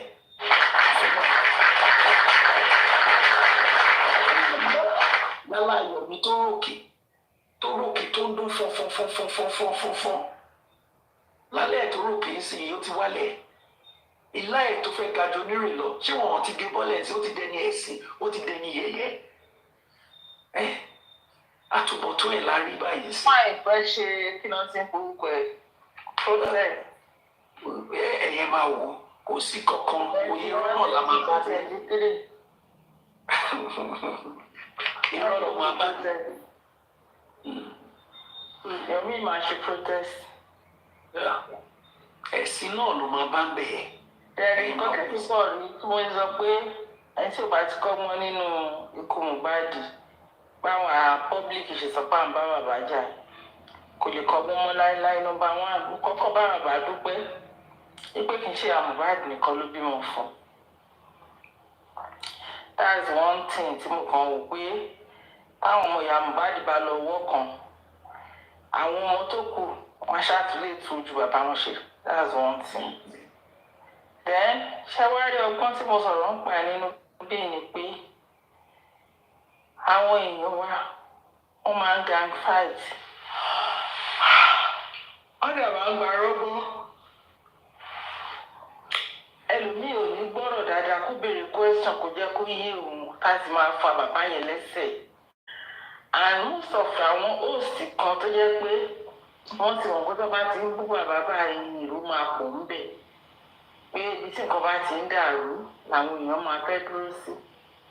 ẹlòmíì àtòrí pé bàbá òṣèlúmíì ni wọn o nǹkan tó ń sọ ó mọ̀ pé rọ́ ni o kó ṣàrí reason láti wá bú bàbá yìí láti jọ́ ìbálò àgàn ká máa sọ̀rọ̀ burúkú sí àgbàlagbà tí wọ́n ní mọ̀ bí ó bá jẹ́ irú nǹkan tí mo sọ yìí ẹ̀wọ̀n Perkins lórí platform olórí ló sọ pé ó ní bàbá àwọn ti ya wèrè kí ni ẹjọ́ torí Ọlọ́run kí ni ọjọ́ orí Perkins kí ló ti ṣe láyé kí ni nǹkan tó ti ṣe láyé bí mo ṣe ń wo yàn ó ìgbé lọ́dọ̀ yìí ẹ̀ nìyí epo dálé kò tí ì dá bẹ̀rẹ̀ sí fìdá rẹ̀. ẹ bá mi bí Perkins léèrè ọkàn ẹ̀ dẹ̀ balẹ̀ Mohbad lòun náà fi ralẹ̀ tó fẹ́ kọ́lé fún yẹn.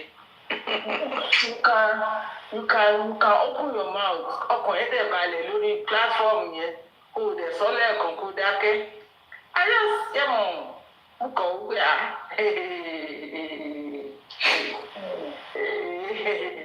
Àwọn kan wọ́n ní wọ́n yan àṣìlè ṣe kí o, tí wọ́n yan àṣìlè ṣe kí o. Ìwọ náà ìwọ tó yẹ pé orí justice for Mohbad náà ti kọ́ ẹ̀kọ́ ṣe fọnù. Ẹ lè tún wá sílẹ̀ wá dráyé. Bẹ́ẹ̀ni, orí justice for Mohbad tí wọ́n máa sọ̀rọ̀ pé máa ṣe làwùlàwùlà lé ní ẹ́ tí mo kàn ń wò báyìí. Ọba Mohbad wá ló ti gbá fọwọ́ fún mi. Mo rí clip yẹn báyìí mo ní àyẹn Perkins náà yẹn bàbá Mohbad. Tó bá yẹ kó ní bàbá ni I am saying this tó bá yẹ kó ní bàbá tí bàbá yẹ responsible a mọ̀ bó ṣe ń pọ́n bàbá ní bàbá létí. Whatever happen gbogbo ọ̀rọ̀ tó lọ dúró síbẹ̀ yẹn lórí platform olórí ẹbí tó fi sọ pé bàbá ẹ̀ ya wèrè yẹn kò tí kàn ẹ́ wọ́n á tẹ̀ sí jẹ́ kó kàn ẹ́ kán pè ẹ́ sí. It is you this Perkins tó sọ pé ó ní ó fẹ́ tú àṣírí nǹkan tó ṣẹlẹ̀ ní police station níbi tó ti get small shops àti kóòkì tó sọ pé omi nìkan náà fún òun tán fi wọ́n níṣe náà fún owó di lẹ́nu kó má tú àṣírí wọn náà dára ẹsẹ̀ àìwọ náà jọ o bí bàbá Mohbad má jẹ́ ó ṣe wá o bí láìpẹ́ ẹ̀mí wọn má jẹ́ àárí kú ọmọ láti ẹ̀sìn kó ṣẹlẹ̀ sí wa. wọ́n bẹ kí ìsúra yìí irú wọ yìí ìwọ tó yẹ kó ṣe lòún pọ́n ẹ wo ọlọ́run máa ń fojú wa rí àdáradá. nǹkan tó dé lóní kán wá wò ó. ẹ wò sá nǹkan tó dé bá tẹ̀ ní kọ́ wá wò á jẹ́ Perkins jẹ́ lọ ní kó wá wò bàbá Mohbad. Jésù ṣẹ́rí social media is a level anyway ó máa jẹ́ gbogbo àrùbóyẹ ẹgbẹ́ ni wá ní ànímẹ́ni tá a jùlọ ànímẹ́ni tó jù wá lọ exactly if not nígbà kan jọ ń gbé yẹn bó ti jẹ́ yàrá kan ní bàbá Mohbad kó àti lè fi irú nǹkan ilé ara ẹ̀ ṣáà ló ń gbé owó ara ẹ̀ lówó ẹ̀ ló fi kọ kò gbowó anybody kọ kí ló fẹ́ fà àrífín kí ni nǹkan tó fẹ́ fà àrífín bàbá Mohbad lẹ́nu Perkins ìyẹn gbọ́ngàn ni nǹkan tó yà mí lẹ́nu ju gbogbo àwọn tó wà bẹ́ẹ̀ náà rẹ́rìn ìwọ ń sọ pé bàbá ẹnìkan tí ò kì í ṣe ẹgbẹ́ ẹ wọ̀rọ̀ yẹn pọ̀ jẹnu ọmọ yẹn lọ. That is why most ẹ bá rà àwọn ọmọ míì wọ́n á struggle nínú ayé wọn títí tí wọ́n ní rà láàánú wọn dẹ̀dínú lóore. Ìsìn àti ìgbóyà àwọn ò kì í gbàdúrà bò wọ́n ti fẹnu kọ́ wọ́n fẹsẹ̀ kọ́ gbogbo ara kó wàhálà to just be struggling. Not to even talk àwọn ọmọ míì tó yẹ pé wọ́n máa fi wọ́n síṣẹ́ wọn ní kọ́ṣẹ́ wọ́n á fi wọ́n sí skul wọn lọ wọn ò níṣẹ́ wọn lábọ̀ tó yẹ pé justice gbà mí ọdún dé ni wọn àwọn náà máa búyàn ẹ wò Mr. Tazan Ọlọ́run ló parí ní ti bàbá Mohbad ṣàlàdúrà sí mọ̀ gbà tí ajá tó ti lọ fẹnu kó ẹ asáré lọ gírígírí àmọ́sáré bọ̀ ara èèyàn ló máa ń nu ẹnu ìgbẹ́ yẹn ewúrẹ́ tó ti lọ tó ti sáré lọ gírígírí tó lọ sáré tó lọ jẹ egbò tó lọ jẹ èpo oṣù ìyẹn tẹ́ epo oṣù báyìí wà Nàìjíríà á tún sáré máa bọ̀ gírígírí ara èèyàn ló máa lọ sí bí ò bá jẹ́ yẹn irú ọmọ yẹn sí bàbá Mohbad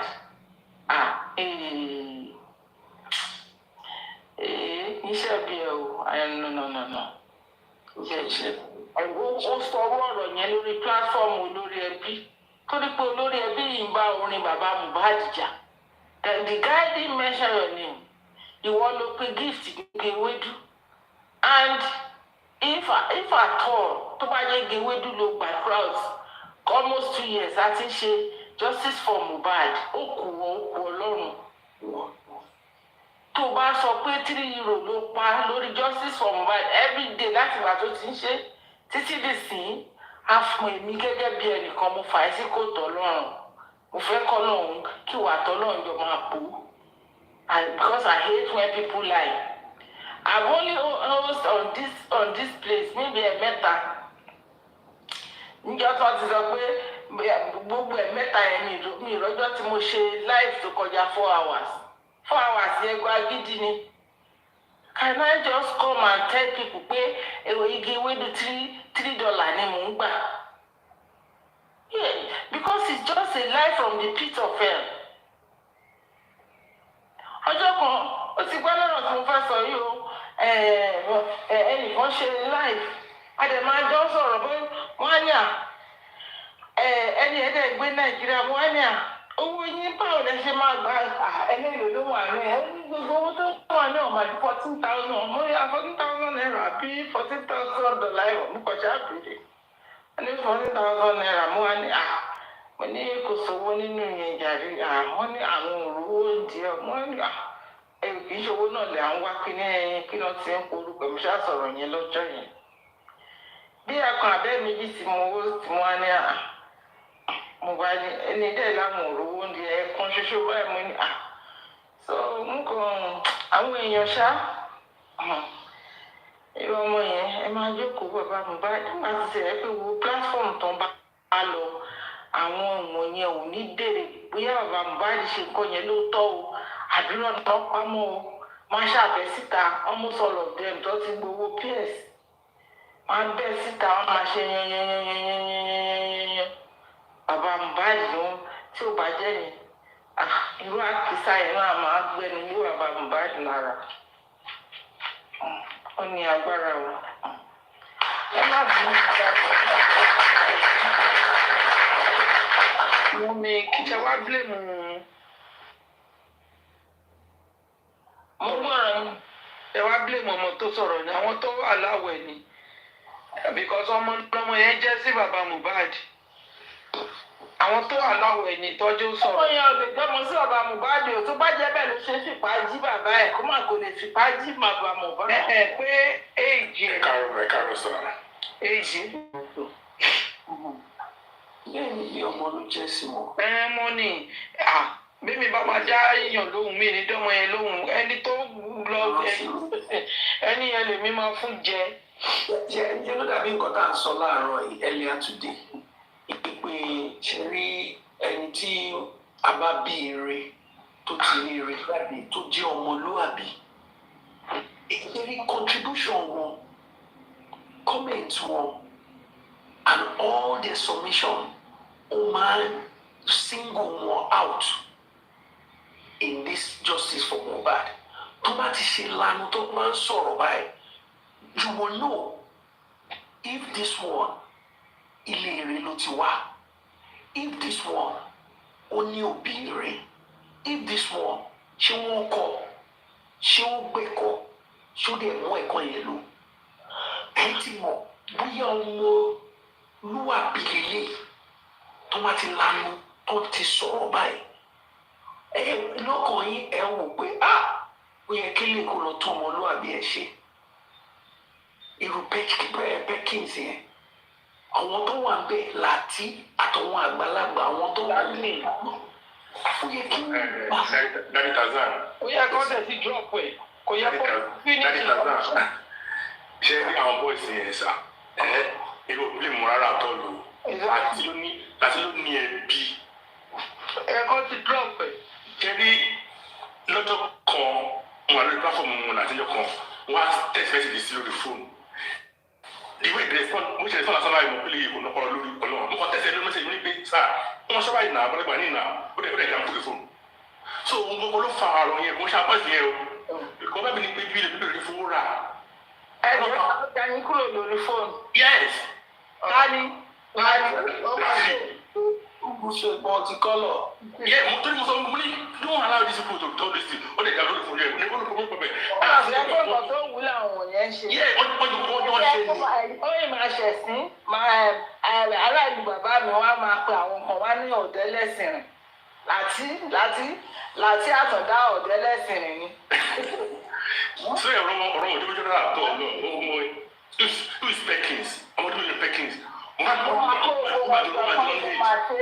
Ìyànà máa bá ṣe tó ọgbọ́n yẹn ẹjọ́ ọkọ àwọn fóònù wọn lọ́fà wọ́n láìsàn lórun. Ìyànà máa bá mọ́mí tọ́kì ṣe ẹlẹ́wọ̀n àbáyẹn kọrin kan orin yẹn gan lásán ó ní dàbí ìṣí tí fáwọn àgbàlá fún ìpẹ́lẹ̀ bọ́ ti ní. Ó ní kọ́ bọ̀ wọn bẹ̀ wọ́n kí lóun ṣe fún wọn ó sọ ó lóun dẹ́gbà ó ní bá dé lé yìí o. Orin tó yẹ pé owó wa ló jáde sílẹ̀ ní kébì lọ́gbọ́nrin kan. Mo ní kọ́ lọ gbọ́ dáadáa kọ́ lọ gbọ́ lílì orin yẹn. Ojú orin yẹn náà ni ó pa Làtíkú. Kò dárúkọ anybody náà. Ó dárúkọ anybody. Orin yẹn ni Làtí ti mú €3 tiẹ̀ tó ti mú gbéwé. Ǹjẹ́ ẹ mọ̀ pé mo rí tèmi mú lórí yẹn? Mo mú tèmi, mo lọlé, mo fi sábẹ́ pílò mi, mo sùn, mo ronú sí i. Bó ti wà nìyẹn.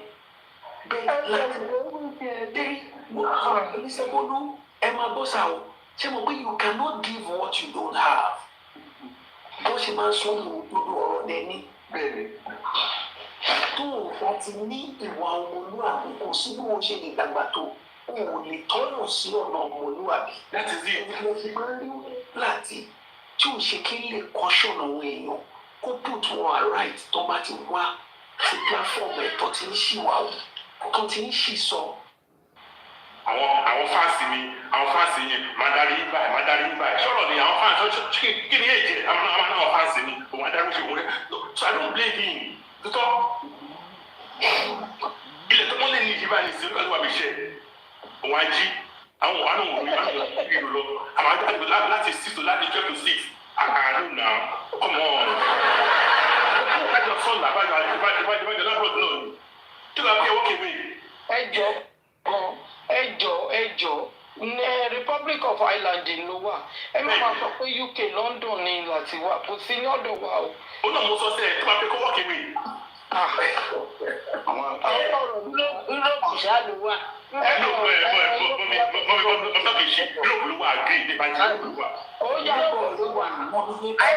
láti ṣe Nàìjíríà. Ẹ má jẹ́ àfẹ́jẹ́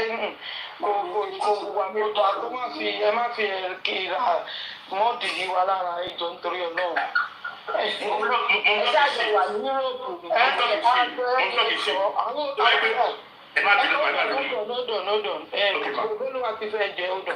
We UK we already Brexit. Brexit, we are not part of them. Europe, we are not part of them. We are very hardworking people. We are not liability to the government. That is sure. Mommy talk is cheap, right? So I pay this so I pay for my here. What am I there? For my is a big man. What is sheep lórúkọ mi? Talk is cheap. Ọ̀fẹ́ lóhùn. Ní UK ní bread is £1 £1.50 àbí £2 Nigerian bread àwọn ìjẹ nígbà náà ó lè máa jẹ pizza bẹ́ẹ̀ yẹn ó máa jẹ kẹ́kẹ́ KFC bẹ́ẹ̀. Ṣé bá wo fídíò kan bí tó ti ń ta yáwá mẹ́ni ẹ̀ bá wá yà tó àwọn àtà. No, let's say the facts now. You don't have to talk. You don't need to talk all those shit out. Where are they working with? So they don't know about anybody now. I want to volunteer about that day. About anybody. Oye mi o. Mo bi ọjọ́ kan mo bi kọ́nà wo lébi kan báyìí ní ìpínlẹ̀ dáró lébi ẹ̀. Mo ní pé sábà yẹn fún wa ní invite wá síbẹ̀. Ó ní pé mo ní wọn ilé ìdẹ́gbẹ̀ bàbá yẹn fún. Ó ní ẹ pé kò lè dé wípé màá dé ó ní màá dọ̀rùn mo tọ́. Mo ní very good. Mo ní block mo ní màá dọ̀rùn mo tọ́. Àwọn depression. Mo ní jẹ́ kí dọ̀rùn mo tọ́. Bàbá yẹn Mr. Tazan ẹgúgú ẹgbẹ̀lẹ́pẹ̀ àbí ìjẹ́dẹ́ road bàbá wà tóbi bàbá yẹn kọ́lé sí ní ọ̀rẹ́lẹ́pẹ̀ ilẹ̀pẹ̀ ní sísìn ìsọ́nà 5 million ọdún náà mo sọ fún yín ní sísìn ìsọ́nà 5 million there are 2010 náà ìsìn ìwé mi 350,000 ẹgbẹ̀ yẹn ẹ wá wo 350,000 now nísìnyí bàbá ìsìn mílíọ̀nù alex forget about it ó ti kọ́lé before those people. Even ìgbà tó rà lẹ̀ gan owó ni. Ó náà mo sọ ma nígbà yẹn 300,000 ọ̀tà nígbà yẹn and block by was 7 ọ̀tà block or 9 ọ̀tà block ó lè ti kọ́lé ó lè kókó yàrá tó ti kọ́lé landlord tó ní. Kókó ìtàlẹ́ ní sinmi wa ọmọ àwọn afúnná 20,000 lè rẹ̀ 20,000. That's why ìfọwọ́ pé this bọ̀bọ̀ tó kù yìí ní sinmi ó kàn dùn mí pé ó yẹ kó wá sí ìkútù yẹn ṣe ní àdúgbò yẹn kó ra ìka sílẹ̀ yẹn ó ti lọ bàbá ẹ mọ̀ kò báyìí ní ẹ̀gbọ́n lára ó ní kọ́ bá òun bẹ̀ wọ́n kí lòun ṣe fún wọn òun lòun bí ọmọ òun dẹ́ fáì wọ́n sọ fún wa náà òun lòun bí ọmọ òun ló ti kú. Alága ló jẹ́ ìgbà tó wà láyé ìgbà tó wà láyé. Ní ìbọn jáde ní ìwọ̀n. Mo gbọ́dọ̀ kó ṣe promise Kazeem. Kò dẹ́ ṣe promise Choyemi kò ń ṣe promise Ogunlana. Kò ṣe fún Fábíyì. Ìṣẹ́ni pé òun bí. So wọ́n tó mọ̀ pariwo yìí, even the state government wọ́n mọ̀ pé yẹ ọ̀rọ̀ ti bọ́ ọmọ lọ́wọ́ because now we do we have àdákẹ́. Hey, that man, ọba yìí dàbí ẹ̀tọ́ wẹ́ẹ́kọ́ máa fojú pẹ̀lú ni. Owó wọn sọ fún wọn bu pèsè yóò dẹ̀ dọ́sí náà ni. Àwọn ní kò lọ́ọ́ ṣe kára wọn wò náà. This is what I tell them say. Mi ò bóyá ti join bí wèrè kan béèrè question lọ́wọ́ mi pé ṣé a máa rí justice mo dẹ̀ sọ wọn pé bẹ́ẹ̀ ni 101%. Ó ní kíni ó tún comment ó ní kíni assurance wọn ní mo sọ fún ẹ pé 101%. Ó ní question ló mo ṣàní kó máa àwọn èèyàn ní àwọn ti yọ̀ mí ni.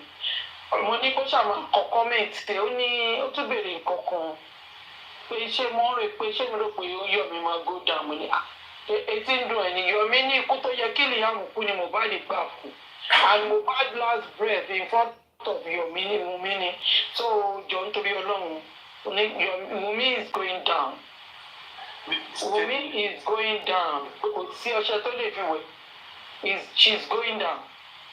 Hello ma, a máa ní gómìnà tó dá Nàìjíríà yẹn, a ní gómìnà tó dá. àti pé káyọ̀ kẹ́ ẹ̀ wà business kọ́ gbọ́n wọn lọ́wọ́ kọ́ bí sí psychiatrist hospital because ó lọ sí dábì márùn-ún ó dẹ̀ parọ́ márùn-ún.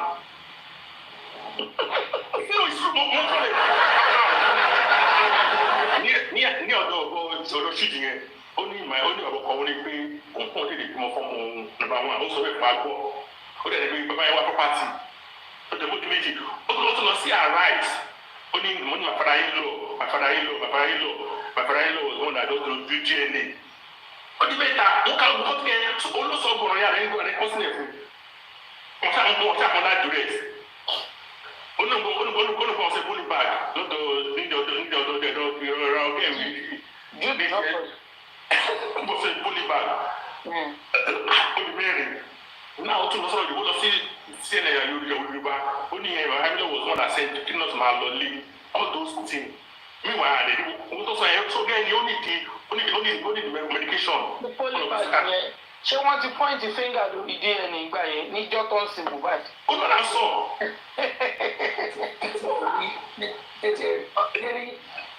Mr. Bolu, this fight, one of the things tí máa ń kọ́kọ́ ṣe kí n tó come up láti àmọ́ mo rẹ́ni kéjì ẹgbẹ́ má bínú ọ̀dà ìpínlẹ̀ ká fún láìpẹ́ ìmọ̀fẹ́ ìyanu sí lẹ́tẹ̀jẹ́ kí n kọ́ sáré sọ kí tẹ́rí mọ́ mi ti ṣe rí má bèrè question kan lọ́wọ́ lára mi lórí mọ́ ẹ̀yìn tí bá ń lísìn kò bá fún má bèrè why am I in this fight? Kí ló gbé mi tó jẹ́ pé gbogbo time tí máa ní tẹ́lẹ̀ tí máa fi máa wo MSNBC tí máa fi wo Rachel Maddow àbí tí máa fi gbọ́ morning news Florida Today gbogbo yẹn mo ti cancel gbogbo ẹ̀ now for over a year. I don't listen to them anymore and I've dedicated all of those time to follow this fight for justice for Mohbad. Why? I always ask myself, even my household, they will ask me, what is it about this Mohbad? Why is it that once you have every little thing, you have your iPod and you're listening to Mohbad? And I am able to answer myself. And Daddy, I want to ask you one question. Yes. Now, what you are doing before, you've left it because of justice for Mohbad. Can anyone stop you? Can anyone, even in your family? I understand your family, they know to this and they support you. Because if they didn't support you, you are not going to put all your body inside. If anyone can stop you apart from your family, nobody. You see, even my sons that knows little about Yoruba culture, Nigerian culture, except the ones who don't want within the 4 walls of our home. I sat them down and I explained to them. I play Mohbad's music. They love it. You know the best of his music that they love? Ronaldo.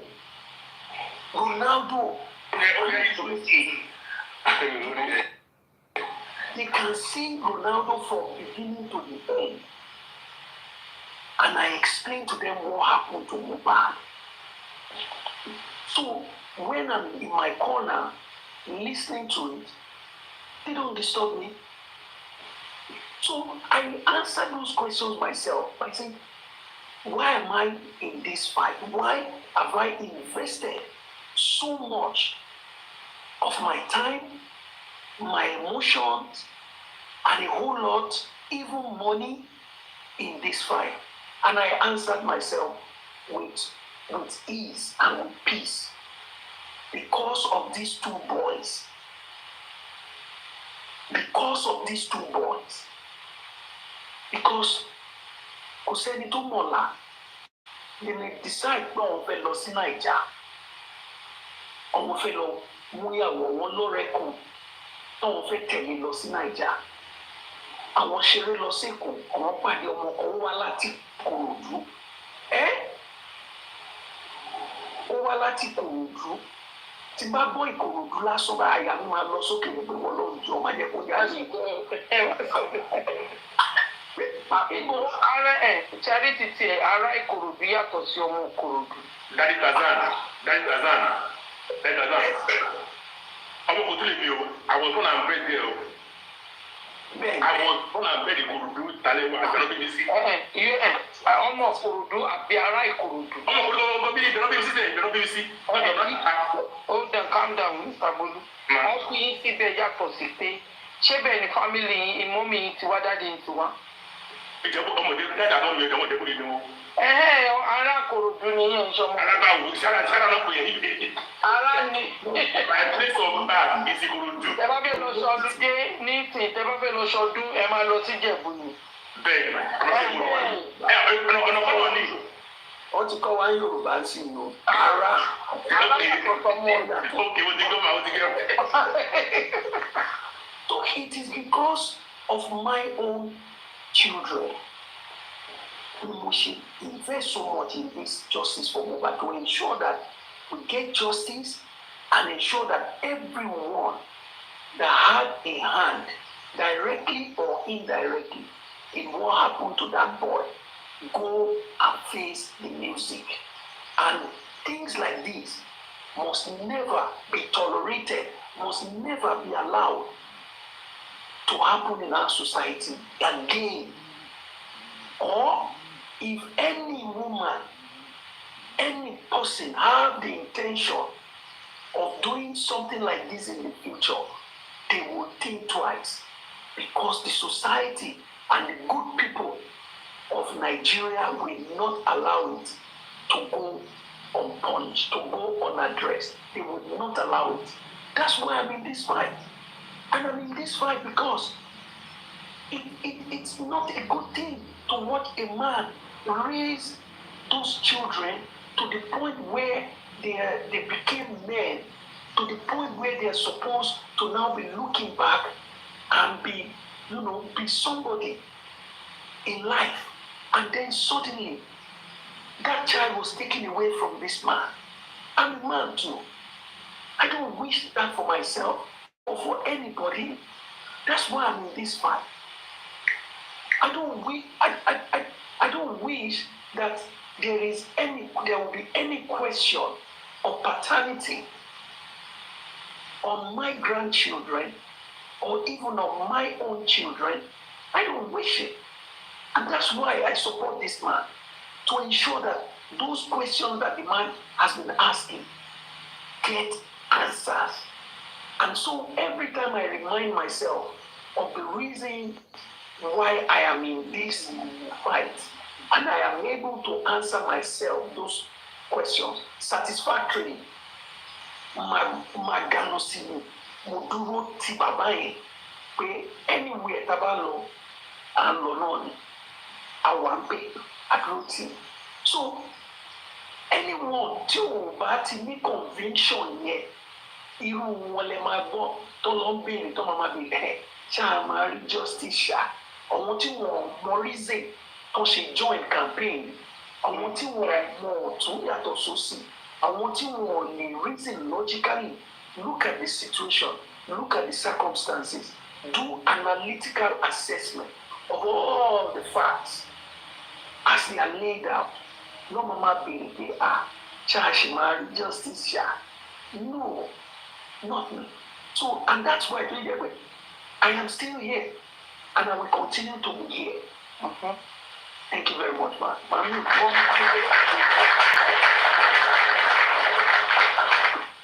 Omi More Nike. Good morning, ma. Good morning. Mommy 8070. I hear you. My list. Also, Mama Wani Abe committee. Most of time, mo máa ń like láti watch program yẹn tẹ́ bá ti wà lórí TikTok àti Mami Coffee. Ní agbára Ọlọ́run, gbogbo ẹni tí ẹ dúró di Daddy Mohbad ní fọwọ́ ìgbọ̀nà yìí sí wọn. Ní agbára Ọlọ́run. Àwọn míì wọ́n jà fún justice, ẹ̀ ń bá bàbá tó bí ọmọ jà. Kódà gbogbo ẹ̀yin tẹ́ dúró ti dáàdi Mohbad láti rí justice fọ́mọ ẹ̀ ní sọmọ nù ní agbára Ọlọ́run. Mo máa ń wọ́ọ̀ṣì program yìí gan-an. The first time tí mo máa wọlé nìyí. Èmi náà wò bẹ́ẹ̀. Mo kó àdúgbò tí ikọ̀ tó lè kálukú bá gbìn òun ló máa ká. Dáàdi Mohbad ó máa rí justice. Kò sí bó ṣe lè rí wọ́n máa rí justice. That is the country we are. That is how Nigeria is be. Wọ́n máa rí justice. Dìmọ̀ tí wọ́n bá ti sin Mohbad wọ́n máa rí justice. Bí Nàìjíríà ṣe rí ni o. Bí Nàìjíríà ṣe rí ni. Because ìgbà tèmi náà kúrò ní Nàìjíríà tí mo dé abroad. I so surprised. Mo ní iye ìlú kan ló wà báyìí. Tẹ́lẹ̀ ní Nàìjíríà a máa sọ pé olówó ṣe ohun gbogbo tó ìyá ní ó jọ ọmọ tálíkà. Kò ń ṣe yẹn mọ́ nísìnyí o. Íńtánẹ́ẹ̀tì ó ti fẹ́ dí everybody síta. Kò sí bó ṣe lè rí èmi believe mo dẹ̀ nígbàgbọ́ pé bàbá Mohbad ó máa rí justice. Ìgbà tí ẹ ń jà fúnyàn ẹni tó tún gbé ọmọ ẹ tó ń bá jà. It's not good. Kódà mo tún gbà ládùúrà pé ẹ̀yin tí ẹ̀ ń support bàbá Mohbad ẹ̀ ní fọwọ́ yín gbọ́mọ sí ọ ẹ̀ ní sọmọ nù ní agbára Ọlọ́run. Mo máa ń wọ̀ ṣe yín o mọ mi yé tí 70 everybody tó support bàbá Mohbad. Mo máa ń wo everything. Ọdún mo lè má wá sókè like mo mi comfy ọ̀sọ̀. Mo lè má wá sókè mo máa wà lábẹ́ comment. Mo máa sọ kankan pé ẹ dúró ti dáàdi Mohbad pa kò síbi kankan tó lè yẹ yín ẹ lọ anywhere. That is good. Ìgbà tẹ́ bá sọ pé ẹ̀ ń jà fún wọn ẹni tọ́mọ ẹ̀ kú tẹ́ tún bú ẹni tí ò jẹ́ kó sọ̀rọ̀ sí bàbá ó máa sọ̀rọ̀ sí bàbá ẹni tí ò tó ẹni tó ti bí gan tó ti ṣú dànù máa sọ̀rọ̀ sí wọn. Kódà kò sẹ́jọ́ lọ́wọ́ wọn tí ò bá ṣe Nàìjíríà tí ò bá ṣe country tí ò dáa tó bá jábọ̀ ọdún ní how many months everything wọ́n ti máa set everything. But mo ń bolúwa kò ní pẹ́ èmi mọ̀ pé wọ́n máa rí justice. Ó ní I think it's Anambra or somewhere tí wọ́n lọ last year ni wọ́n pa máa yẹn. I believe pé I think it's this month or last month ni wọ́n ṣe lọ wú òkú ẹnjìníà yẹn níbi tí ọmọ tí ọjọ́ lọ ṣiṣẹ́ tí wọ́n pa sí. Ó lè pẹ́ o èmi mọ̀ pé bàbá Mohbad máa rí justice. Wọ́n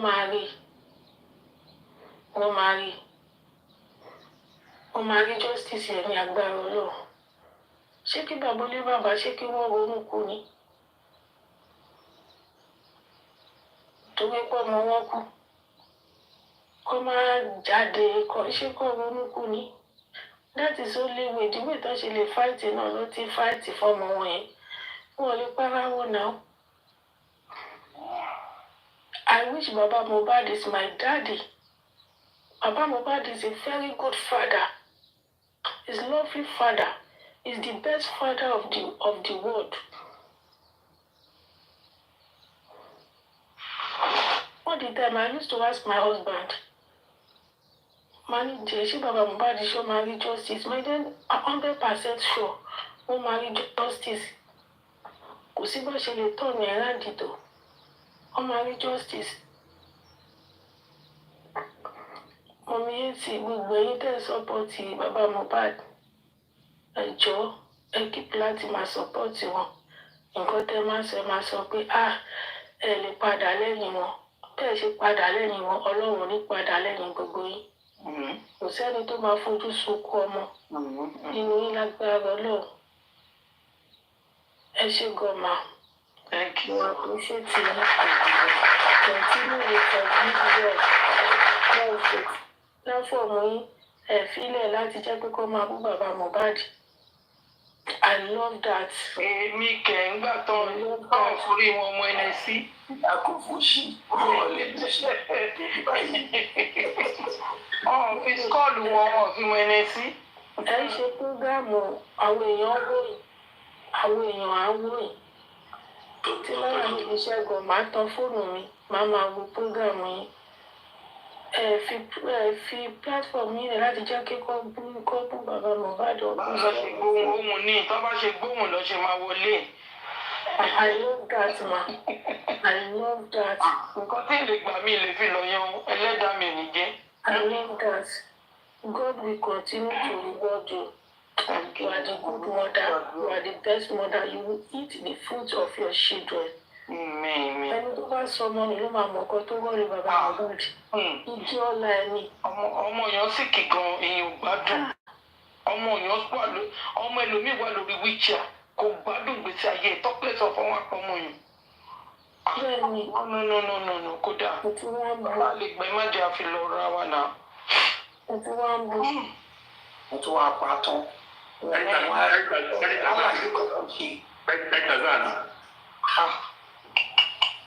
got a question, sir. Fẹ́ bèbè kan. Mo fẹ́ flash mind back sí interview kẹ́ yẹn lọ́dọ̀ ìyá tó à ń Dublin yẹn. Yes, above. Now, ẹ má bí mọ̀. Ó sọ kan dé lọ́rùn. Ọ̀rẹ́ màmá bèbè lọ́wọ́ wá bèbè kan lọ́wọ́ ẹ̀ pé ìwọ àti àbúrò ẹ̀ ẹ lọ sọ́dọ̀ Dani Falana kí ẹ lọ ṣe bẹ́ẹ̀ ṣọ́ọ̀bù ìlẹ́jọ́ ni ẹ kọ́ síbẹ̀ màmá ẹ ní.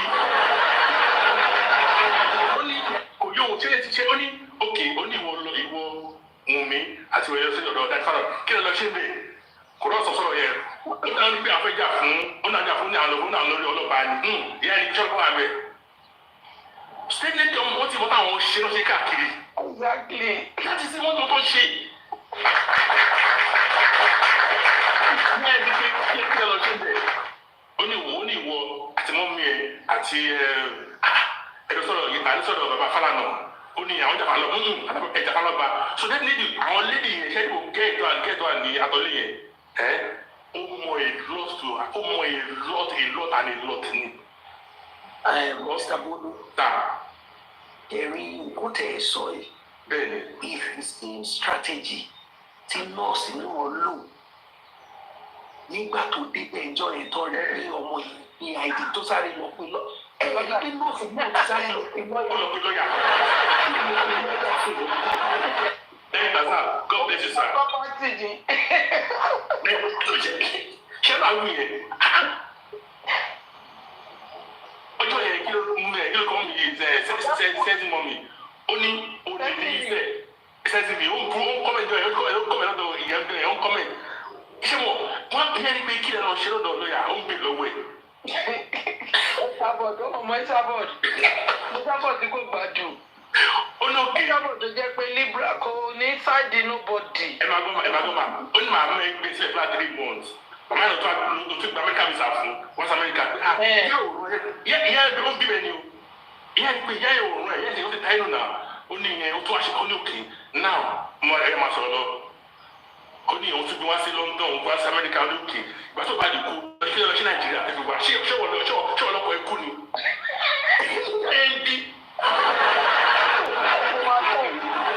Ẹ̀sàbọ̀dù mo mọ̀ kó máa tẹ́ lọ́dọ̀ Ẹ̀sàbọ̀dù. Ó tẹ́ mọ̀ bẹ́ẹ̀. Àwọn kan tí mo fi láìkẹ́ Ẹ̀sàbọ̀dù nìyẹn níbẹ̀ yẹn mo láìkẹ́ ń bẹ̀ yẹn. Pẹ́sọ̀ ló bẹ̀rẹ̀ ní pẹ́sọ̀ mi. Ó máa sọ tán bẹ́ẹ̀ ni. Wọ́n mi ṣe rí múùfù lọ́yà fáwọn méjèèjì ẹgbẹ́ yìí. Múùfù lọ́yà tí nọ́ọ̀sì pé lọ. Ṣíbi tó bá pèèyàn lẹ́jọ́ lèèyàn máa ń gba lọ́yà. Àbí téèyàn bá fẹ́ ṣẹjọ́. Ọkọ boyfriend ẹ ṣaláyé. Ẹ̀yin gangan ni victim. Exactly. Prosecutor the Lagos state ló yẹ kó back yín up. Exactly. Àwọn ọlọ́jẹ́ ká máa dá go for me tá ń da yìí àwọn wèrè yìí. Àwọn ni náà. Àwọn ni. Look at the laws. The laws. At the moment we saw Falana, àwọn ìpè wọn fẹ́ gba ẹni bàbá Mohbad lójú ni àwọn ọmọ fi gbé fún bàbá Mohbad àwọn fools. mo ń yé tí ìyá ẹbí gbé òkè ẹ lọ sọ́dọ̀ bàbá dáfà náà kí ló lọ síbẹ̀ òun àwọn ẹ̀dá òun àfọwọ́ àdájọ́ nínú ṣẹ́bà mọ́ wà ń bẹ̀ ó ní nù àwọn àbẹ̀ ó dárúkọ ìyá Túndé ó dárúkọ màmẹ́ ó dárúkọ ìyàwó ó dárúkọ ìyá Àjùmọ̀bí àti òun fúnra rẹ̀ ǹdẹ́ lálọ́ba ní ẹ̀ ṣálọ́ba náà òkú bá jọlẹ́ lọ ṣọ́fẹ̀sì kan yín ó ní nù àwọn àjọ yẹ́ ẹ̀ ń bí bẹ́ẹ̀ wọ́n tẹ̀ wọ́n bẹ̀ yẹ́ ẹ̀ ń bí. Great question. Even nurse ni náà Mr. Bolu ẹ wo mechanic ẹgbẹ́ mọ́tò yín lọ fún mechanic kó bá yín tún ṣe pé ẹjọ́ kan ọjọ́ bá mi fomi sí radiator ẹ̀ ní ẹ̀ ń bọ̀ kẹ́ tó dé mechanic ti lọ gba lọ́ọ̀yà dúró sẹ́gbẹ̀ẹ́ mọ́tò.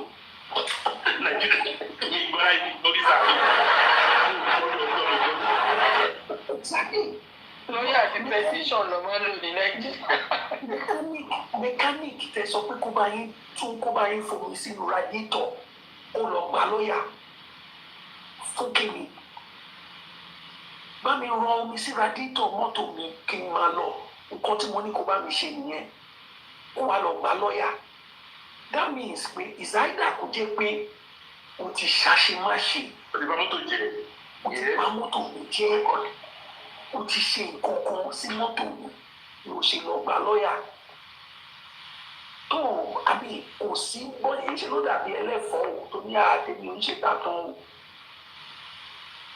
ọmọ boyfriend ọmọ yín ṣaláìsí ó kú under questionable circumstances. One of your initial moves was to go and engage a lawyer. That in itself should tell anybody. It's an indictment to them. It's an indictment. That's it right there. We know ọwọ́ yín ò mọ̀. Ẹ fi lọ gba lọ́ọ̀yà ẹ̀ ọwọ́ yín ò mọ̀. Ìsàmà lọ kọ́ọ̀tù sí ọ̀rọ̀ náà fún ọmọ ìgbé náà àbí wọn kọ́ọ̀tù. Yes. Yeah, it's okay. For 2 hours, who are enjoying? Only one in break. Okay, no, so yeah, who are looking. Man, break now. Break the truth in for 2 hours, they do the nose. They don't have one breaking. Oh my God. A lot of things here. They don't know how to marry by you. How many pain attention to last my support phone. What do you want?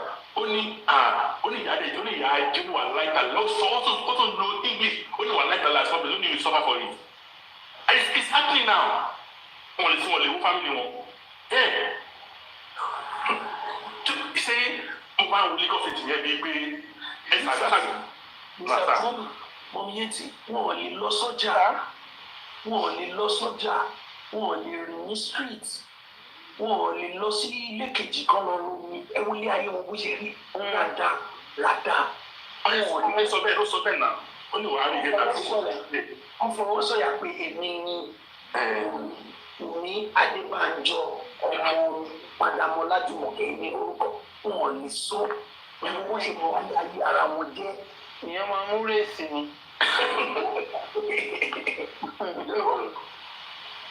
Aláàtì. Ẹ lórú eléyìí sìn kí lórúkọ ẹ̀? Ọmọ ẹ̀. In Nigeria, what country there? Which stairs? Speak like that. Which stairs? The stairs at Mohbad house. The stairs at where? My books, my bag, my motor house. Say it clearly, Mohbad. Say it clearly. I don't want to tell you. Which rail is at where? At whose house? Mohbad's house. Mohbad's house. No. Ṣé ọmọ akọ́mọ ìlú òyìnbó nírọ́? Ẹ bá wà lọ ń lu káàdì ẹ̀yìn tí bàbá ó kù sí mi lọ́wọ́. Àwọn evidence tó gbé wá fún wa nìyẹn tí láti sẹ́ lùlù lé lórí. Ẹ máa gbọ́. Ó kù sí mi lọ́wọ́. So, no shake. This man. The 17th of, is it 16th of August? Ó dà kó join wa bíi first week of August. The following week àwọn evidence tó gbé jáde rẹ̀ tẹ́ àwọn láti snake gbé sórí bíi tábà kìíní ti tàwọn ègùn. Mobility. ìrọ̀tẹ́tẹ́ ní sí yẹn ó sọ lọ́dọ̀ ya ẹ̀sàbọ̀ olùtúmọ̀ nílé yẹn ó yà kó máa ó lọ lóun bọ̀ wọn òun ló ra oúnjẹ. ẹ máa gbọ́ ó dẹ̀ padà ní ending of October ó dẹ̀ ló fún ọ. So you're already in Nigeria before. That is the point. Ibi ta. Meeting. Ẹ máa gbọ́ máa. That ìyá ní pé 2 months nígbà ló lọ ó ní 2 months ló lù ó ní September ìyá wa ká September yẹn ìyá ní pé no. It's supposed to be early November ló máa padà. Ìyá yẹn iṣẹ́ ìyá náà bọ̀ ìyá sábà òde bilẹ̀ pé olùtúmọ̀ lè kọ́ ra ẹ̀ ó ní ọ̀dọ́ ń bọ̀ wọn òun ṣe gbà ṣàwò òde àtúmọ̀ díẹ̀ ẹ̀ lọ́sẹ̀ bá sí o. Mo ní tẹ́básì yẹn náà lọ́wọ́. Mo máa fọ ìbò ní pápẹ́ bá iṣẹ́ ìfẹ́ bá sí kí lọ ṣe bẹ̀ ó ní ẹ máa kásọ̀ lórí yẹn. Mr. Bolu, Sherry, to add to what you have said, Karimo had said at the point that they were preparing to go to registry Ikoyi. Of course, they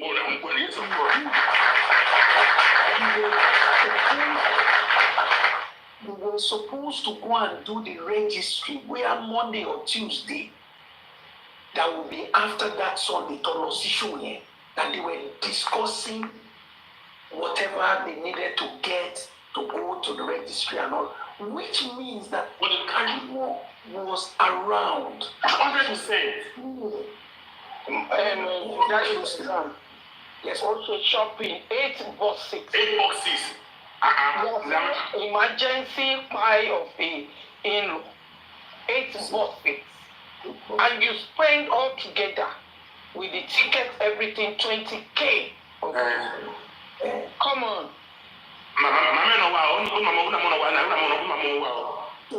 Which means they actually planned to go to that registry, fellowship registry. And the thing is, if I don't know if I can say this now or maybe send it via DM to those people. You understand? So what prepared? They wanted to do something the following week after that Sunday show. Something was to happen. Unfortunately, that thing on your Sunday 11th, which means that she was around. She knew everything that happened. There was a nurse that slept over. There was another nurse that did press up. There was a nurse that we called to come and give injection. That is Tazan. Yes, sir.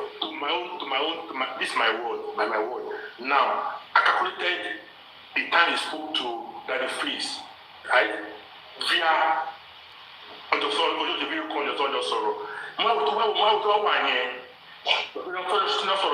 she's in Nigeria. Number 2, no Tuesday. Now, what policy or no, you call some what this here? Because this is also only Larry Kumo. I'm going to go. And I said, can you please show us your data page of your passport arrive in Nigeria? She knows. And you can show I want to know what they want be now we can show because now only become America. Now only Sunday and Sunday Monday. I'm not talking Nigeria. I come to you now. And that's my question I'm asking. Would we roll at the laboratory now? Yeah. 8 boxes. Hello, sir. 8 boxes is with my number. I'm 10 years old. So the 8 boxes. What's Nigeria? Make it make sense now. That is what I asked. If I tell that, for the notes. I will also slay enjoy. That is my baby. She slept in that house. She knew what happened. And even know what happened. They now see love with this matter pé kó má ríta olúwàdí kò ríta mọ́ bọ́ọ̀ náà wọ́n jù wọ́n lọ pé that was a zoom if not ní mátà ti sọ ti pẹ́ kọ́tà àwọn ọlọ́run jù wọ́n lọ ní náà. báyìí ti gbà fọlọ́run ti move on. To move on. The government said yes. That's the matter. Ọ̀nà kọrin kò sí ní kọrin. Ẹ bá yẹn pé ẹ ó tún bẹ̀ wọ́n ní ẹ bá mi bẹ̀ wọ́n. Ọjọ́ kò rọ́nà lọ. Ó ń bẹ̀bẹ̀ ní gbogbo yìí náà ó ń bẹ̀bẹ̀ ní náà. Kọ́lọ̀ gbé ní rárá ó ní òun ní alábàá ló ń jẹ́ ọ̀tá láyé. Ó kú ní alábàá ló tún jẹ́. So kílẹ̀ jọ wa. Ó ní wàtó wà láyé alábàá ló ń jẹ́. Ó tún kú ní alábàá ló ń jẹ́. So ó dùn bẹ́ẹ̀ yín ẹjọ́ ẹ̀dá ìgbàgbé ojú ẹ̀dá ìgbàgbá. Ṣé o ìgbàgbé ojú ni? So wọ́n tó bá gbà kọ́ ọ pé ìwọ́n ló ń bá wí. Bàbá yóò dá anybody now. Because it's a free world. Ó sọ̀rọ̀ ẹnu ẹni. Ẹ̀sẹ̀ rẹ̀ torí pé kò lè nù. Àmà òkè náà. Because bí wọ́n sọ fún ìyá àti wọ́n wípé bàbá yẹn pé kí ni òkú ló pa ọkọ ẹ̀ ló ń bè lọ́wọ́ ẹ̀. Ó ní kí ló pa ọkọ ẹ̀ wà ló bèrè ogun. Ṣé ogún ló bèrè ẹ̀ ó ní kí ló pa ọkọ ẹ̀ ló bèrè sí question. What the husband? Ẹ̀sà mo fẹ́ dẹ́bi ẹ̀sìn. Mo wá dé dọ́kì ìjọba ẹ̀dẹ̀ mi ti kú. Àkílẹ̀ pẹ̀ díẹ̀. That is it. Wọ́n ti àṣàlàyé. Ṣé ìjọba máa ń dẹ̀ ní àbò jíjẹ? Bàbá ẹ̀ bí mi. Ó gbé àgbàdo mẹ́jọ mi lẹ́ẹ̀kan ló. Báwo wọ́n àṣàlàyé náà? Ọdún bí kò is a simple word and government ẹjọ́ ṣọmọ tó wà lọ́wọ́ ẹ̀ ṣọmọ mi ní ikú tó bìrì bàbá ẹ̀ bí lọ́wọ́ mi. Ẹ wá sọ dípò yẹ òun kọ́ kákẹ́tà kó máa ṣe kó máa jẹun àwọn wèrè. Ìṣàtì kápẹ́tà tó jẹ́ pé òun ló ṣe títí tó fi tọ́ ọ̀rọ̀ ẹ̀ dá. Kọ́ wọn bọ́ ṣe ń kọrin tó tọ́jú wọn tó rán wọn lọ skul. Ìjọ tí mo gbọ́ pé wọ́n ní blessing náà lọ sí polytechnic. Of course. Really? Lẹ́yìn náà ọ̀nà àwọn ọmọ yẹn ẹlẹgbọ́n wọn sọ òyìnbó máa yọ ká fi good English máa wà sọ good English. Dípò ọmọ yẹn lọ lọ sí public sọ̀rọ̀ wọn sí public ẹ̀yìn o public ní school o àbí náà lọ ní kò dúbẹ̀ náà ni o still when they speak English ẹ bá ní kó. mi lọ sí pé níbi odongo no before I Greek ibi bẹ́ẹ̀ kí ló kọ sí gọ́mẹ̀ kọ́lẹ̀ kò dín ní fíwà. before I Greek ni. gọ́mẹ̀ kọ́lẹ̀ ní. Government college ni before I Greek. Na ẹ kẹ́kẹ́ lọ́wọ́ láti Èkó ni o. Ẹ náà mo sọ àgbẹ̀. Ẹ bọ̀ pé láti Èkó ni a máa kọ goloto dé náà àgbẹ̀ bọ́sítọ̀. Goloto yẹn ṣe goloto ni. Goloto yẹn. Táìlù goloto yẹn ibẹ̀ ni private school yẹn wà. Private school yẹn wà àwọn yẹn lọ. Tí Mohbad lọ ibẹ̀ ló ti ṣe kíní ẹ̀ ṣe bí ó gbé result ẹ̀ síta. He has a good result. So this man is a father of the father. Is a father of the father. Or he trained those children and he can speak good English. Kò jáde o lọ sí pọ̀gbù ìyá báyọ̀ o iṣẹ́ tẹpamọ́ o mọ́mí etí ṣé bí abídàbà yẹn gbé ní kóòtù yẹn ní ẹ̀rọ lẹ́pẹ̀ẹ́ wá sí sùkúrù àwọn ọmọ yẹn láti inú gbèdégbè yẹn wá sí gbòòrò daily transport wọn ajé $400 $300 nígbà yẹn yes ọmọ mẹ́ta àtìyàwó àtọmọ kò dé gbébọn kápítà lọ́nà ṣe gbẹ́nàgbẹ́ náà. No, now. Make it make sense to all. Kilo what kill your husband? It's a good question now. Okay, not to look by hand. It was not to come quite back, but it doesn't matter law. I could make sense now. That's my question. I asked the question, am I being kilo back? Is it kill you back by your husband? That's a good statement. One by one, the back only. So there is God though. Baby, there is God. Just think twice. But this guy loves you. Okori kofun. Only baby me to daba ro mi ofun se mo fa siga. Ka ki lo do baba aboki okori yen. Ono fun mo siga, o ga do aboki. You won't buy me now. If you love me now, you should have cautioned him. But if I don't love him, that's the fact. The guy loves you, he works for you, he works for everything.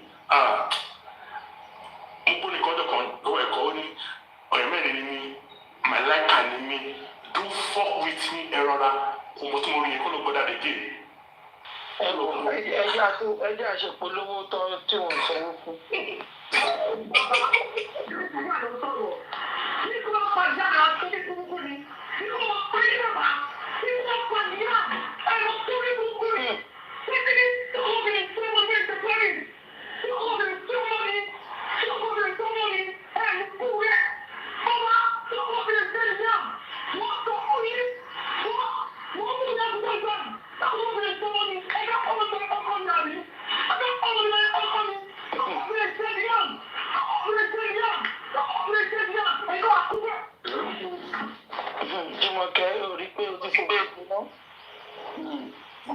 Like you got to Mr. Tazan, so it already shows the kind of family she come from, and even her elder sister as well. Bó ṣe máa ń sọ̀rọ̀ ni. Ìkọlù kan náà, iná kan náà tó ti jẹ jáde. Let's forget about three different fathers tó ní. Obìnrin kan ló ronú àwọn mẹ́ta. And this girl said, Baba, tí kankan bá ṣọmọ mi bẹ́ẹ̀ ṣe pa ọkọ mi. Ohun ẹni ó yẹ káwọn nǹkan tó wọ́n máa play gbogbo ilé ìgbàgbé. Ohun ẹni ìwọ ló sọ with confidence. Wàá sọ ẹni tí bàbá rán wá. That is phone forensic. Àwọn nǹkan tó yẹ kí bàbá lò wọ phone forensic rè. This is the reason you guys need to do my phone forensic of everybody, including me. Very phone forensic yẹn ọdún máa dìbẹ̀. Layer by layer, step by step. Mo sọ ni pé ìjàmọ̀ irú kan báyìí sí yìí. Because ó ní bàbá ló pọ̀ ọkọ òun. Ẹni tí bàbá rán wá tí kò ṣílẹ̀kùn fún wàá sọ fún ìjọba. Bẹ́ẹ̀ ló máa sọ. Wàá sọ fún ìjọba. Ó bá dẹ̀ lọ gbé anybody wá. There is a communication wọ́n máa ṣe phone forensic ẹni yẹn náà. Bẹ́ẹ̀. So kò. Ẹ jẹ́ ká bí court kò tí mo tó ṣẹlẹ̀ sóhun kò tí mo. Oh my God. Ní kò dún yẹn sá ní kò dún yẹn mo lè kà wọ́n lẹ́ pé ọ̀lẹ́ níbẹ̀ kò dún yẹn ní wọ́n nífẹ̀ẹ́ máa yẹn gbé àtọ́lẹ́ níbẹ̀ àwọn gbàdá mọ́ sí màbá tó dáná tó ta àwọn àyọ̀gùn oyèfùsì àwọn àdúrà níbẹ̀ àwọn olókù tiger yìí wà lára family wọn ni wọn á ti mú tipẹ́tipẹ́ but this man is a very godly man that doesn't jẹmọ tí kò ó kàn lọ mind business there kò that's why because ó níbi iṣẹ́ sí ni now ó níbi iṣẹ́ sí ni o ẹ gbà sá ní yẹ ẹ̀kan sá ẹ má dárúkọ máa nìyẹn ìyàwó ẹ̀ sick wọ́n ní di 7 eggs ní kò dùn yẹn for to lead that sickness sir ama wọ́n ní wọ́n lórí yẹn o bí mi kò dùn yẹn torí olówó ló ní nìkan and they put something on the ground ẹ sà over 3 days kí kọ́má ìdí yẹn ẹ mọ̀ àwọn tó wá ṣe fẹ́tí something yẹn they saw the head and ó wà survive sickness yẹn o because owó wà nílẹ̀.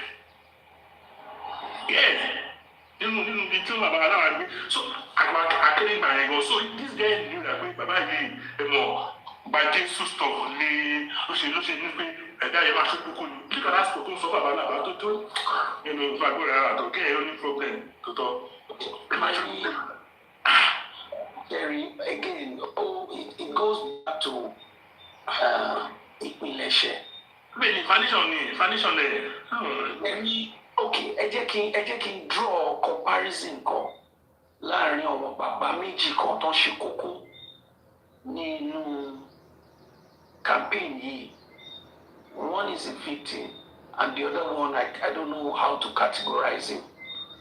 Ẹ wo ìgbà tí wọ́n ní wọ́n pe bàbá pé bàbá ara ọmọ yín ò yá ó wà lọ́sípítù.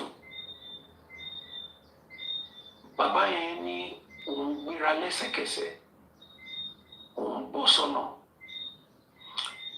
Bàbá mélòó ló lè fi iṣẹ́ sílẹ̀ ló máa dìde kó láàrin àwọn ẹgbẹ́ níbi tó ti ń ṣe fàájì tó ti ń mu gúdà tó ti ń mu herb tó ti ń mu tìrìtìrì. There are so many fathers tó máa wà lọ́dọ̀ girlfriend wọn ọmọ máa jayé tí fóònù máa ring pé dáàdi Kájọlá ọmọ yín ara ẹ̀ máa ń gbóná ó wà lọ́sípítù tó máa dìde lẹ́sẹ̀kẹsẹ̀ bàbá mélòó ló máa wà lẹ́nu iṣẹ́ níbi tó ti ń make millions or hundreds of thousands of naira tó máa pè pé ara ọmọ yóò yá ó wà lọ́sípítù tó máa dìde. There are so many fathers just like the other father tó gbọ́ pé boyfriend ọmọ ẹ̀ ó ṣaláìsí ó kú sí ìlú níṣojú ọmọ ẹ̀ wà nínú ilé yẹn bí òun lè gbéra sọ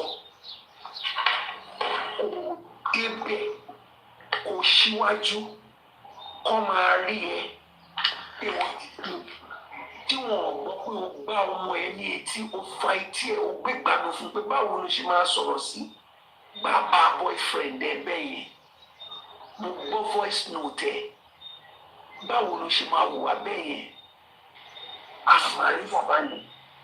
ariwo. bàbá wò ṣé ẹ̀gbọ́n màmá tó dolóyún tó dóye lóyún tó bí ọmọ àlè tó bí ọmọ wèrè síta. bàbá ní wọ́n ti sọ yẹn di ìgbẹ̀wòjànù wọ́n fi yẹn kẹ́sí àní. ọ̀rọ̀ tí bàbá dáàdì sọ yìí sọ̀rọ̀ lọ́sọ̀ yẹn o. ló fún kọ́ọ̀lù. ọ̀rọ̀ bá lè jẹ́ sọ̀rọ̀ báyìí. a ní kò nẹnu bẹ̀ wọ́n ní bàbá ti sọ ẹ̀ bàbá ti describe bàbá ẹ̀ náà ẹ wò she can bring that picture where she sat between Baba and Abosede when they are doing the introduction.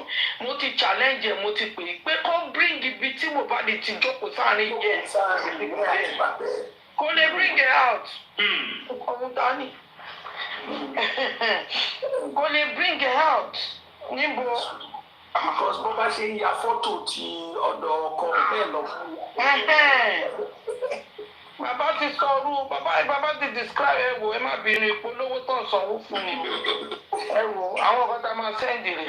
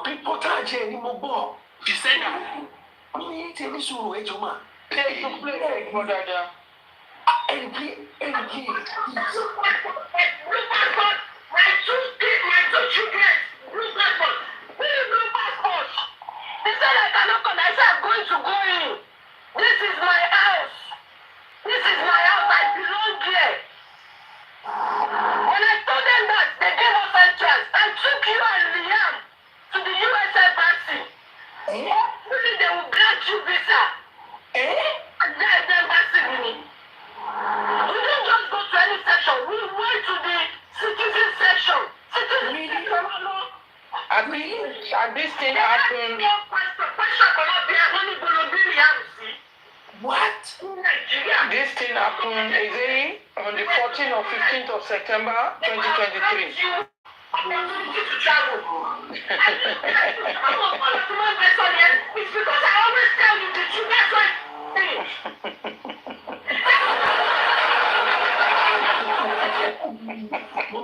Mommy, Joma. So, Jerry,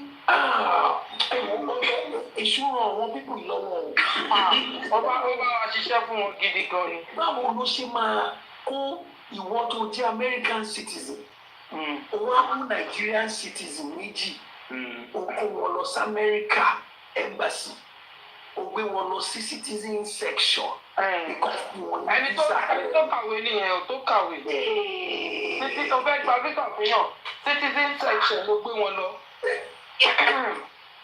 àwọn ló tún sọ fún ẹ pé tí ó bá jẹ́ pé ọmọ owó ẹ̀ yẹn American citizen ni. But the point won't be Thank you for the gift, everyone. Thank you for the gift. Thank you, Mama. Èṣù ló ràn wọ́n lọ́wọ́. Èṣù ló tì í. Wọ́n ti tọ́ bẹ́rì Mohbad. Ló fẹ́ gbèjà. Kí ni reason tó fẹ́ àkàn tí òun fẹ́ àkàn kúrò ní Nàìjíríà? Kí ni reason? And kí ni reason tẹ lọ gbà ó ní Ẹ̀sàbọ̀dù ló béèrè question. Olóbì náà ó wà lóko àwọn ìdè. Kí ni reason tí ó tẹ fi lọ employ Fẹ́mi Fálànà and the wife as well too? Ṣé mo fẹ́ family gbogbo family Fálànà ló ṣiṣẹ́ fún wọn? Ọkọ ṣiṣẹ́ ìyàwó náà ṣiṣẹ́. Kí ni ọkọ ń ṣe? Kí ni ìyàwó ṣe? Ṣé property kan? Kẹ́bí mo wọ́n ti gba property ọ̀tọ̀. Wọ́n ti gba ti. Mo ní ètò ẹ̀jọ̀ ẹ̀jẹ̀ ìbéèrè question yìí. Thank you, Mama T. I appreciate the value help wa. Ẹ jẹ́ ká play assumption game. Okay. Assumption. Let us assume that the officials at the US Embassy became gullible, they became stupid, and wọ́n lè grant wọn ní visa. Bẹ́ẹ̀ni. Àwọn méjèèjì, àwọn márààrún wọ́n wà l'Amẹ́ríkà báyìí. What do you think the permutation will be to me? Let me tell you something. One fish you getting out. Because the whole world will not stop. Chamasha. Cherry big gong ni wala. Tó bá jẹ́ kó rí gbé escape ni. Chamo pé tó jẹ́ America ni. And this is a murder case, homicide case. Wallahi. Gbogbo sáré gbogbo àwọn ìlú òyìnbó yìí wọ́n máa gbàlejò. Because chamo pé wọ́n máa ṣe protest. Bẹ́ẹ̀ni. All protest. And in that protest, and once táwọn òyìnbó bá gbọ́ pé wọ́n dá escape kúrò lóko wá sí wọ́n máa tu gbogbo state ní America ló máa ṣe protest. Táwọn kan máa dá wọn lò. Thank you for the gift. Consular officer just make somebody call the petition concerning Paparino, and we brought her down.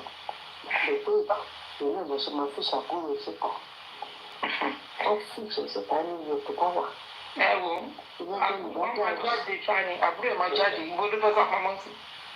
Ó dà pé Amẹ́ríkà. Amẹ́ríkà ò dàbí UK, tí UK ṣẹ̀ṣẹ̀ wọ́n máa fún yín ní couple. Amẹ́ríkà. There is one truth, ó ṣe pé ó dá mi lójú ju everything lọ. Gbogbo ayé ìbá máa sọ pé otherwise, kìíní kan dá mi lójú, òun ní pé Paparino, she was here before Mohbad pa.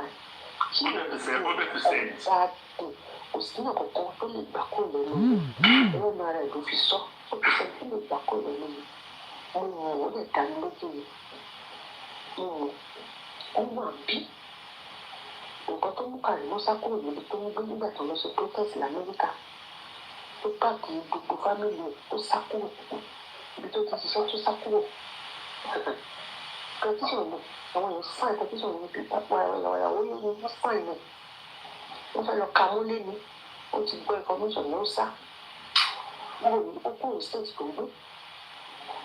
Cherry. Ẹjẹ́ ń dẹ́ ní lóhùn Kanye Sọ́lá mi. Let me tell you something. I 70, I don't care if you and me clear any dirty linen on Google. You understand? I don't care.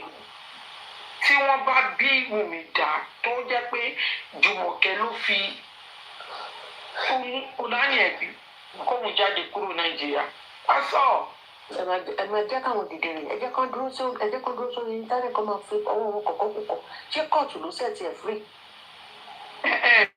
Gbogbo bá kíní ẹ̀ wọ́n clean ẹ̀ up.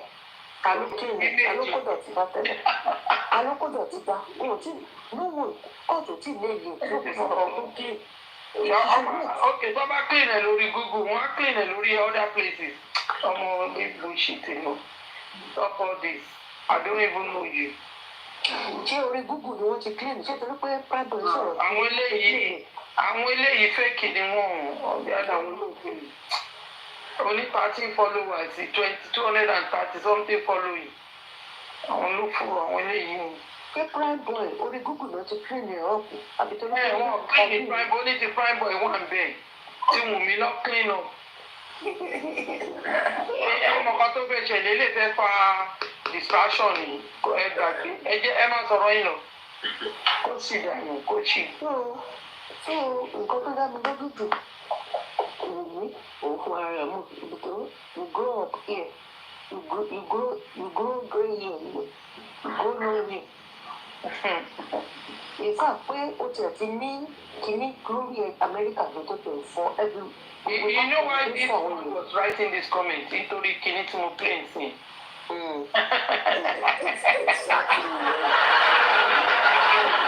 Mo ní ẹ máa ṣìrìn yẹn gbọ́dọ̀. Yes, exactly because of the polówó ẹjọ́ mọ́mí ẹ̀ tí mo lè request. Ṣẹ́gbẹ́ ìgbà polówó mi ni mo moment. Ṣé polówó yẹn náà lè fẹ́ mọ́ sá? Bẹ́ẹ̀ni máa. I showed them my blue passport, my two children, blue passport. Blue passport. They said I cannot come. I said I'm going to go in. This is my house. I belong here. When I told them that, give us a chance. I took you and Liam to the U.S. Embassy. Hopefully they will grant you visa. And yeah, the embassy, you know. We didn't just go to any section. We went to the citizen section. Alone. They asked you one question. Question cannot be a only Bolobili Hamsi. Only Nigeria. Only to the US. If you went to the US, they would have granted you opportunity to travel. I looked at you. Shaban was going to one lesson here. It's because I always tell you the truth. That's why I looked at. Ṣẹ́rí mo tẹ̀ láìkì ibi tó ti sọ pé US Embassy ó bá wa fi stamp lè gbàgbà. Tàbí Tanzania sọ fún ṣẹ́fẹ́ sọ ní. Yes ma. Ṣẹ́rí pàṣẹ yẹn táwọn consulate officer yẹn béèrè lọ́wọ́ ẹ̀ pé ìbò ló bí Liam sí is like a polite way to say to all both of them but both of you are stupid. It's stupid.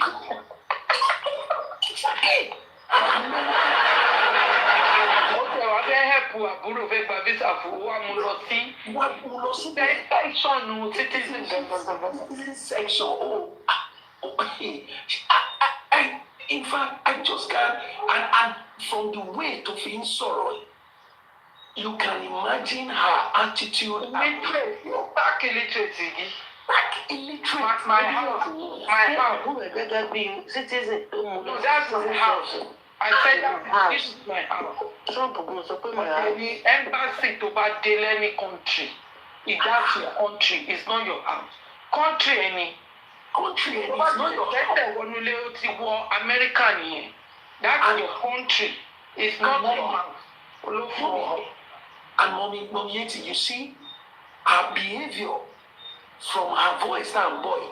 Can you just picture how she was behaving at the security post in the embassy that day? Mama, I'm on display. I want to you know what? Leave her. Call me. Just let her go.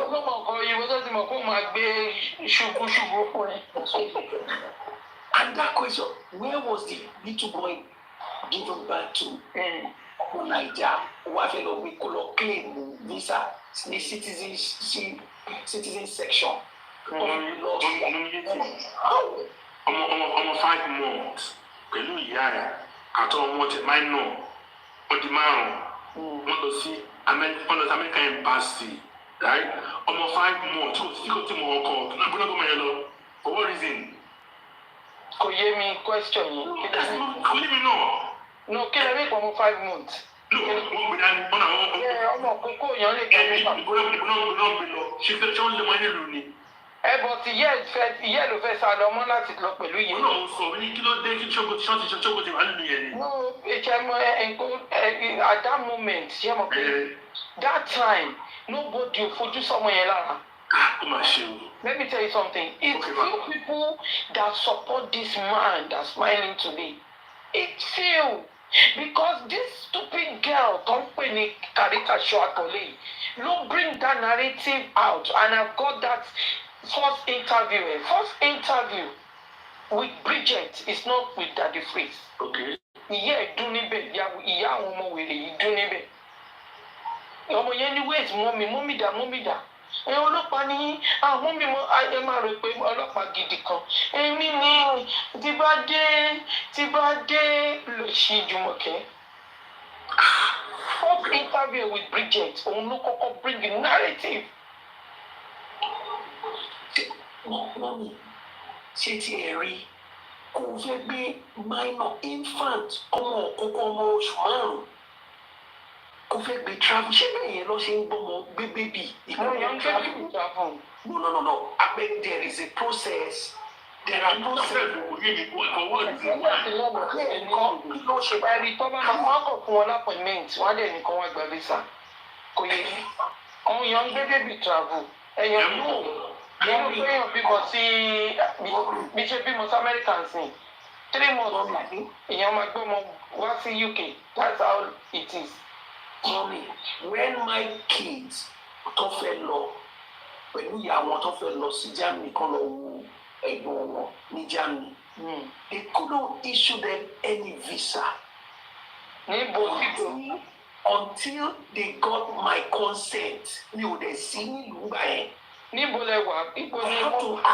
I had to write a letter. Ẹ dúró sá, ṣé Nàìjíríà ni wọ́n mi wọ́n wà àbí Amẹ́ríkà ni? America. Before, I had to write a letter where I am consenting that they travel. I am aware. I have provided them with the funds, everything with all my credentials. Totally grant. So I'm just thinking of. Níbi sá ìṣúná ó máa ń lọ náà nìyẹn. Tẹ́ bá fẹ́ gba visa fọmọdé, even ní Nigeria embassy, unlike the both parents. Tó bá jẹ́ pé mi mo fẹ́ lọ gbà dáàdi ọmọ mi láti fi consent sí and to keep up with your documents. Yes, that's why I'm asking. That's supposed to be both parents. When I wanted to come with my children, their dad has passed on. So I forgot to include the death certificates. Yes. They had to send mail to me. They will trash the application of my children. If within 3 days I don't supply, it's either their daddy's signature or evidence to prove that it's no more. So I had to email the death certificates to them. And within 5 days, they granted the request. So you cannot take any child out of the... even if you say the father already died, you have to tender the evidence. Then let me tell you something. I was just, glanced through my papers. I saw the medical record of my husband when he died in the hospital where he died, Abuad Teaching Hospital in Agriculture. I saw the way this thing was written. I was just laughing because there are some standing things, standing rules. You just fill in the form, you fill in the gap new. It's not as if I call you. No. For you to have given that certificate or whatever report, you just fill in some things. You fill in some things as you were aware. You saw this also person all the physical, the physical body, everything from head to toe. You have to state it. And that is why I'll be keeping, I don't want to discuss those things via this thing here, because me, I want some question. We need to give our Baba and Shitu some questions, some tips. Although I know that it's very vast in that area, they knew the question they would throw. Because they need to tell us the position, the head, the body. It is not so physical examination. The physical examination, the physical appearance of Mohbad when he was brought to the hospital. What was his physical appearance? What was the physical appearance of Mohbad when he was brought? Show me scar, show me everything. They have to state it. The workers of he brought in that something must lead to something, because the final report of those people, it will help those people that want to generate the final death certificate for Mohbad. It is whatever they written on that paper that they will use on the final paper, the death certificate. So as you were aware, you saw the body was brought in, this thing. There should be primary cause of death and there should be secondary. Something must lead to something.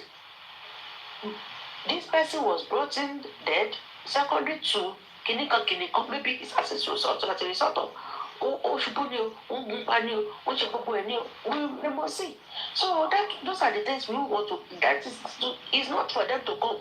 He be brought in there. No, they must tell us the physical appearance of Mohbad when he was brought to the hospital. Those are the things that we brought in dead. And Mr. President, there is no medical doctor. I've been saying it, that want to jeopardize their license. And I'm very sure the doctor to continue will remain in Nigeria until they travel out. No.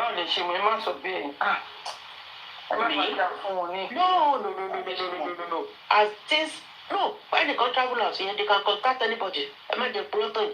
If you can't mommy, even if Tioba's jurisdiction, should be record my hospital. Copy of everything. Only motorists often you pay, there are some things no good or one in no report to me. That in anything, let me tell you something. The person that operated my husband to was not longer working. If I tell me request for certificate, it was not there. Somebody wrote the report on his behalf, and he ended up as I was aware. As I was told. How long is that? How long did they request from Kenny? After because when she full autopsy for the hospital. So it took over 1 year. It don't request for. Shekebula. Yeah, Ishari and Kokonwati, I'm sorry, because I'm preparing one. You understand? No matter how you are preparing them, there is no professional that will put themselves. Jerry, I'm kicking here long.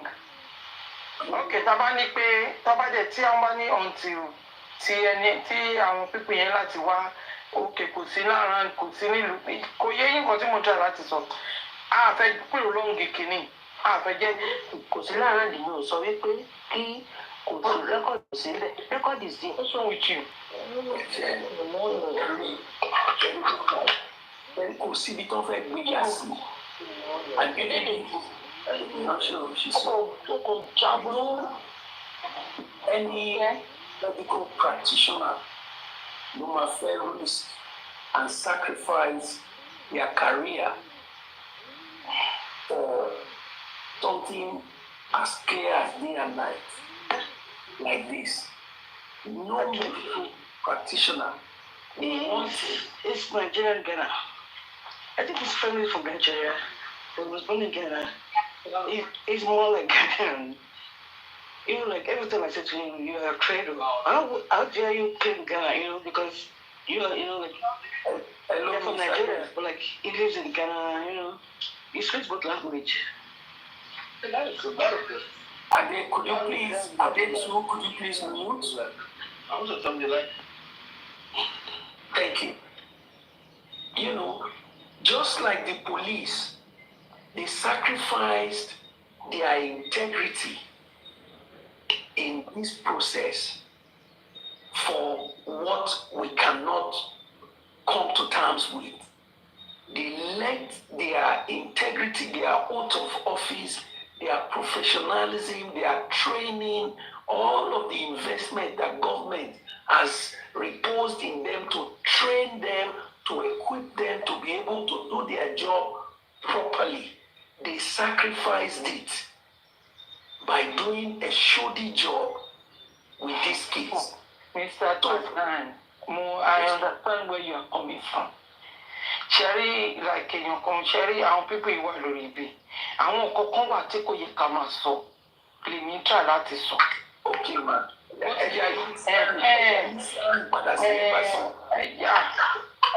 má jẹ́ ká jẹ́ kó máa prepare lẹ̀. Mo Sherry àwọn nǹkan tá à ń sọ yẹn. Àwọn làwọn máa lọ ti jọ get ready.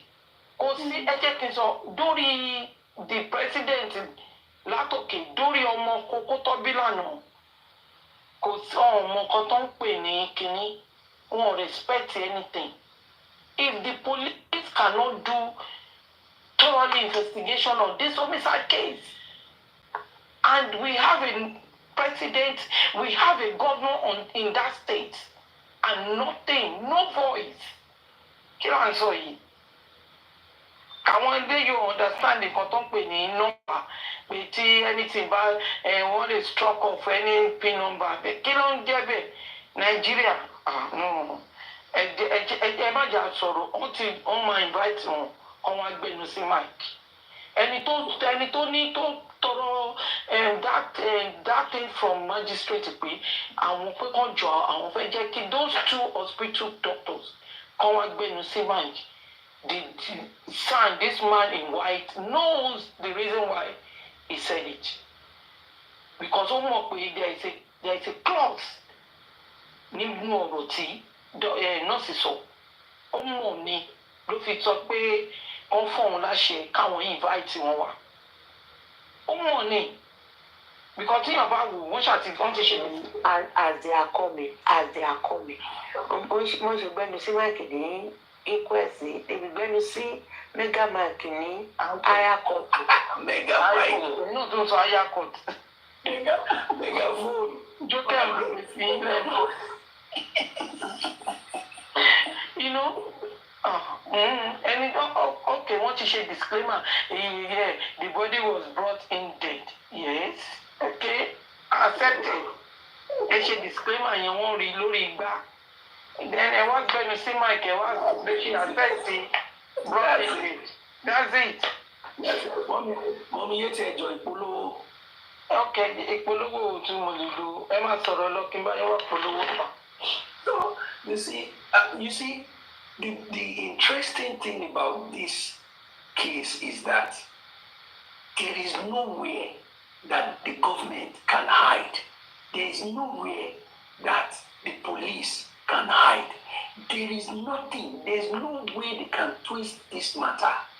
They can't come out of it except they retrace their steps and go back to the drawing board, do the right thing, fix whatever they have messed up, and come out with the true situation, true report, come out with a very good investigation and give justice to that boy and his father.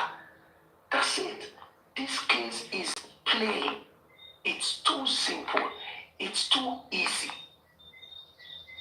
for them to have messed up so big time like that. They messed up the government. They messed up everything. But they still have the chance. They have the opportunity themselves. They have the opportunity to do the right thing. The opportunity is still clearly there for them to do it. So, Karimo that went to the embassy, that think that in 2023, in the year 2023, thinking that because you were holding 3 blue passports in your hand, you think that you could just walk in. But they categorize RNC presidency in 3 blue passports. President Karimo. with 3 blue passports. Ọmọ ìjọba èrí tó kọlá ní níran. Walking with 3 blue passports, and you carried 2 Nigerian citizens to the American citizens section, asking them to give you visa. That is the height of it. And I misunderstand.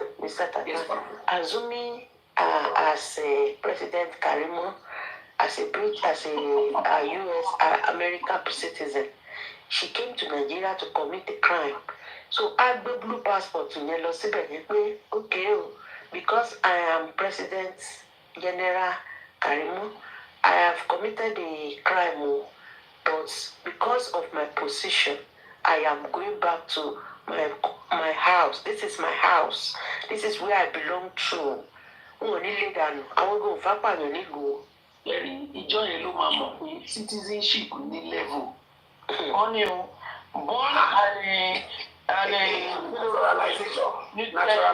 naturalization is different. Ibẹ̀ yẹn ló ti mọ̀. Níbi wọ́n lè gbà lọ́wọ́ yín tí yàrá bá ṣe ẹ̀ṣẹ̀ kan. In fact, pé o lọ o ṣe ẹ̀ṣẹ̀ kan, wọ́n máa yànkẹ́ ọ́ fún akọ́lẹ́tà sí àgbàgbé. Bó ṣe wà yẹn, she's working ní bèbè ibi tí wọ́n ti gbà lọ́wọ́ ẹ̀. Nǹkan tó gbé dání yẹn, with this case, bí kèsì ṣe ń lọ, kò tí mọ ẹni tí kò mọ kí o mọ kí ni òun bẹ̀rẹ̀. You call yourself, ta ló prescribe oògùn tó ń fún ọmọ ní tẹ́tí fi sínú indomie, tẹ́tí fi sínú gbogbo oúnjẹ yìí.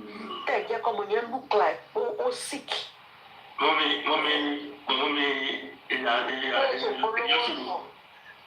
wọ́n bèèrè lọ́wọ́ ọ̀dọ̀ ìyá Isabel pé Mohbad ó nu dọ́kọ́mẹ́ntì kan lọ sí psychiatric àrùn.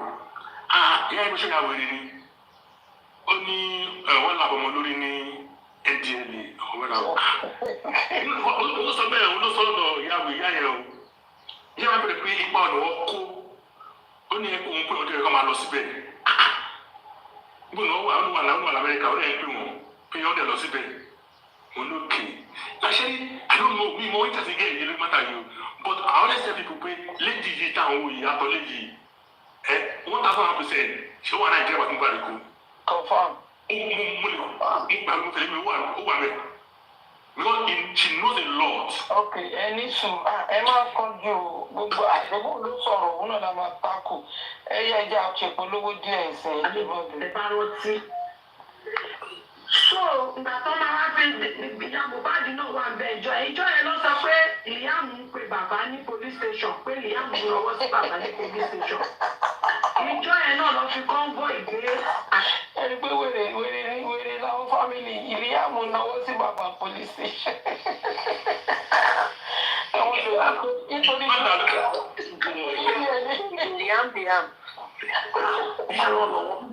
Àwọn ọlọ́pàá fún àṣànà ní convoy ẹjára yín ẹ̀yìn J4M kí ló lè ṣẹlẹ̀ tọkàndínlẹ́ fún àṣànà ní convoy ṣùgbọ́n àwọn àti jùlẹ̀ ni a dá owó ara wine a lè fowó sẹ́ńtìlò gbogbo àti lòkì lọ́fọ̀gà ọlọ́pàá ìgbà tí bàbá máa débẹ̀ wọ́n dẹjọ́ ní wọn arrest wọn wọ́n tún fún wọn ní special treatment wálé ní ó ṣe ṣẹlẹ̀ ní. Now, for those people, ayé lorúkọ mọ ẹ ọwọ́ dàṣíkì white báyìí bẹ́ẹ̀ni ó tó ní ọ̀gá ọlọ́pàá ni Cherry, Yako Ponsain, Nanny again, and you like on ye, it's not about rich, it's about wisdom and knowledge. Ó ti rìtáyà. Ìgbà tí Pínkì ṣaṣẹ́wó kiri, ó máa ń dún àwọn ọ̀gá ọlọ́pàá kiri lọ́fíìsì. Ọ̀gá ọlọ́pàá tó géètì kan la gbé wọ́n ìlọ fún. No. Ọ̀tọ̀ọ̀tọ̀ lọ́rọ̀. Ọ̀ní tó wà zone 2 tí zone 2 yẹn King White ló mọ̀ rí. King White ló mọ ọlọ́pàá zone 2 rí. Kò ń ṣèwọ ló mọ̀ rí. Adẹ̀dáwó àkọ́kọ́ suggest perfume. I suggest wine. Ìwọ ló mú wine wá, ìwọ ló dárúkọ wine. Èmi suggest àwọn aṣọ kílọ̀kù, aṣọ tó ń ṣe ẹranṣẹ yẹn, olùkọ́ ayọ̀ tó ọkùnrin ẹranṣẹ yẹn, àtìkù. Ìwọ tẹ̀lé wine. Àdẹ̀fọwọ́ mọ́ wine. Àdẹ̀ra wine tó dàbí 90-something thousand naira wine yìí.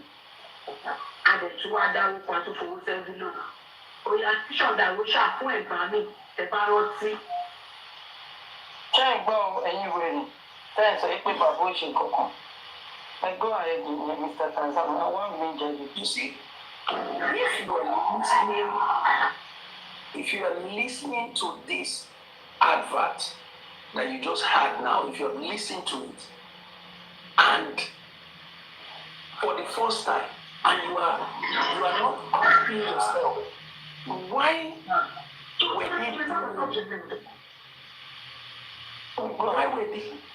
were they buying stuff for the police?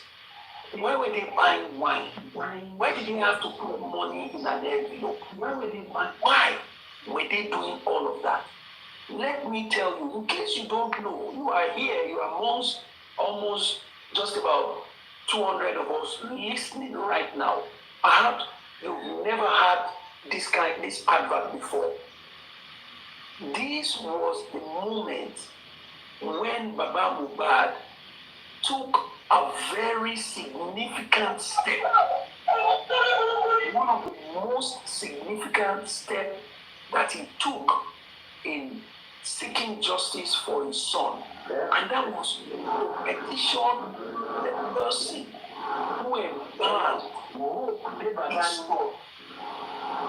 Petition that person, and they all were invited to this session. And please were supposed and let this collective stay away from Baba as well also. Emma Soraylo, Emma.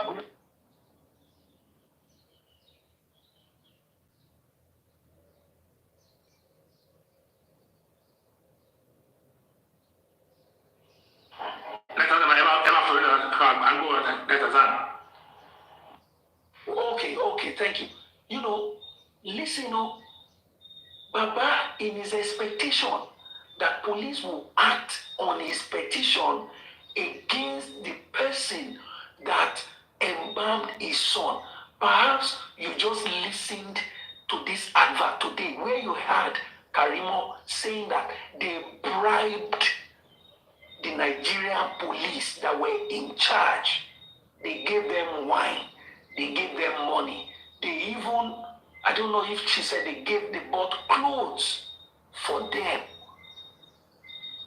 They bribed them to stop the police, to pervert the cause of justice, to stop them from acting on the petition and taking action against the man, Darusha, who embalmed Mohbad. Perhaps this is your first time. You are here or you never heard this part of the story. You are hearing it now. Are you asking yourself, why did they do that? Why did they have to bribe the police? Who is King White? Perhaps you have heard that King White has been the bodyguard of Abosede and Adura for a long time, guarding them up and down, day and night, being their mouthpiece, protecting them. You heard Karimo said he was the courier. He was the one that took the wine, the money, and the clothes to the police. Karimo just said it in that advert now. And the police never acted on that petition to this day. To this day.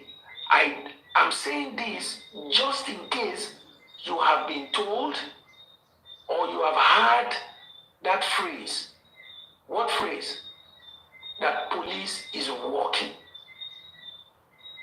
So that's what happened.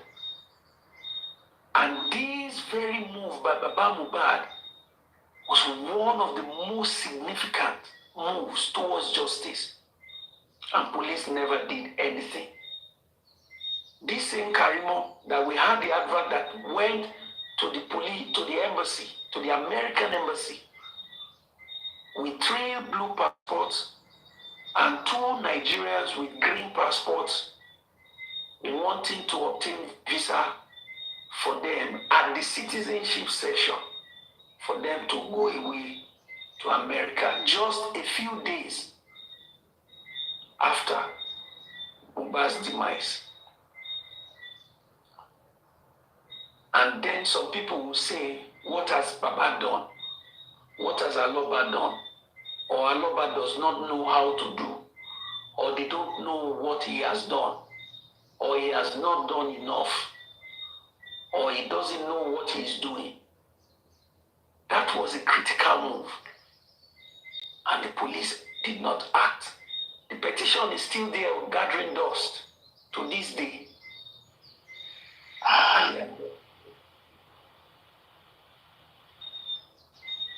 So, we know where we are coming from on this matter. And I want to thank Mumiyeti for being a good custodian of all of these clips.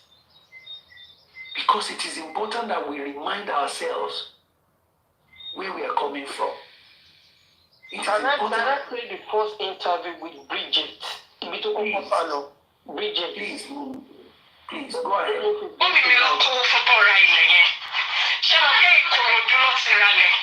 So mom ìwé ilẹ̀ another ẹni tó nílẹ̀ ò sí around ó lọ máa wálé wá sign ìwé ilẹ̀ ìgbà tó sign ìwé ilẹ̀ tán mom mi ní ìwé sọ.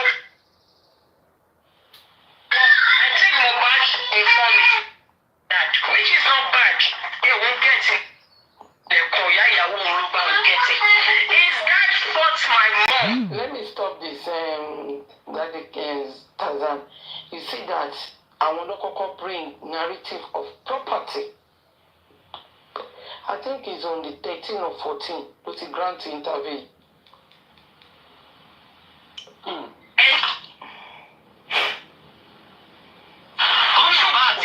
National recovery of the land whatever. Mommy Mohbad is Shiwala. She's the easy going person. So one immediately released the Daddy Mohbad. He took that land from Mohbad before Mohbad died. He took the land from Mohbad before he died. Who does that? He didn't buy it for him. Not disputing for that.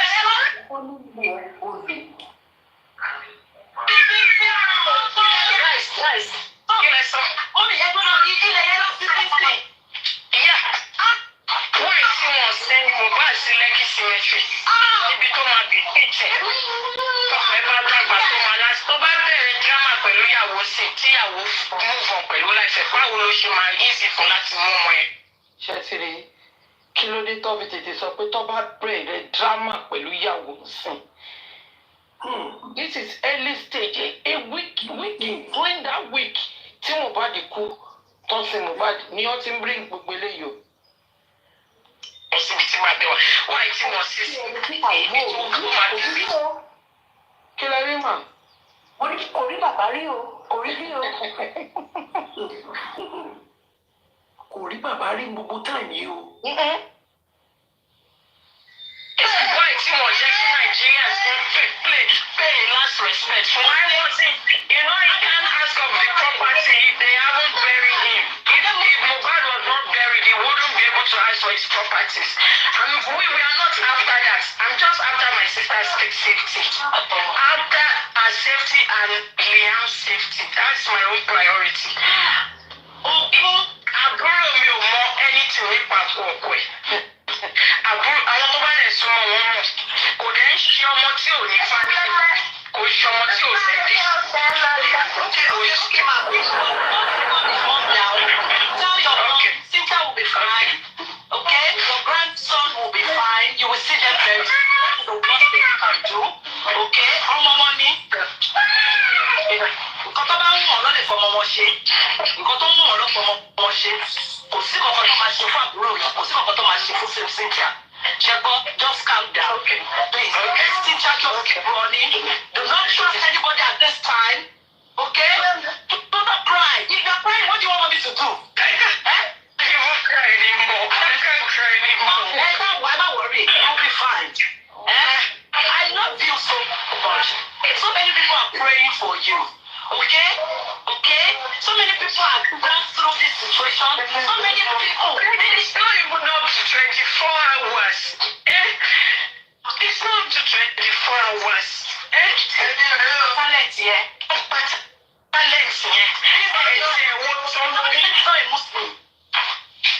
It's not a Muslim. It's not, I don't know. He probably was born a Muslim, but he wasn't practicing. I don't know. Christian, it's not a Muslim, but I think he was born a Muslim or something. Christian. Mommy.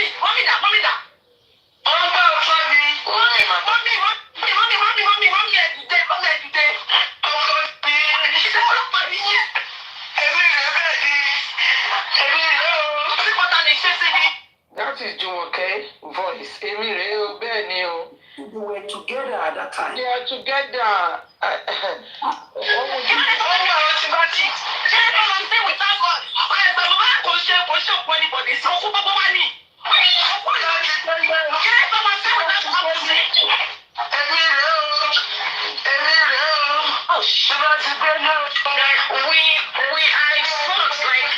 I was on phone throughout yesterday that they shouldn't bury him. Come and see, everyone pleaded with this man. His dad, Mohbad is daddy. I don't know. It's not the right, it's not okay for us to start talking. It just passed. But no defamation of my sister will be allowed. No. Kò ṣọmọjú ọ̀rọ̀ lárí o. Kò ṣọmọjú ọ̀rọ̀ lárí. Ilé family tó ti wá well-to-do family ni wá. Kò ṣọmọjú ọ̀rọ̀ lárí.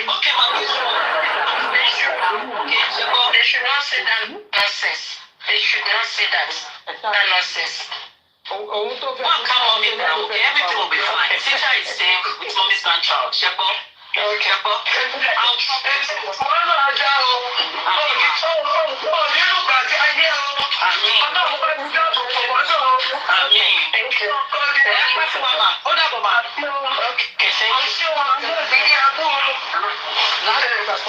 Going to 2 years.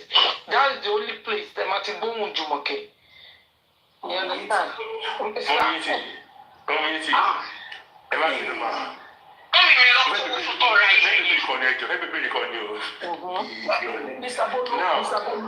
Mr. Bono, ẹ jẹ́ kí n sáré kan clarify nǹkankan kí béèrè wá dọ̀bálẹ̀. Ladies and gentlemen that are listening right now, you see, at this time that these 3 women were having conversation, we didn't know at that time so many things. Sorry, Mabino. We didn't know so many things. We did not know the circumstances that surrounded, that made them to bury that boy that the next day. We didn't know. At this point when they were having this conversation, I don't think Baba have had that BBC interview. No. He has. See? Baba had not. Keep quiet, not to talk. Bileu. Yeah, gbogbo yẹn bàbá dákẹ́. Àwọn èèyàn ń pè fún bàbá ni. Láfẹ́ mọ̀ nǹkan tó ń ṣẹlẹ̀. Mr. Bolu, Àwọn ọmọ òkúrò tó fẹ́ lọ stone bàbá ni. you see, Mr. Bolu, you can ask your question. Now, only pay Lotto Esther only my mother traveled to America even after Mohbad died. Before Mohbad died, a week. Then they came back again to Nigeria. So, Emma been I'm gonna be wrong. Also, the mother was in America, a week before Mohbad died, and he came back again. Just 2 days or 1 week after. Commander, I don't understand. Oh, Mohbad did it. Really? At least to fly from Nigeria to America at that time, you need 3 years, ticket to your corner somewhere over $1 million plus. Now, they now came back after the war, and they came back again. Good. Because me, I want to know, kill a show, tell them I'll fly there, anybody, no, now, what's your interest? Because when I'm on you, I might know, Tombo, Joy, Tombo, Momiji at home, Tombo, at least, I'm have a ticket, I agree. But can no one have, so can many believe you and Nigeria say? Well,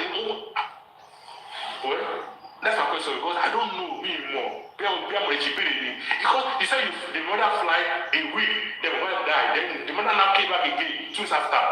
There was something, there's something. Something's not right. I will move my mic now, man.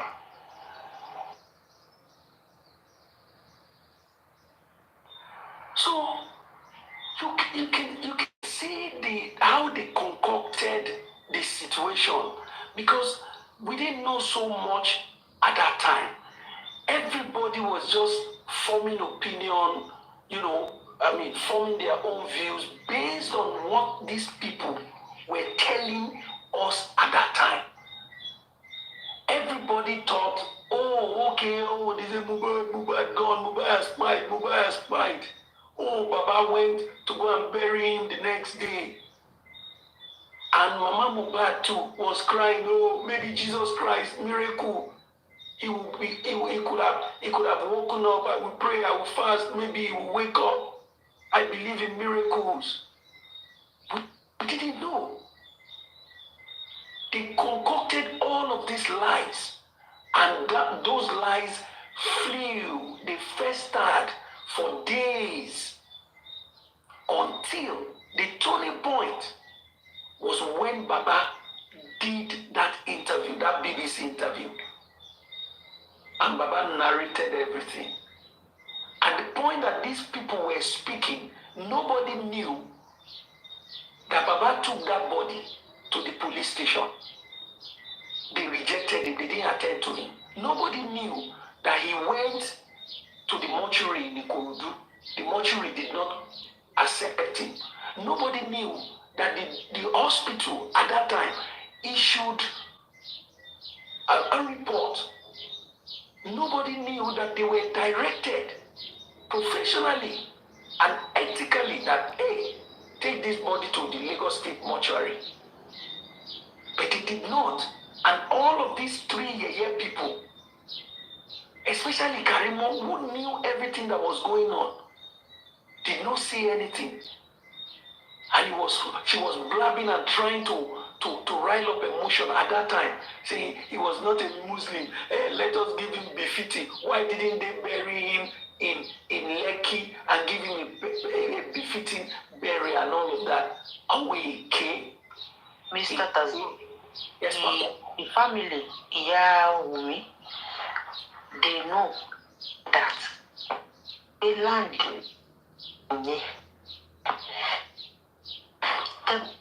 bá gbọ́ bí interview kan tí Karimo ṣe ó ní ilẹ̀ yẹn náà kọ́kọ́ fẹ́ bá wọn rà ó ní wọ́n rí i pé ó ní wọ́n sọ fún wọn pé ikú ń sákiri lórí ilẹ̀ yẹn wípé ẹnikẹ́ni tó bá ra ilẹ̀ yẹn ó máa kú ni. You now went ahead láti lọ ra ilẹ̀ yẹn fún Mohbad Did you see how curious these people are? Ilẹ̀ yẹn eventually òun ni wọ́n tà fún Mohbad because wọ́n ti rí ilẹ̀ yẹn pé ilẹ̀ yẹn ò dáa. Karimo ló sọ. Karimo òun ló tọ́ ẹnu ara ẹ̀ ló dẹ̀ fi tọ́. Karimo ló tọ́ bẹ́ẹ̀. Ó ní ilẹ̀ yẹn pé ikú wà lórí ilẹ̀ yẹn. In fact, Karimo, they've already bought the land for Karimo. They now resell the land for Mohbad. Kí Mohbad ilé kú. And ilẹ̀ yẹn eventually ó dà pé ibẹ̀ náà wá sin Mohbad sí yẹn. So tí mo bá ra ilẹ̀ lójú ayé mi tí mo fún parents mi, how is that your Karimo and her family's headache?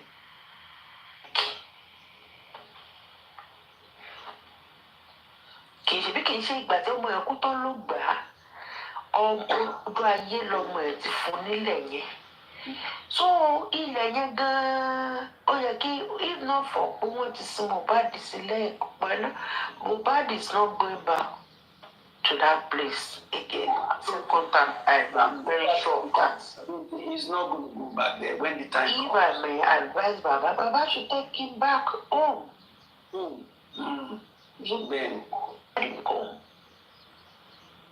Home. when the time comes. Karimo. Wọ́n ti dẹ́kun tó ara wọn òun gangan ẹnu ara ẹ̀ ti dẹ́kun torí gẹ́gẹ́ bí wọ́n kọ́ máa gbé interview Karimo ẹ̀ lórí Facebook. Somebody was asking her, why did your mom and your family say she said the Mohbad family they are illiterate. They don't, and that was the reason why they prefer láti rest on our wife's family in purchasing property.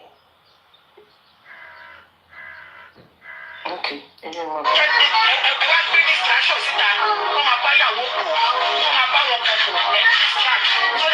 Gbogbo early stage yẹn lélẹ́yìí o ló ń jáde bọ́mbà tó bọ́mbà. Back to back. That is why mo fi sọ pé Wùnmí kọ̀ọ̀kan ó ṣẹ̀ṣẹ̀ ṣe interview láti jọ́ tí Mohbad ti kú pé Wùnmí sọ̀rọ̀ síta òun ní gbogbo interview 6 interview tó ṣe. This is the girl. Àdìsá téèyàn ń play gbogbo kinní ẹ̀ wá ètò ń bínú táwọn èèyàn wá àtàkì irú èmi. Ìwọ ló gbé wa débi tàdé yìí Karimo ni. Ló gbé wa débi tàdé not even mi Karimo ni. Ló gbé wa débi tàdé lé ní Karimo ni. It's not even me. Tí wọ́n bá ló tọrọ yẹn sọ. Karimo ló gbé wa débi tàdé yìí. O lè sọ fún mi pé àbúrò ẹ ló pùṣẹ pé kó lọ ṣe interview. And it's not only one interview. Ó ń jáde bó ṣe ń lọ sí Daddy Fritz ló ń lọ sí gbà ló ń ṣe inú yàrá ẹ̀ ló kò sí nǹkan tí kò ṣe. Ó tún dá Amẹ́ríkà ó tún come out. Ó pe first lady of Lagos State jáde.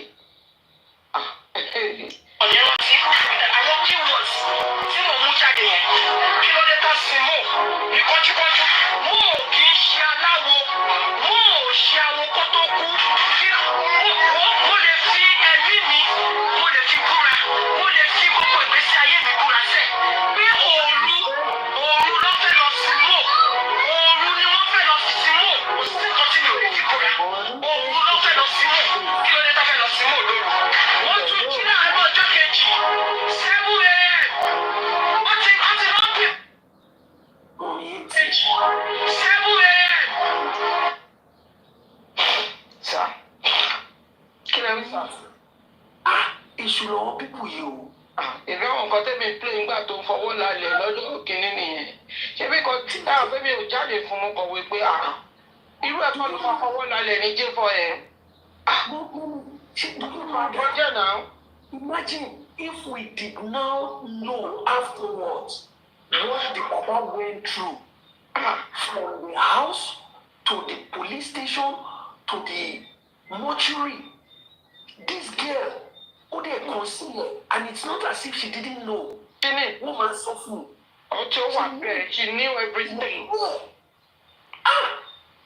She's in Nigeria when Mohbad died. Yeah. Who did that? Who suffer anybody? It could be she's the nurse, stay overnight. Abu Jabona. There's a nurse stay overnight before the Kutonu one came over. Oh, sorry. Who are they interviewing?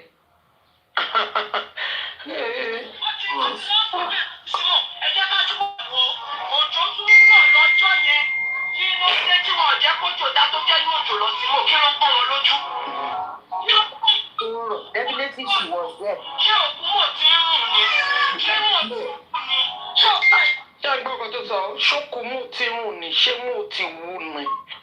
Okay, mommy, pause a bit. Please, please, go to somebody.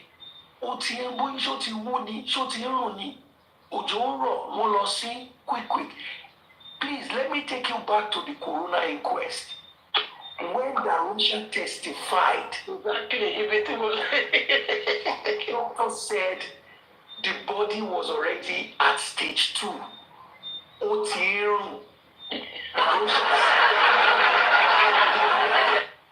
Under oath.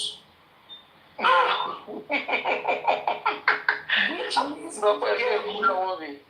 the time, oh my gosh. That body was already smelling too at that time. She knew. Oh my. Wow, let's continue, Mom.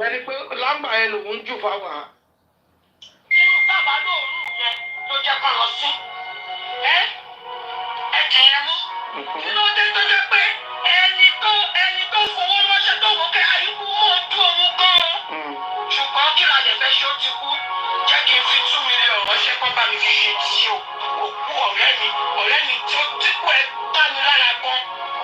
Ó wá ṣe yẹn tán àti ẹ̀kí àgbóyìn ìfọ̀ ṣe yẹn tán. Ó wá lọ gbé ẹni tó ń fìyà tó ń bú òpó mò àtọ̀mú ẹ̀. Ẹni tó ń gbọ́ ọmọ mò lọ́mú àgbè. Ẹni náà ló tún wá gbé wá sẹ́kọ̀ọ́. Ó ní kó máa jẹ kó máa mu fún un lọ́rùn ọdún kan. Ó di mélòó? Ó di méjì. Fídíò tó ń circulate lálẹ́ àtẹ́ni yẹn àtàwọn tó wò sí ṣò yẹn tó fọwọ́ kọ́ra wọn lárùn lálẹ́ nígbà tó ń mọtí. Kí ló dé? Kí ló ń celebrate lásìkò yẹn? Kí lọmọkùnrin yẹn ṣe fún wọn lásìkò yẹn? Wọ́n fi ń celebrate ẹ̀. Ẹ ká gbéra wa o. Èmi ò ní ká máa bú mi o. Ẹ kú mi. Ẹ ṣe nǹkan tó bá wù ú. Ṣùgbọ́n mi ní yé béèrè àwọn question yẹn. Ẹ jẹ́ ká gbéra wa.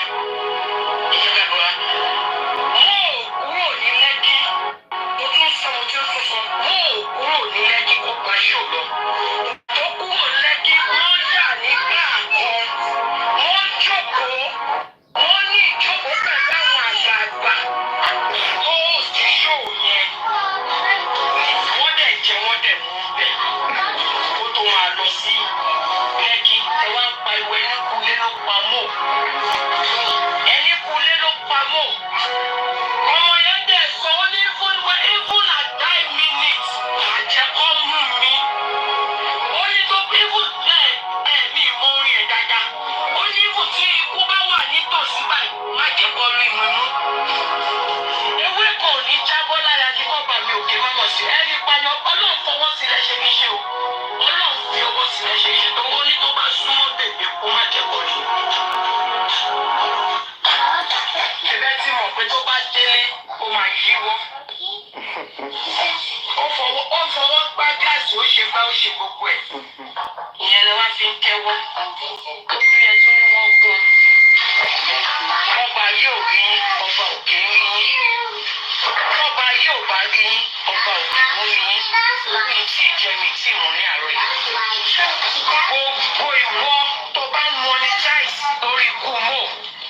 Tó ń monetize lórí ikú mò. Torí ọmọ tó jẹ́ àkọ́dá wọn yẹn.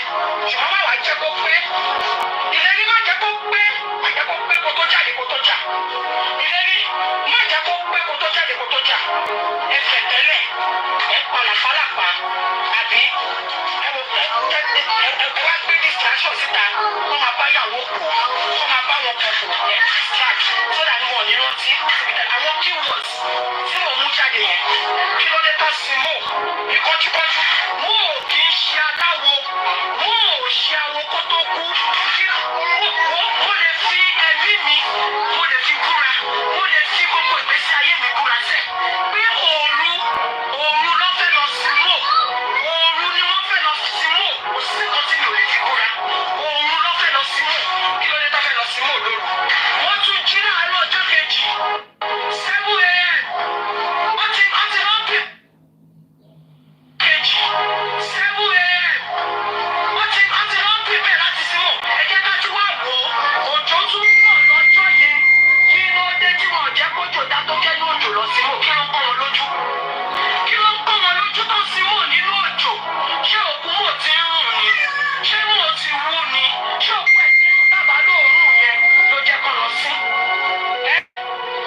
ẹ̀dìyẹn mú kí ló dé tó jẹ́ pé ẹni tó fowó ránṣẹ́ tó wò kẹ́ àyíkú mọ́ ojú òun gan-an ṣùgbọ́n kí la lè fẹ́ ṣó ti kú jẹ́ kí n fi 2 million ránṣẹ́ kọ́ bá mi fi ṣe ti òkú ọ̀rẹ́ mi tí ó ti kú ẹ ká mi lára gan ó wá ṣe yẹn tán àti ẹ̀kí àgbóyìn fún ṣe yẹn tán ó wá lọ gbé ẹni tó ń fìyà tó ń bú ọmọ àtọmú ẹ ẹni tó ń gbé ọmọ mọ́ lọ́mú àlè ẹni náà ló tún wá gbé wá sẹ́kọ̀ọ́ ó ní kó máa jẹ kó máa mú sóun lọ́rùn ọdún kan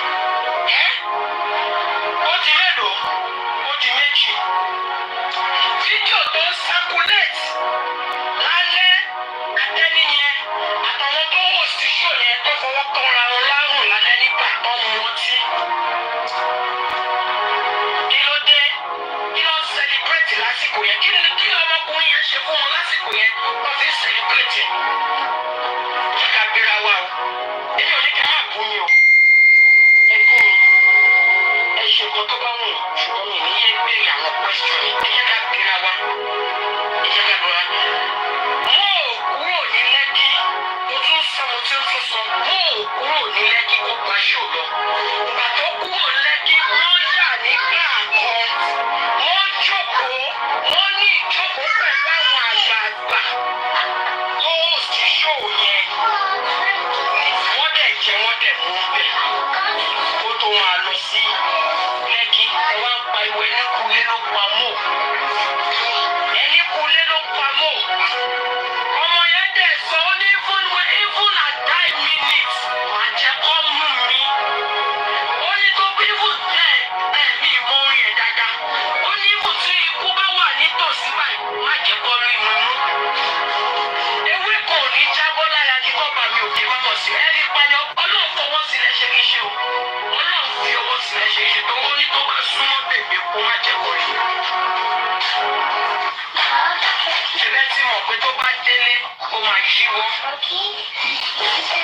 ó fọwọ́ gbá gíláàsì ó ṣe bá ó ṣe gbogbo ẹ̀ ìyẹn lè wá fi ń kẹ́wọ́ obìnrin ẹ̀ tún ní wọ́n gún ọba yóò rí ọba òkè ń rí ọba yóò bá rí ọba òkè ń rí mi tí jẹ mi tí mo ní àárọ̀ yìí gbogbo ìwọ tó bá monetize lórí ikú mọ́ tó monetize lórí ikú mọ́ torí ọmọ tó jẹ́ àkàndá wọn ni ṣùgbọ́n má wàá jẹ́ kó pẹ́ ìlérí má jẹ́ kó pẹ́ má jẹ́ kó pẹ́ kó tó jáde kó tó jà ìlérí má jẹ́ kó pẹ́ kó tó jáde kó tó jà ẹsẹ̀ tẹ́lẹ̀ ẹ pàlàpàlàpà àbí ẹ wá gbé distraction síta kó máa bá yàwó kù kó máa bá wọn kọ̀ kù ẹ distract so that wọn ò ní rántí àwọn keywords tí mo mú jáde yẹn kí ló dé tán sí mò ìkọ́júkọ́jú mo ò kì í ṣe aláwo mo ò ṣe awo kó tó kú kí mo lè fi ẹ̀mí mi mo lè fi búra mo lè fi gbogbo ìgbésí ayé mi búra sẹ́ pé òru ló fẹ́ lọ sí mò òru ni wọ́n fẹ́ lọ sí mò kò sí nǹkan tí mi ò lè fi búra òru ló fẹ́ lọ sí mò kí ló dé tá fẹ́ lọ sí mò lóru wọ́n tún jí láàárọ̀ ọjọ́ kejì 7 a.m. wọ́n ti lọ́ọ́ pè kejì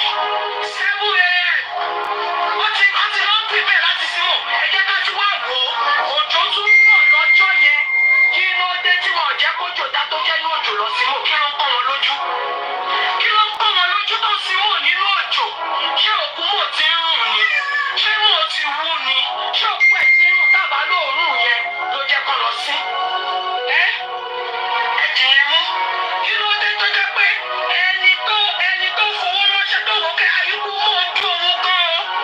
Ṣùgbọ́n kí la dẹ̀ fẹ́ ṣe ó ti kú?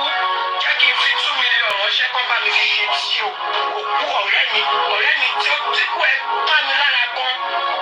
Ó wá ṣe yẹn tán àti ẹ̀kí àgbóyìn fún ṣe yẹn tán. Ó wá lọ gbé ẹni tó ń fìyà tó ń bú ọmọ àtọmú ẹ̀. Ẹni tó ń gbọ́ ọmọ mọ́ lọ́mú àlè. Ẹni náà ló tún wá gbé wá sẹ́kọ̀ọ́. Ó ní kó máa jẹ, kó máa mu fún un lọ́rùn ọdún kan. Ó di mélòó? Ó di méjì. Fídíò tó ń circulate lálẹ́ àtẹniyẹn àtàwọn tó wò sí ṣò yẹn tó fọwọ́ kanra wọn lárùn lálẹ́ nígbà tó ń mu ọtí. Kí ló dé? Kí ló ń celebrate lásìkò yẹn? Kí lọ́mọkùnrin yẹn ṣe fún wọn lásìkò yẹn tó fi ń celebrate ẹ̀? Jẹ́ ká gbéra wa o. Èmi ò ní ká máa gún mi o. Ẹ gún mi. Ẹ ṣe nǹkan tó bá wù ú. Ṣùgbọ́n mi ò ní yẹ béèrè àwọn question yẹn. Ẹ jẹ́ ká gbéra wa. Ẹ jẹ́ ká gbéra wa. Mo ò kúrò ní Lẹ́kí. Mo tún sọ mo tí ó tún sọ. Mo ò kúrò ní Lẹ́kí kó pa ṣe lọ. Ìgbà tó kúrò Lẹ́kí, wọ́n yà nígbà kan. Wọ́n jókòó. Wọ́n ní ìjókòó pẹ̀lú àwọn àgbààgbà. Tó sì ṣó yẹn. Wọ́n dẹ̀ jẹ́ wọ́n dẹ̀ mú bẹ̀. Kó tó máa lọ sí Lẹ́kí. Ẹ wá ń pa ìwé ní kulé ló pa mọ́. Ẹni kulé ló pa mọ́. Ọmọ yẹn dẹ̀ sọ ó ní even at that minute, màá jẹ́ kó mú mi. Ó ní tó bí even mi mọ orin ẹ̀ dáadáa. Ó ní even tí ikú bá wà nítòsí báyìí, má jẹ́ kó rí mi mú. Ewé kò ní jábọ́ lára ní kọ́ba mi òkè má mọ̀ sí. Ẹni pààyàn Ọlọ́run fọwọ́ sílẹ̀ ṣe kí ṣe o. Ọlọ́run fi owó sílẹ̀ ṣe ṣe tó wọ́n ní tó bá súnmọ́ bèbè kó má jẹ́ kó rí mi. Okay. Mommy Oga. Now, you see, all of this time, all the questions that she was asking at the time, perhaps a lot of us could not answer at that time because we didn't have the right information. There was nobody telling us and giving us the true situation of things.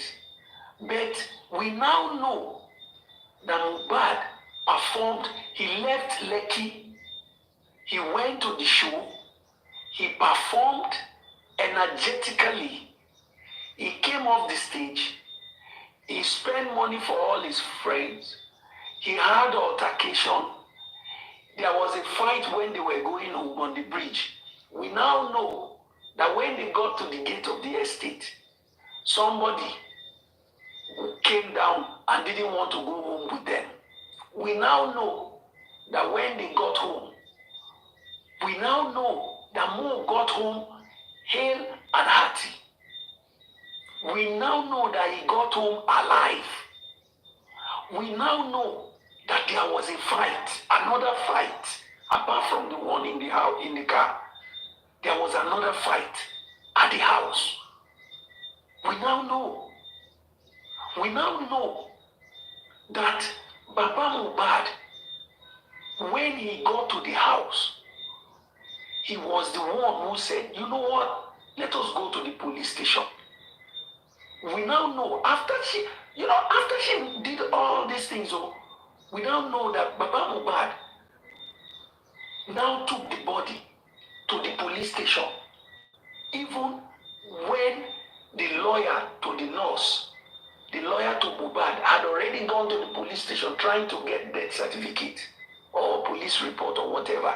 They didn't tell the Baba when the Baba got there that, Baba, these are the steps that we have taken. We said by Latin at the Lossy police station. They didn't say anything to the old man.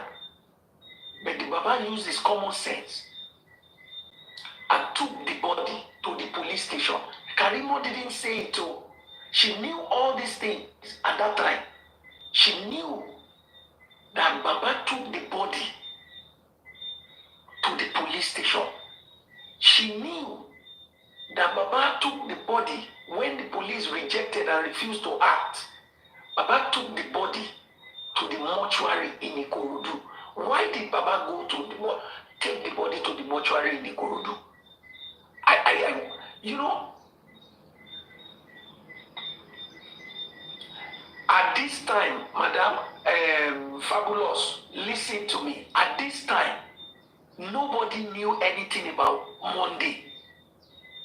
Everybody, what we knew at that time was Tuesday. Everything they told us was Tuesday. We didn't have enough information at that time. We didn't. It was later when persons now started speaking that we were now able to put it together to say that, oh, wait a minute. There was Monday. What happened all through Monday? Didn't you see that everybody in all of their speaking, they always skip Monday? All the interviews that Wunmi did you see her mention Monday? That was the situation. Everybody blanked out Monday until the information came out and we were like, no, it couldn't be. What happened on Monday?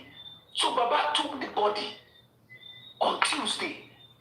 He took the body to the mortuary.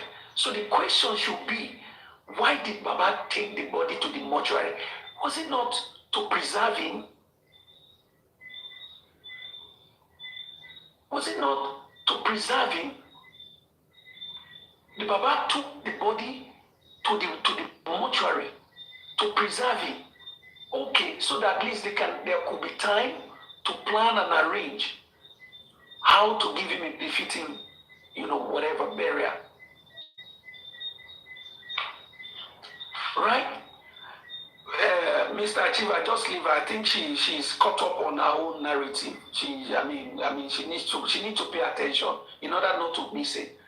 Right? So if you have your own narrative, please keep it to yourself and don't confuse people. Don't confuse people. All right? So Baba went to the mortuary. Said, can we keep the body here? But they refused it. Why? Why did they refuse it? Because they didn't have any documentation, whether from the police or from the hospital. Meanwhile, some people had those documents in their hands. Karimo knew about all of this at the time she was making all of these statements that she just made now, that we had her making right now, asking those questions. Now we know the answers to those questions. Now we have answers. Now we can understand. She said that, why don't she lost him? Why did they bury him? Was it because whether the body was already swollen and smelling? Now we know the answer to that the answer is yes. You know why? You know how? Because Darusha told the court, said the hospital told him that the body was already at stage 2 of rigor mortis. The body was already smelling. So the question, the answers to those questions she was asking those questions under the assumption that the truth will never come out. She was asking those questions, with the mindset that they have already covered everything up, they've sealed it, they had the agreement, everybody shut up, don't say anything, Karimo alone will be the one talking, and whatever she says, that's what the top public will consume. So she didn't know. Good evening to you. She had no clue that the truth will come out eventually. So if you listen to all of those questions she was asking one after the other, today in 2025, we have answers to those questions. We have answers to all of those questions now. And one of those critical answers to those questions is that, yes, the body was smelling. Yes, it was already in rigor mortis stage. Darusha testified under oath. The hospital made a statement to that regard. So these people lied. They concocted all of these lies. Crying fake tears. Why did they bury him so quickly? Was he a Muslim? They could have buried him in Lekki and give him a befitting burial. Look at it. She was saying all of these things with tears in her eyes. And a lot of people, fell for her antics. Even me, I almost did. A lot of people. The Baba was almost lynched because of these fake tears that we had her cry just now. Asking some fake, stupid, nonsensical questions that today we now know the answer to them. Hey, Can I come in, sir? please, ma, good morning to you. It's our night here. I just what Mommy Yeti 70 was playing. To my understanding of what Karimo was saying, she is indirectly telling us what happened. That our question comes from what she witnessed and what she saw. Because from what she's saying, there is no doubt she is in that house too. She witnessed everything. That is why she's able to ask those questions. Even before Darosa said that the body is in stage 2, Karima has asked a question.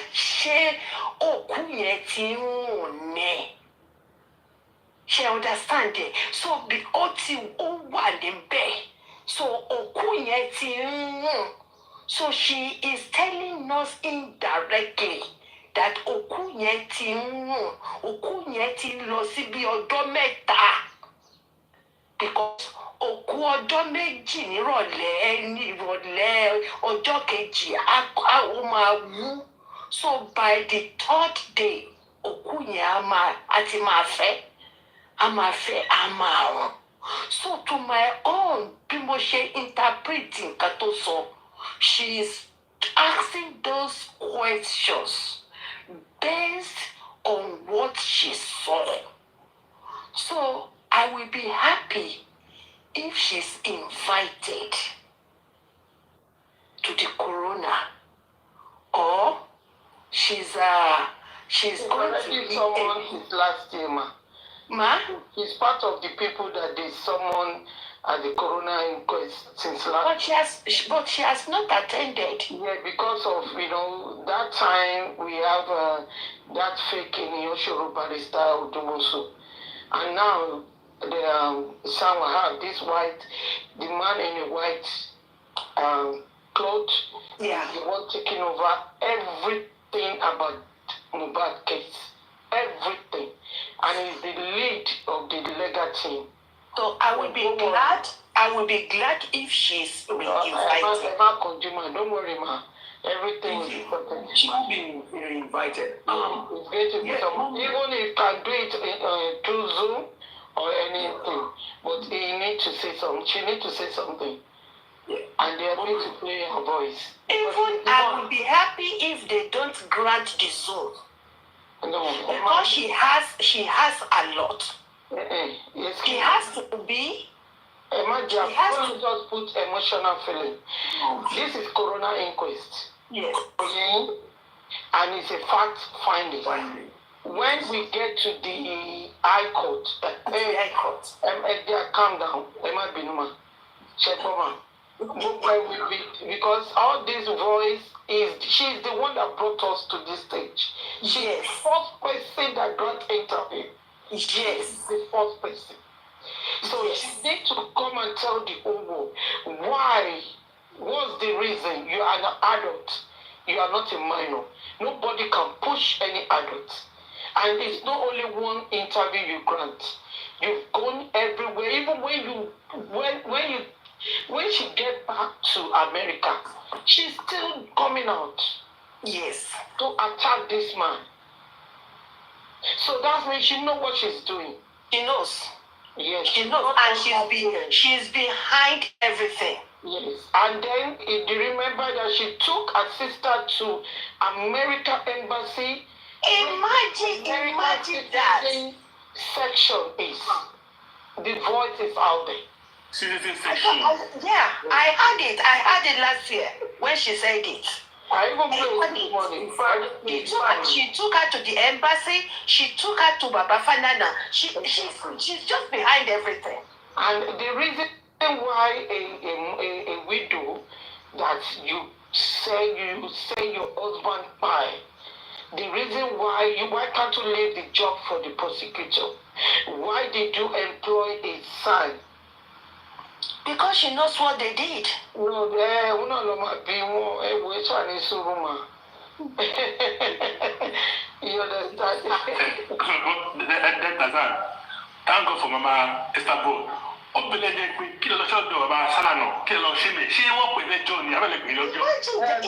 that. Mr. Boluwatife, we have a non-Nigerian lady. Okay, sorry, ma'am. They asked her a question in the Istanbul platform that why did you go to Bafalano? On what ground? On what basis? She couldn't answer the question. And she said, I took my sister to Bafalano because you want to find justice for Aloba. No. You went there with your sister, your mom, and Liam, and yourself. 4 people. Alaba wasn't there. Then she know a lot to tell us. That's my thing. I always tell her.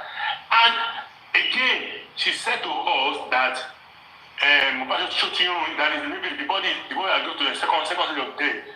This lady is Nigeria before Mohbad by 100%. I can put my leg on the ground. She's Nigeria. Yeah, she is. She is. I want to see how she's going to defend herself. I'm just waiting. I want to see how she's going to defend herself. And then she has to bring out a passport. Both Nigerian passport and American passport. Yeah. He has to bring them out. Imagine. So, mommy, here we. You see those questions that she was asking days after the boy passed away.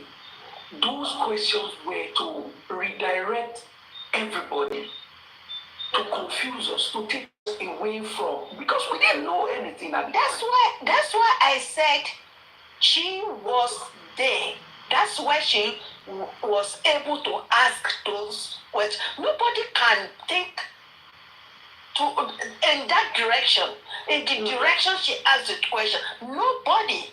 Because she is there. She witnessed everything. Exactly. So, and she wants to make us not to look towards those sides. Exactly. Everything was that. Why? Why did they bury it? Why did they bury it? Why did they hurry to go and bury it? But today, we now know the reason. We know the answer to all of those questions. Yeah. And conscience is conscious. Our conscience is beating her heart. That's why she's asking those questions. Our conscience. Mommy. And Mohbad is really working on her. No, mommy, you see those questions that those tapes that you had, she made them in 2023. Yes, I had it. I had those things. I had it in 2023. So when she first came out, she was making them to cover up the truth, to confuse the public, and to redirect the blame towards Baba. She was doing it was an evil statement. Evil to make the Baba to be the one that is responsible for what happened. It was devilish. All of those statements, if you go by them one after the other. Yeah. She said, Mo did not leave. He branched somewhere. Yes. He didn't leave Lekki. He branched somewhere before going to Ikorodu. Mo went to Ikorodu. his son. She has indirectly told us what happened. Now we know. Now we know the truth. Now we can piece everything together. Because imagine if we didn't later know that Baba went to the police station. If we didn't know today that Baba was at the mortuary. If we did not know today that the hospital told them this body is already gone, take the body to the mortuary. We will have taken the context, the overriding context of all of those things you were saying to be that, oh, Baba already buried that boy. Yeah. They shouldn't have buried him. And then all of us, in fact, at the time, people were going for that man. They were going for him. If the man walked, had the man walk in the street anyhow, perhaps they would have lynched that man because of that. Those same things she was saying. Yeah, those same things she was saying. It was devilish. It was evil. And thank God that the truth eventually came out. And the turning point was when Baba made that BBC interview. That was the turning point. Yes, ma'am. Sorry to interrupt, Mr. Tazan. You see the reason why some people, like someone like me, I was so angry with Mr. Joseph Anova. Because, and at the end,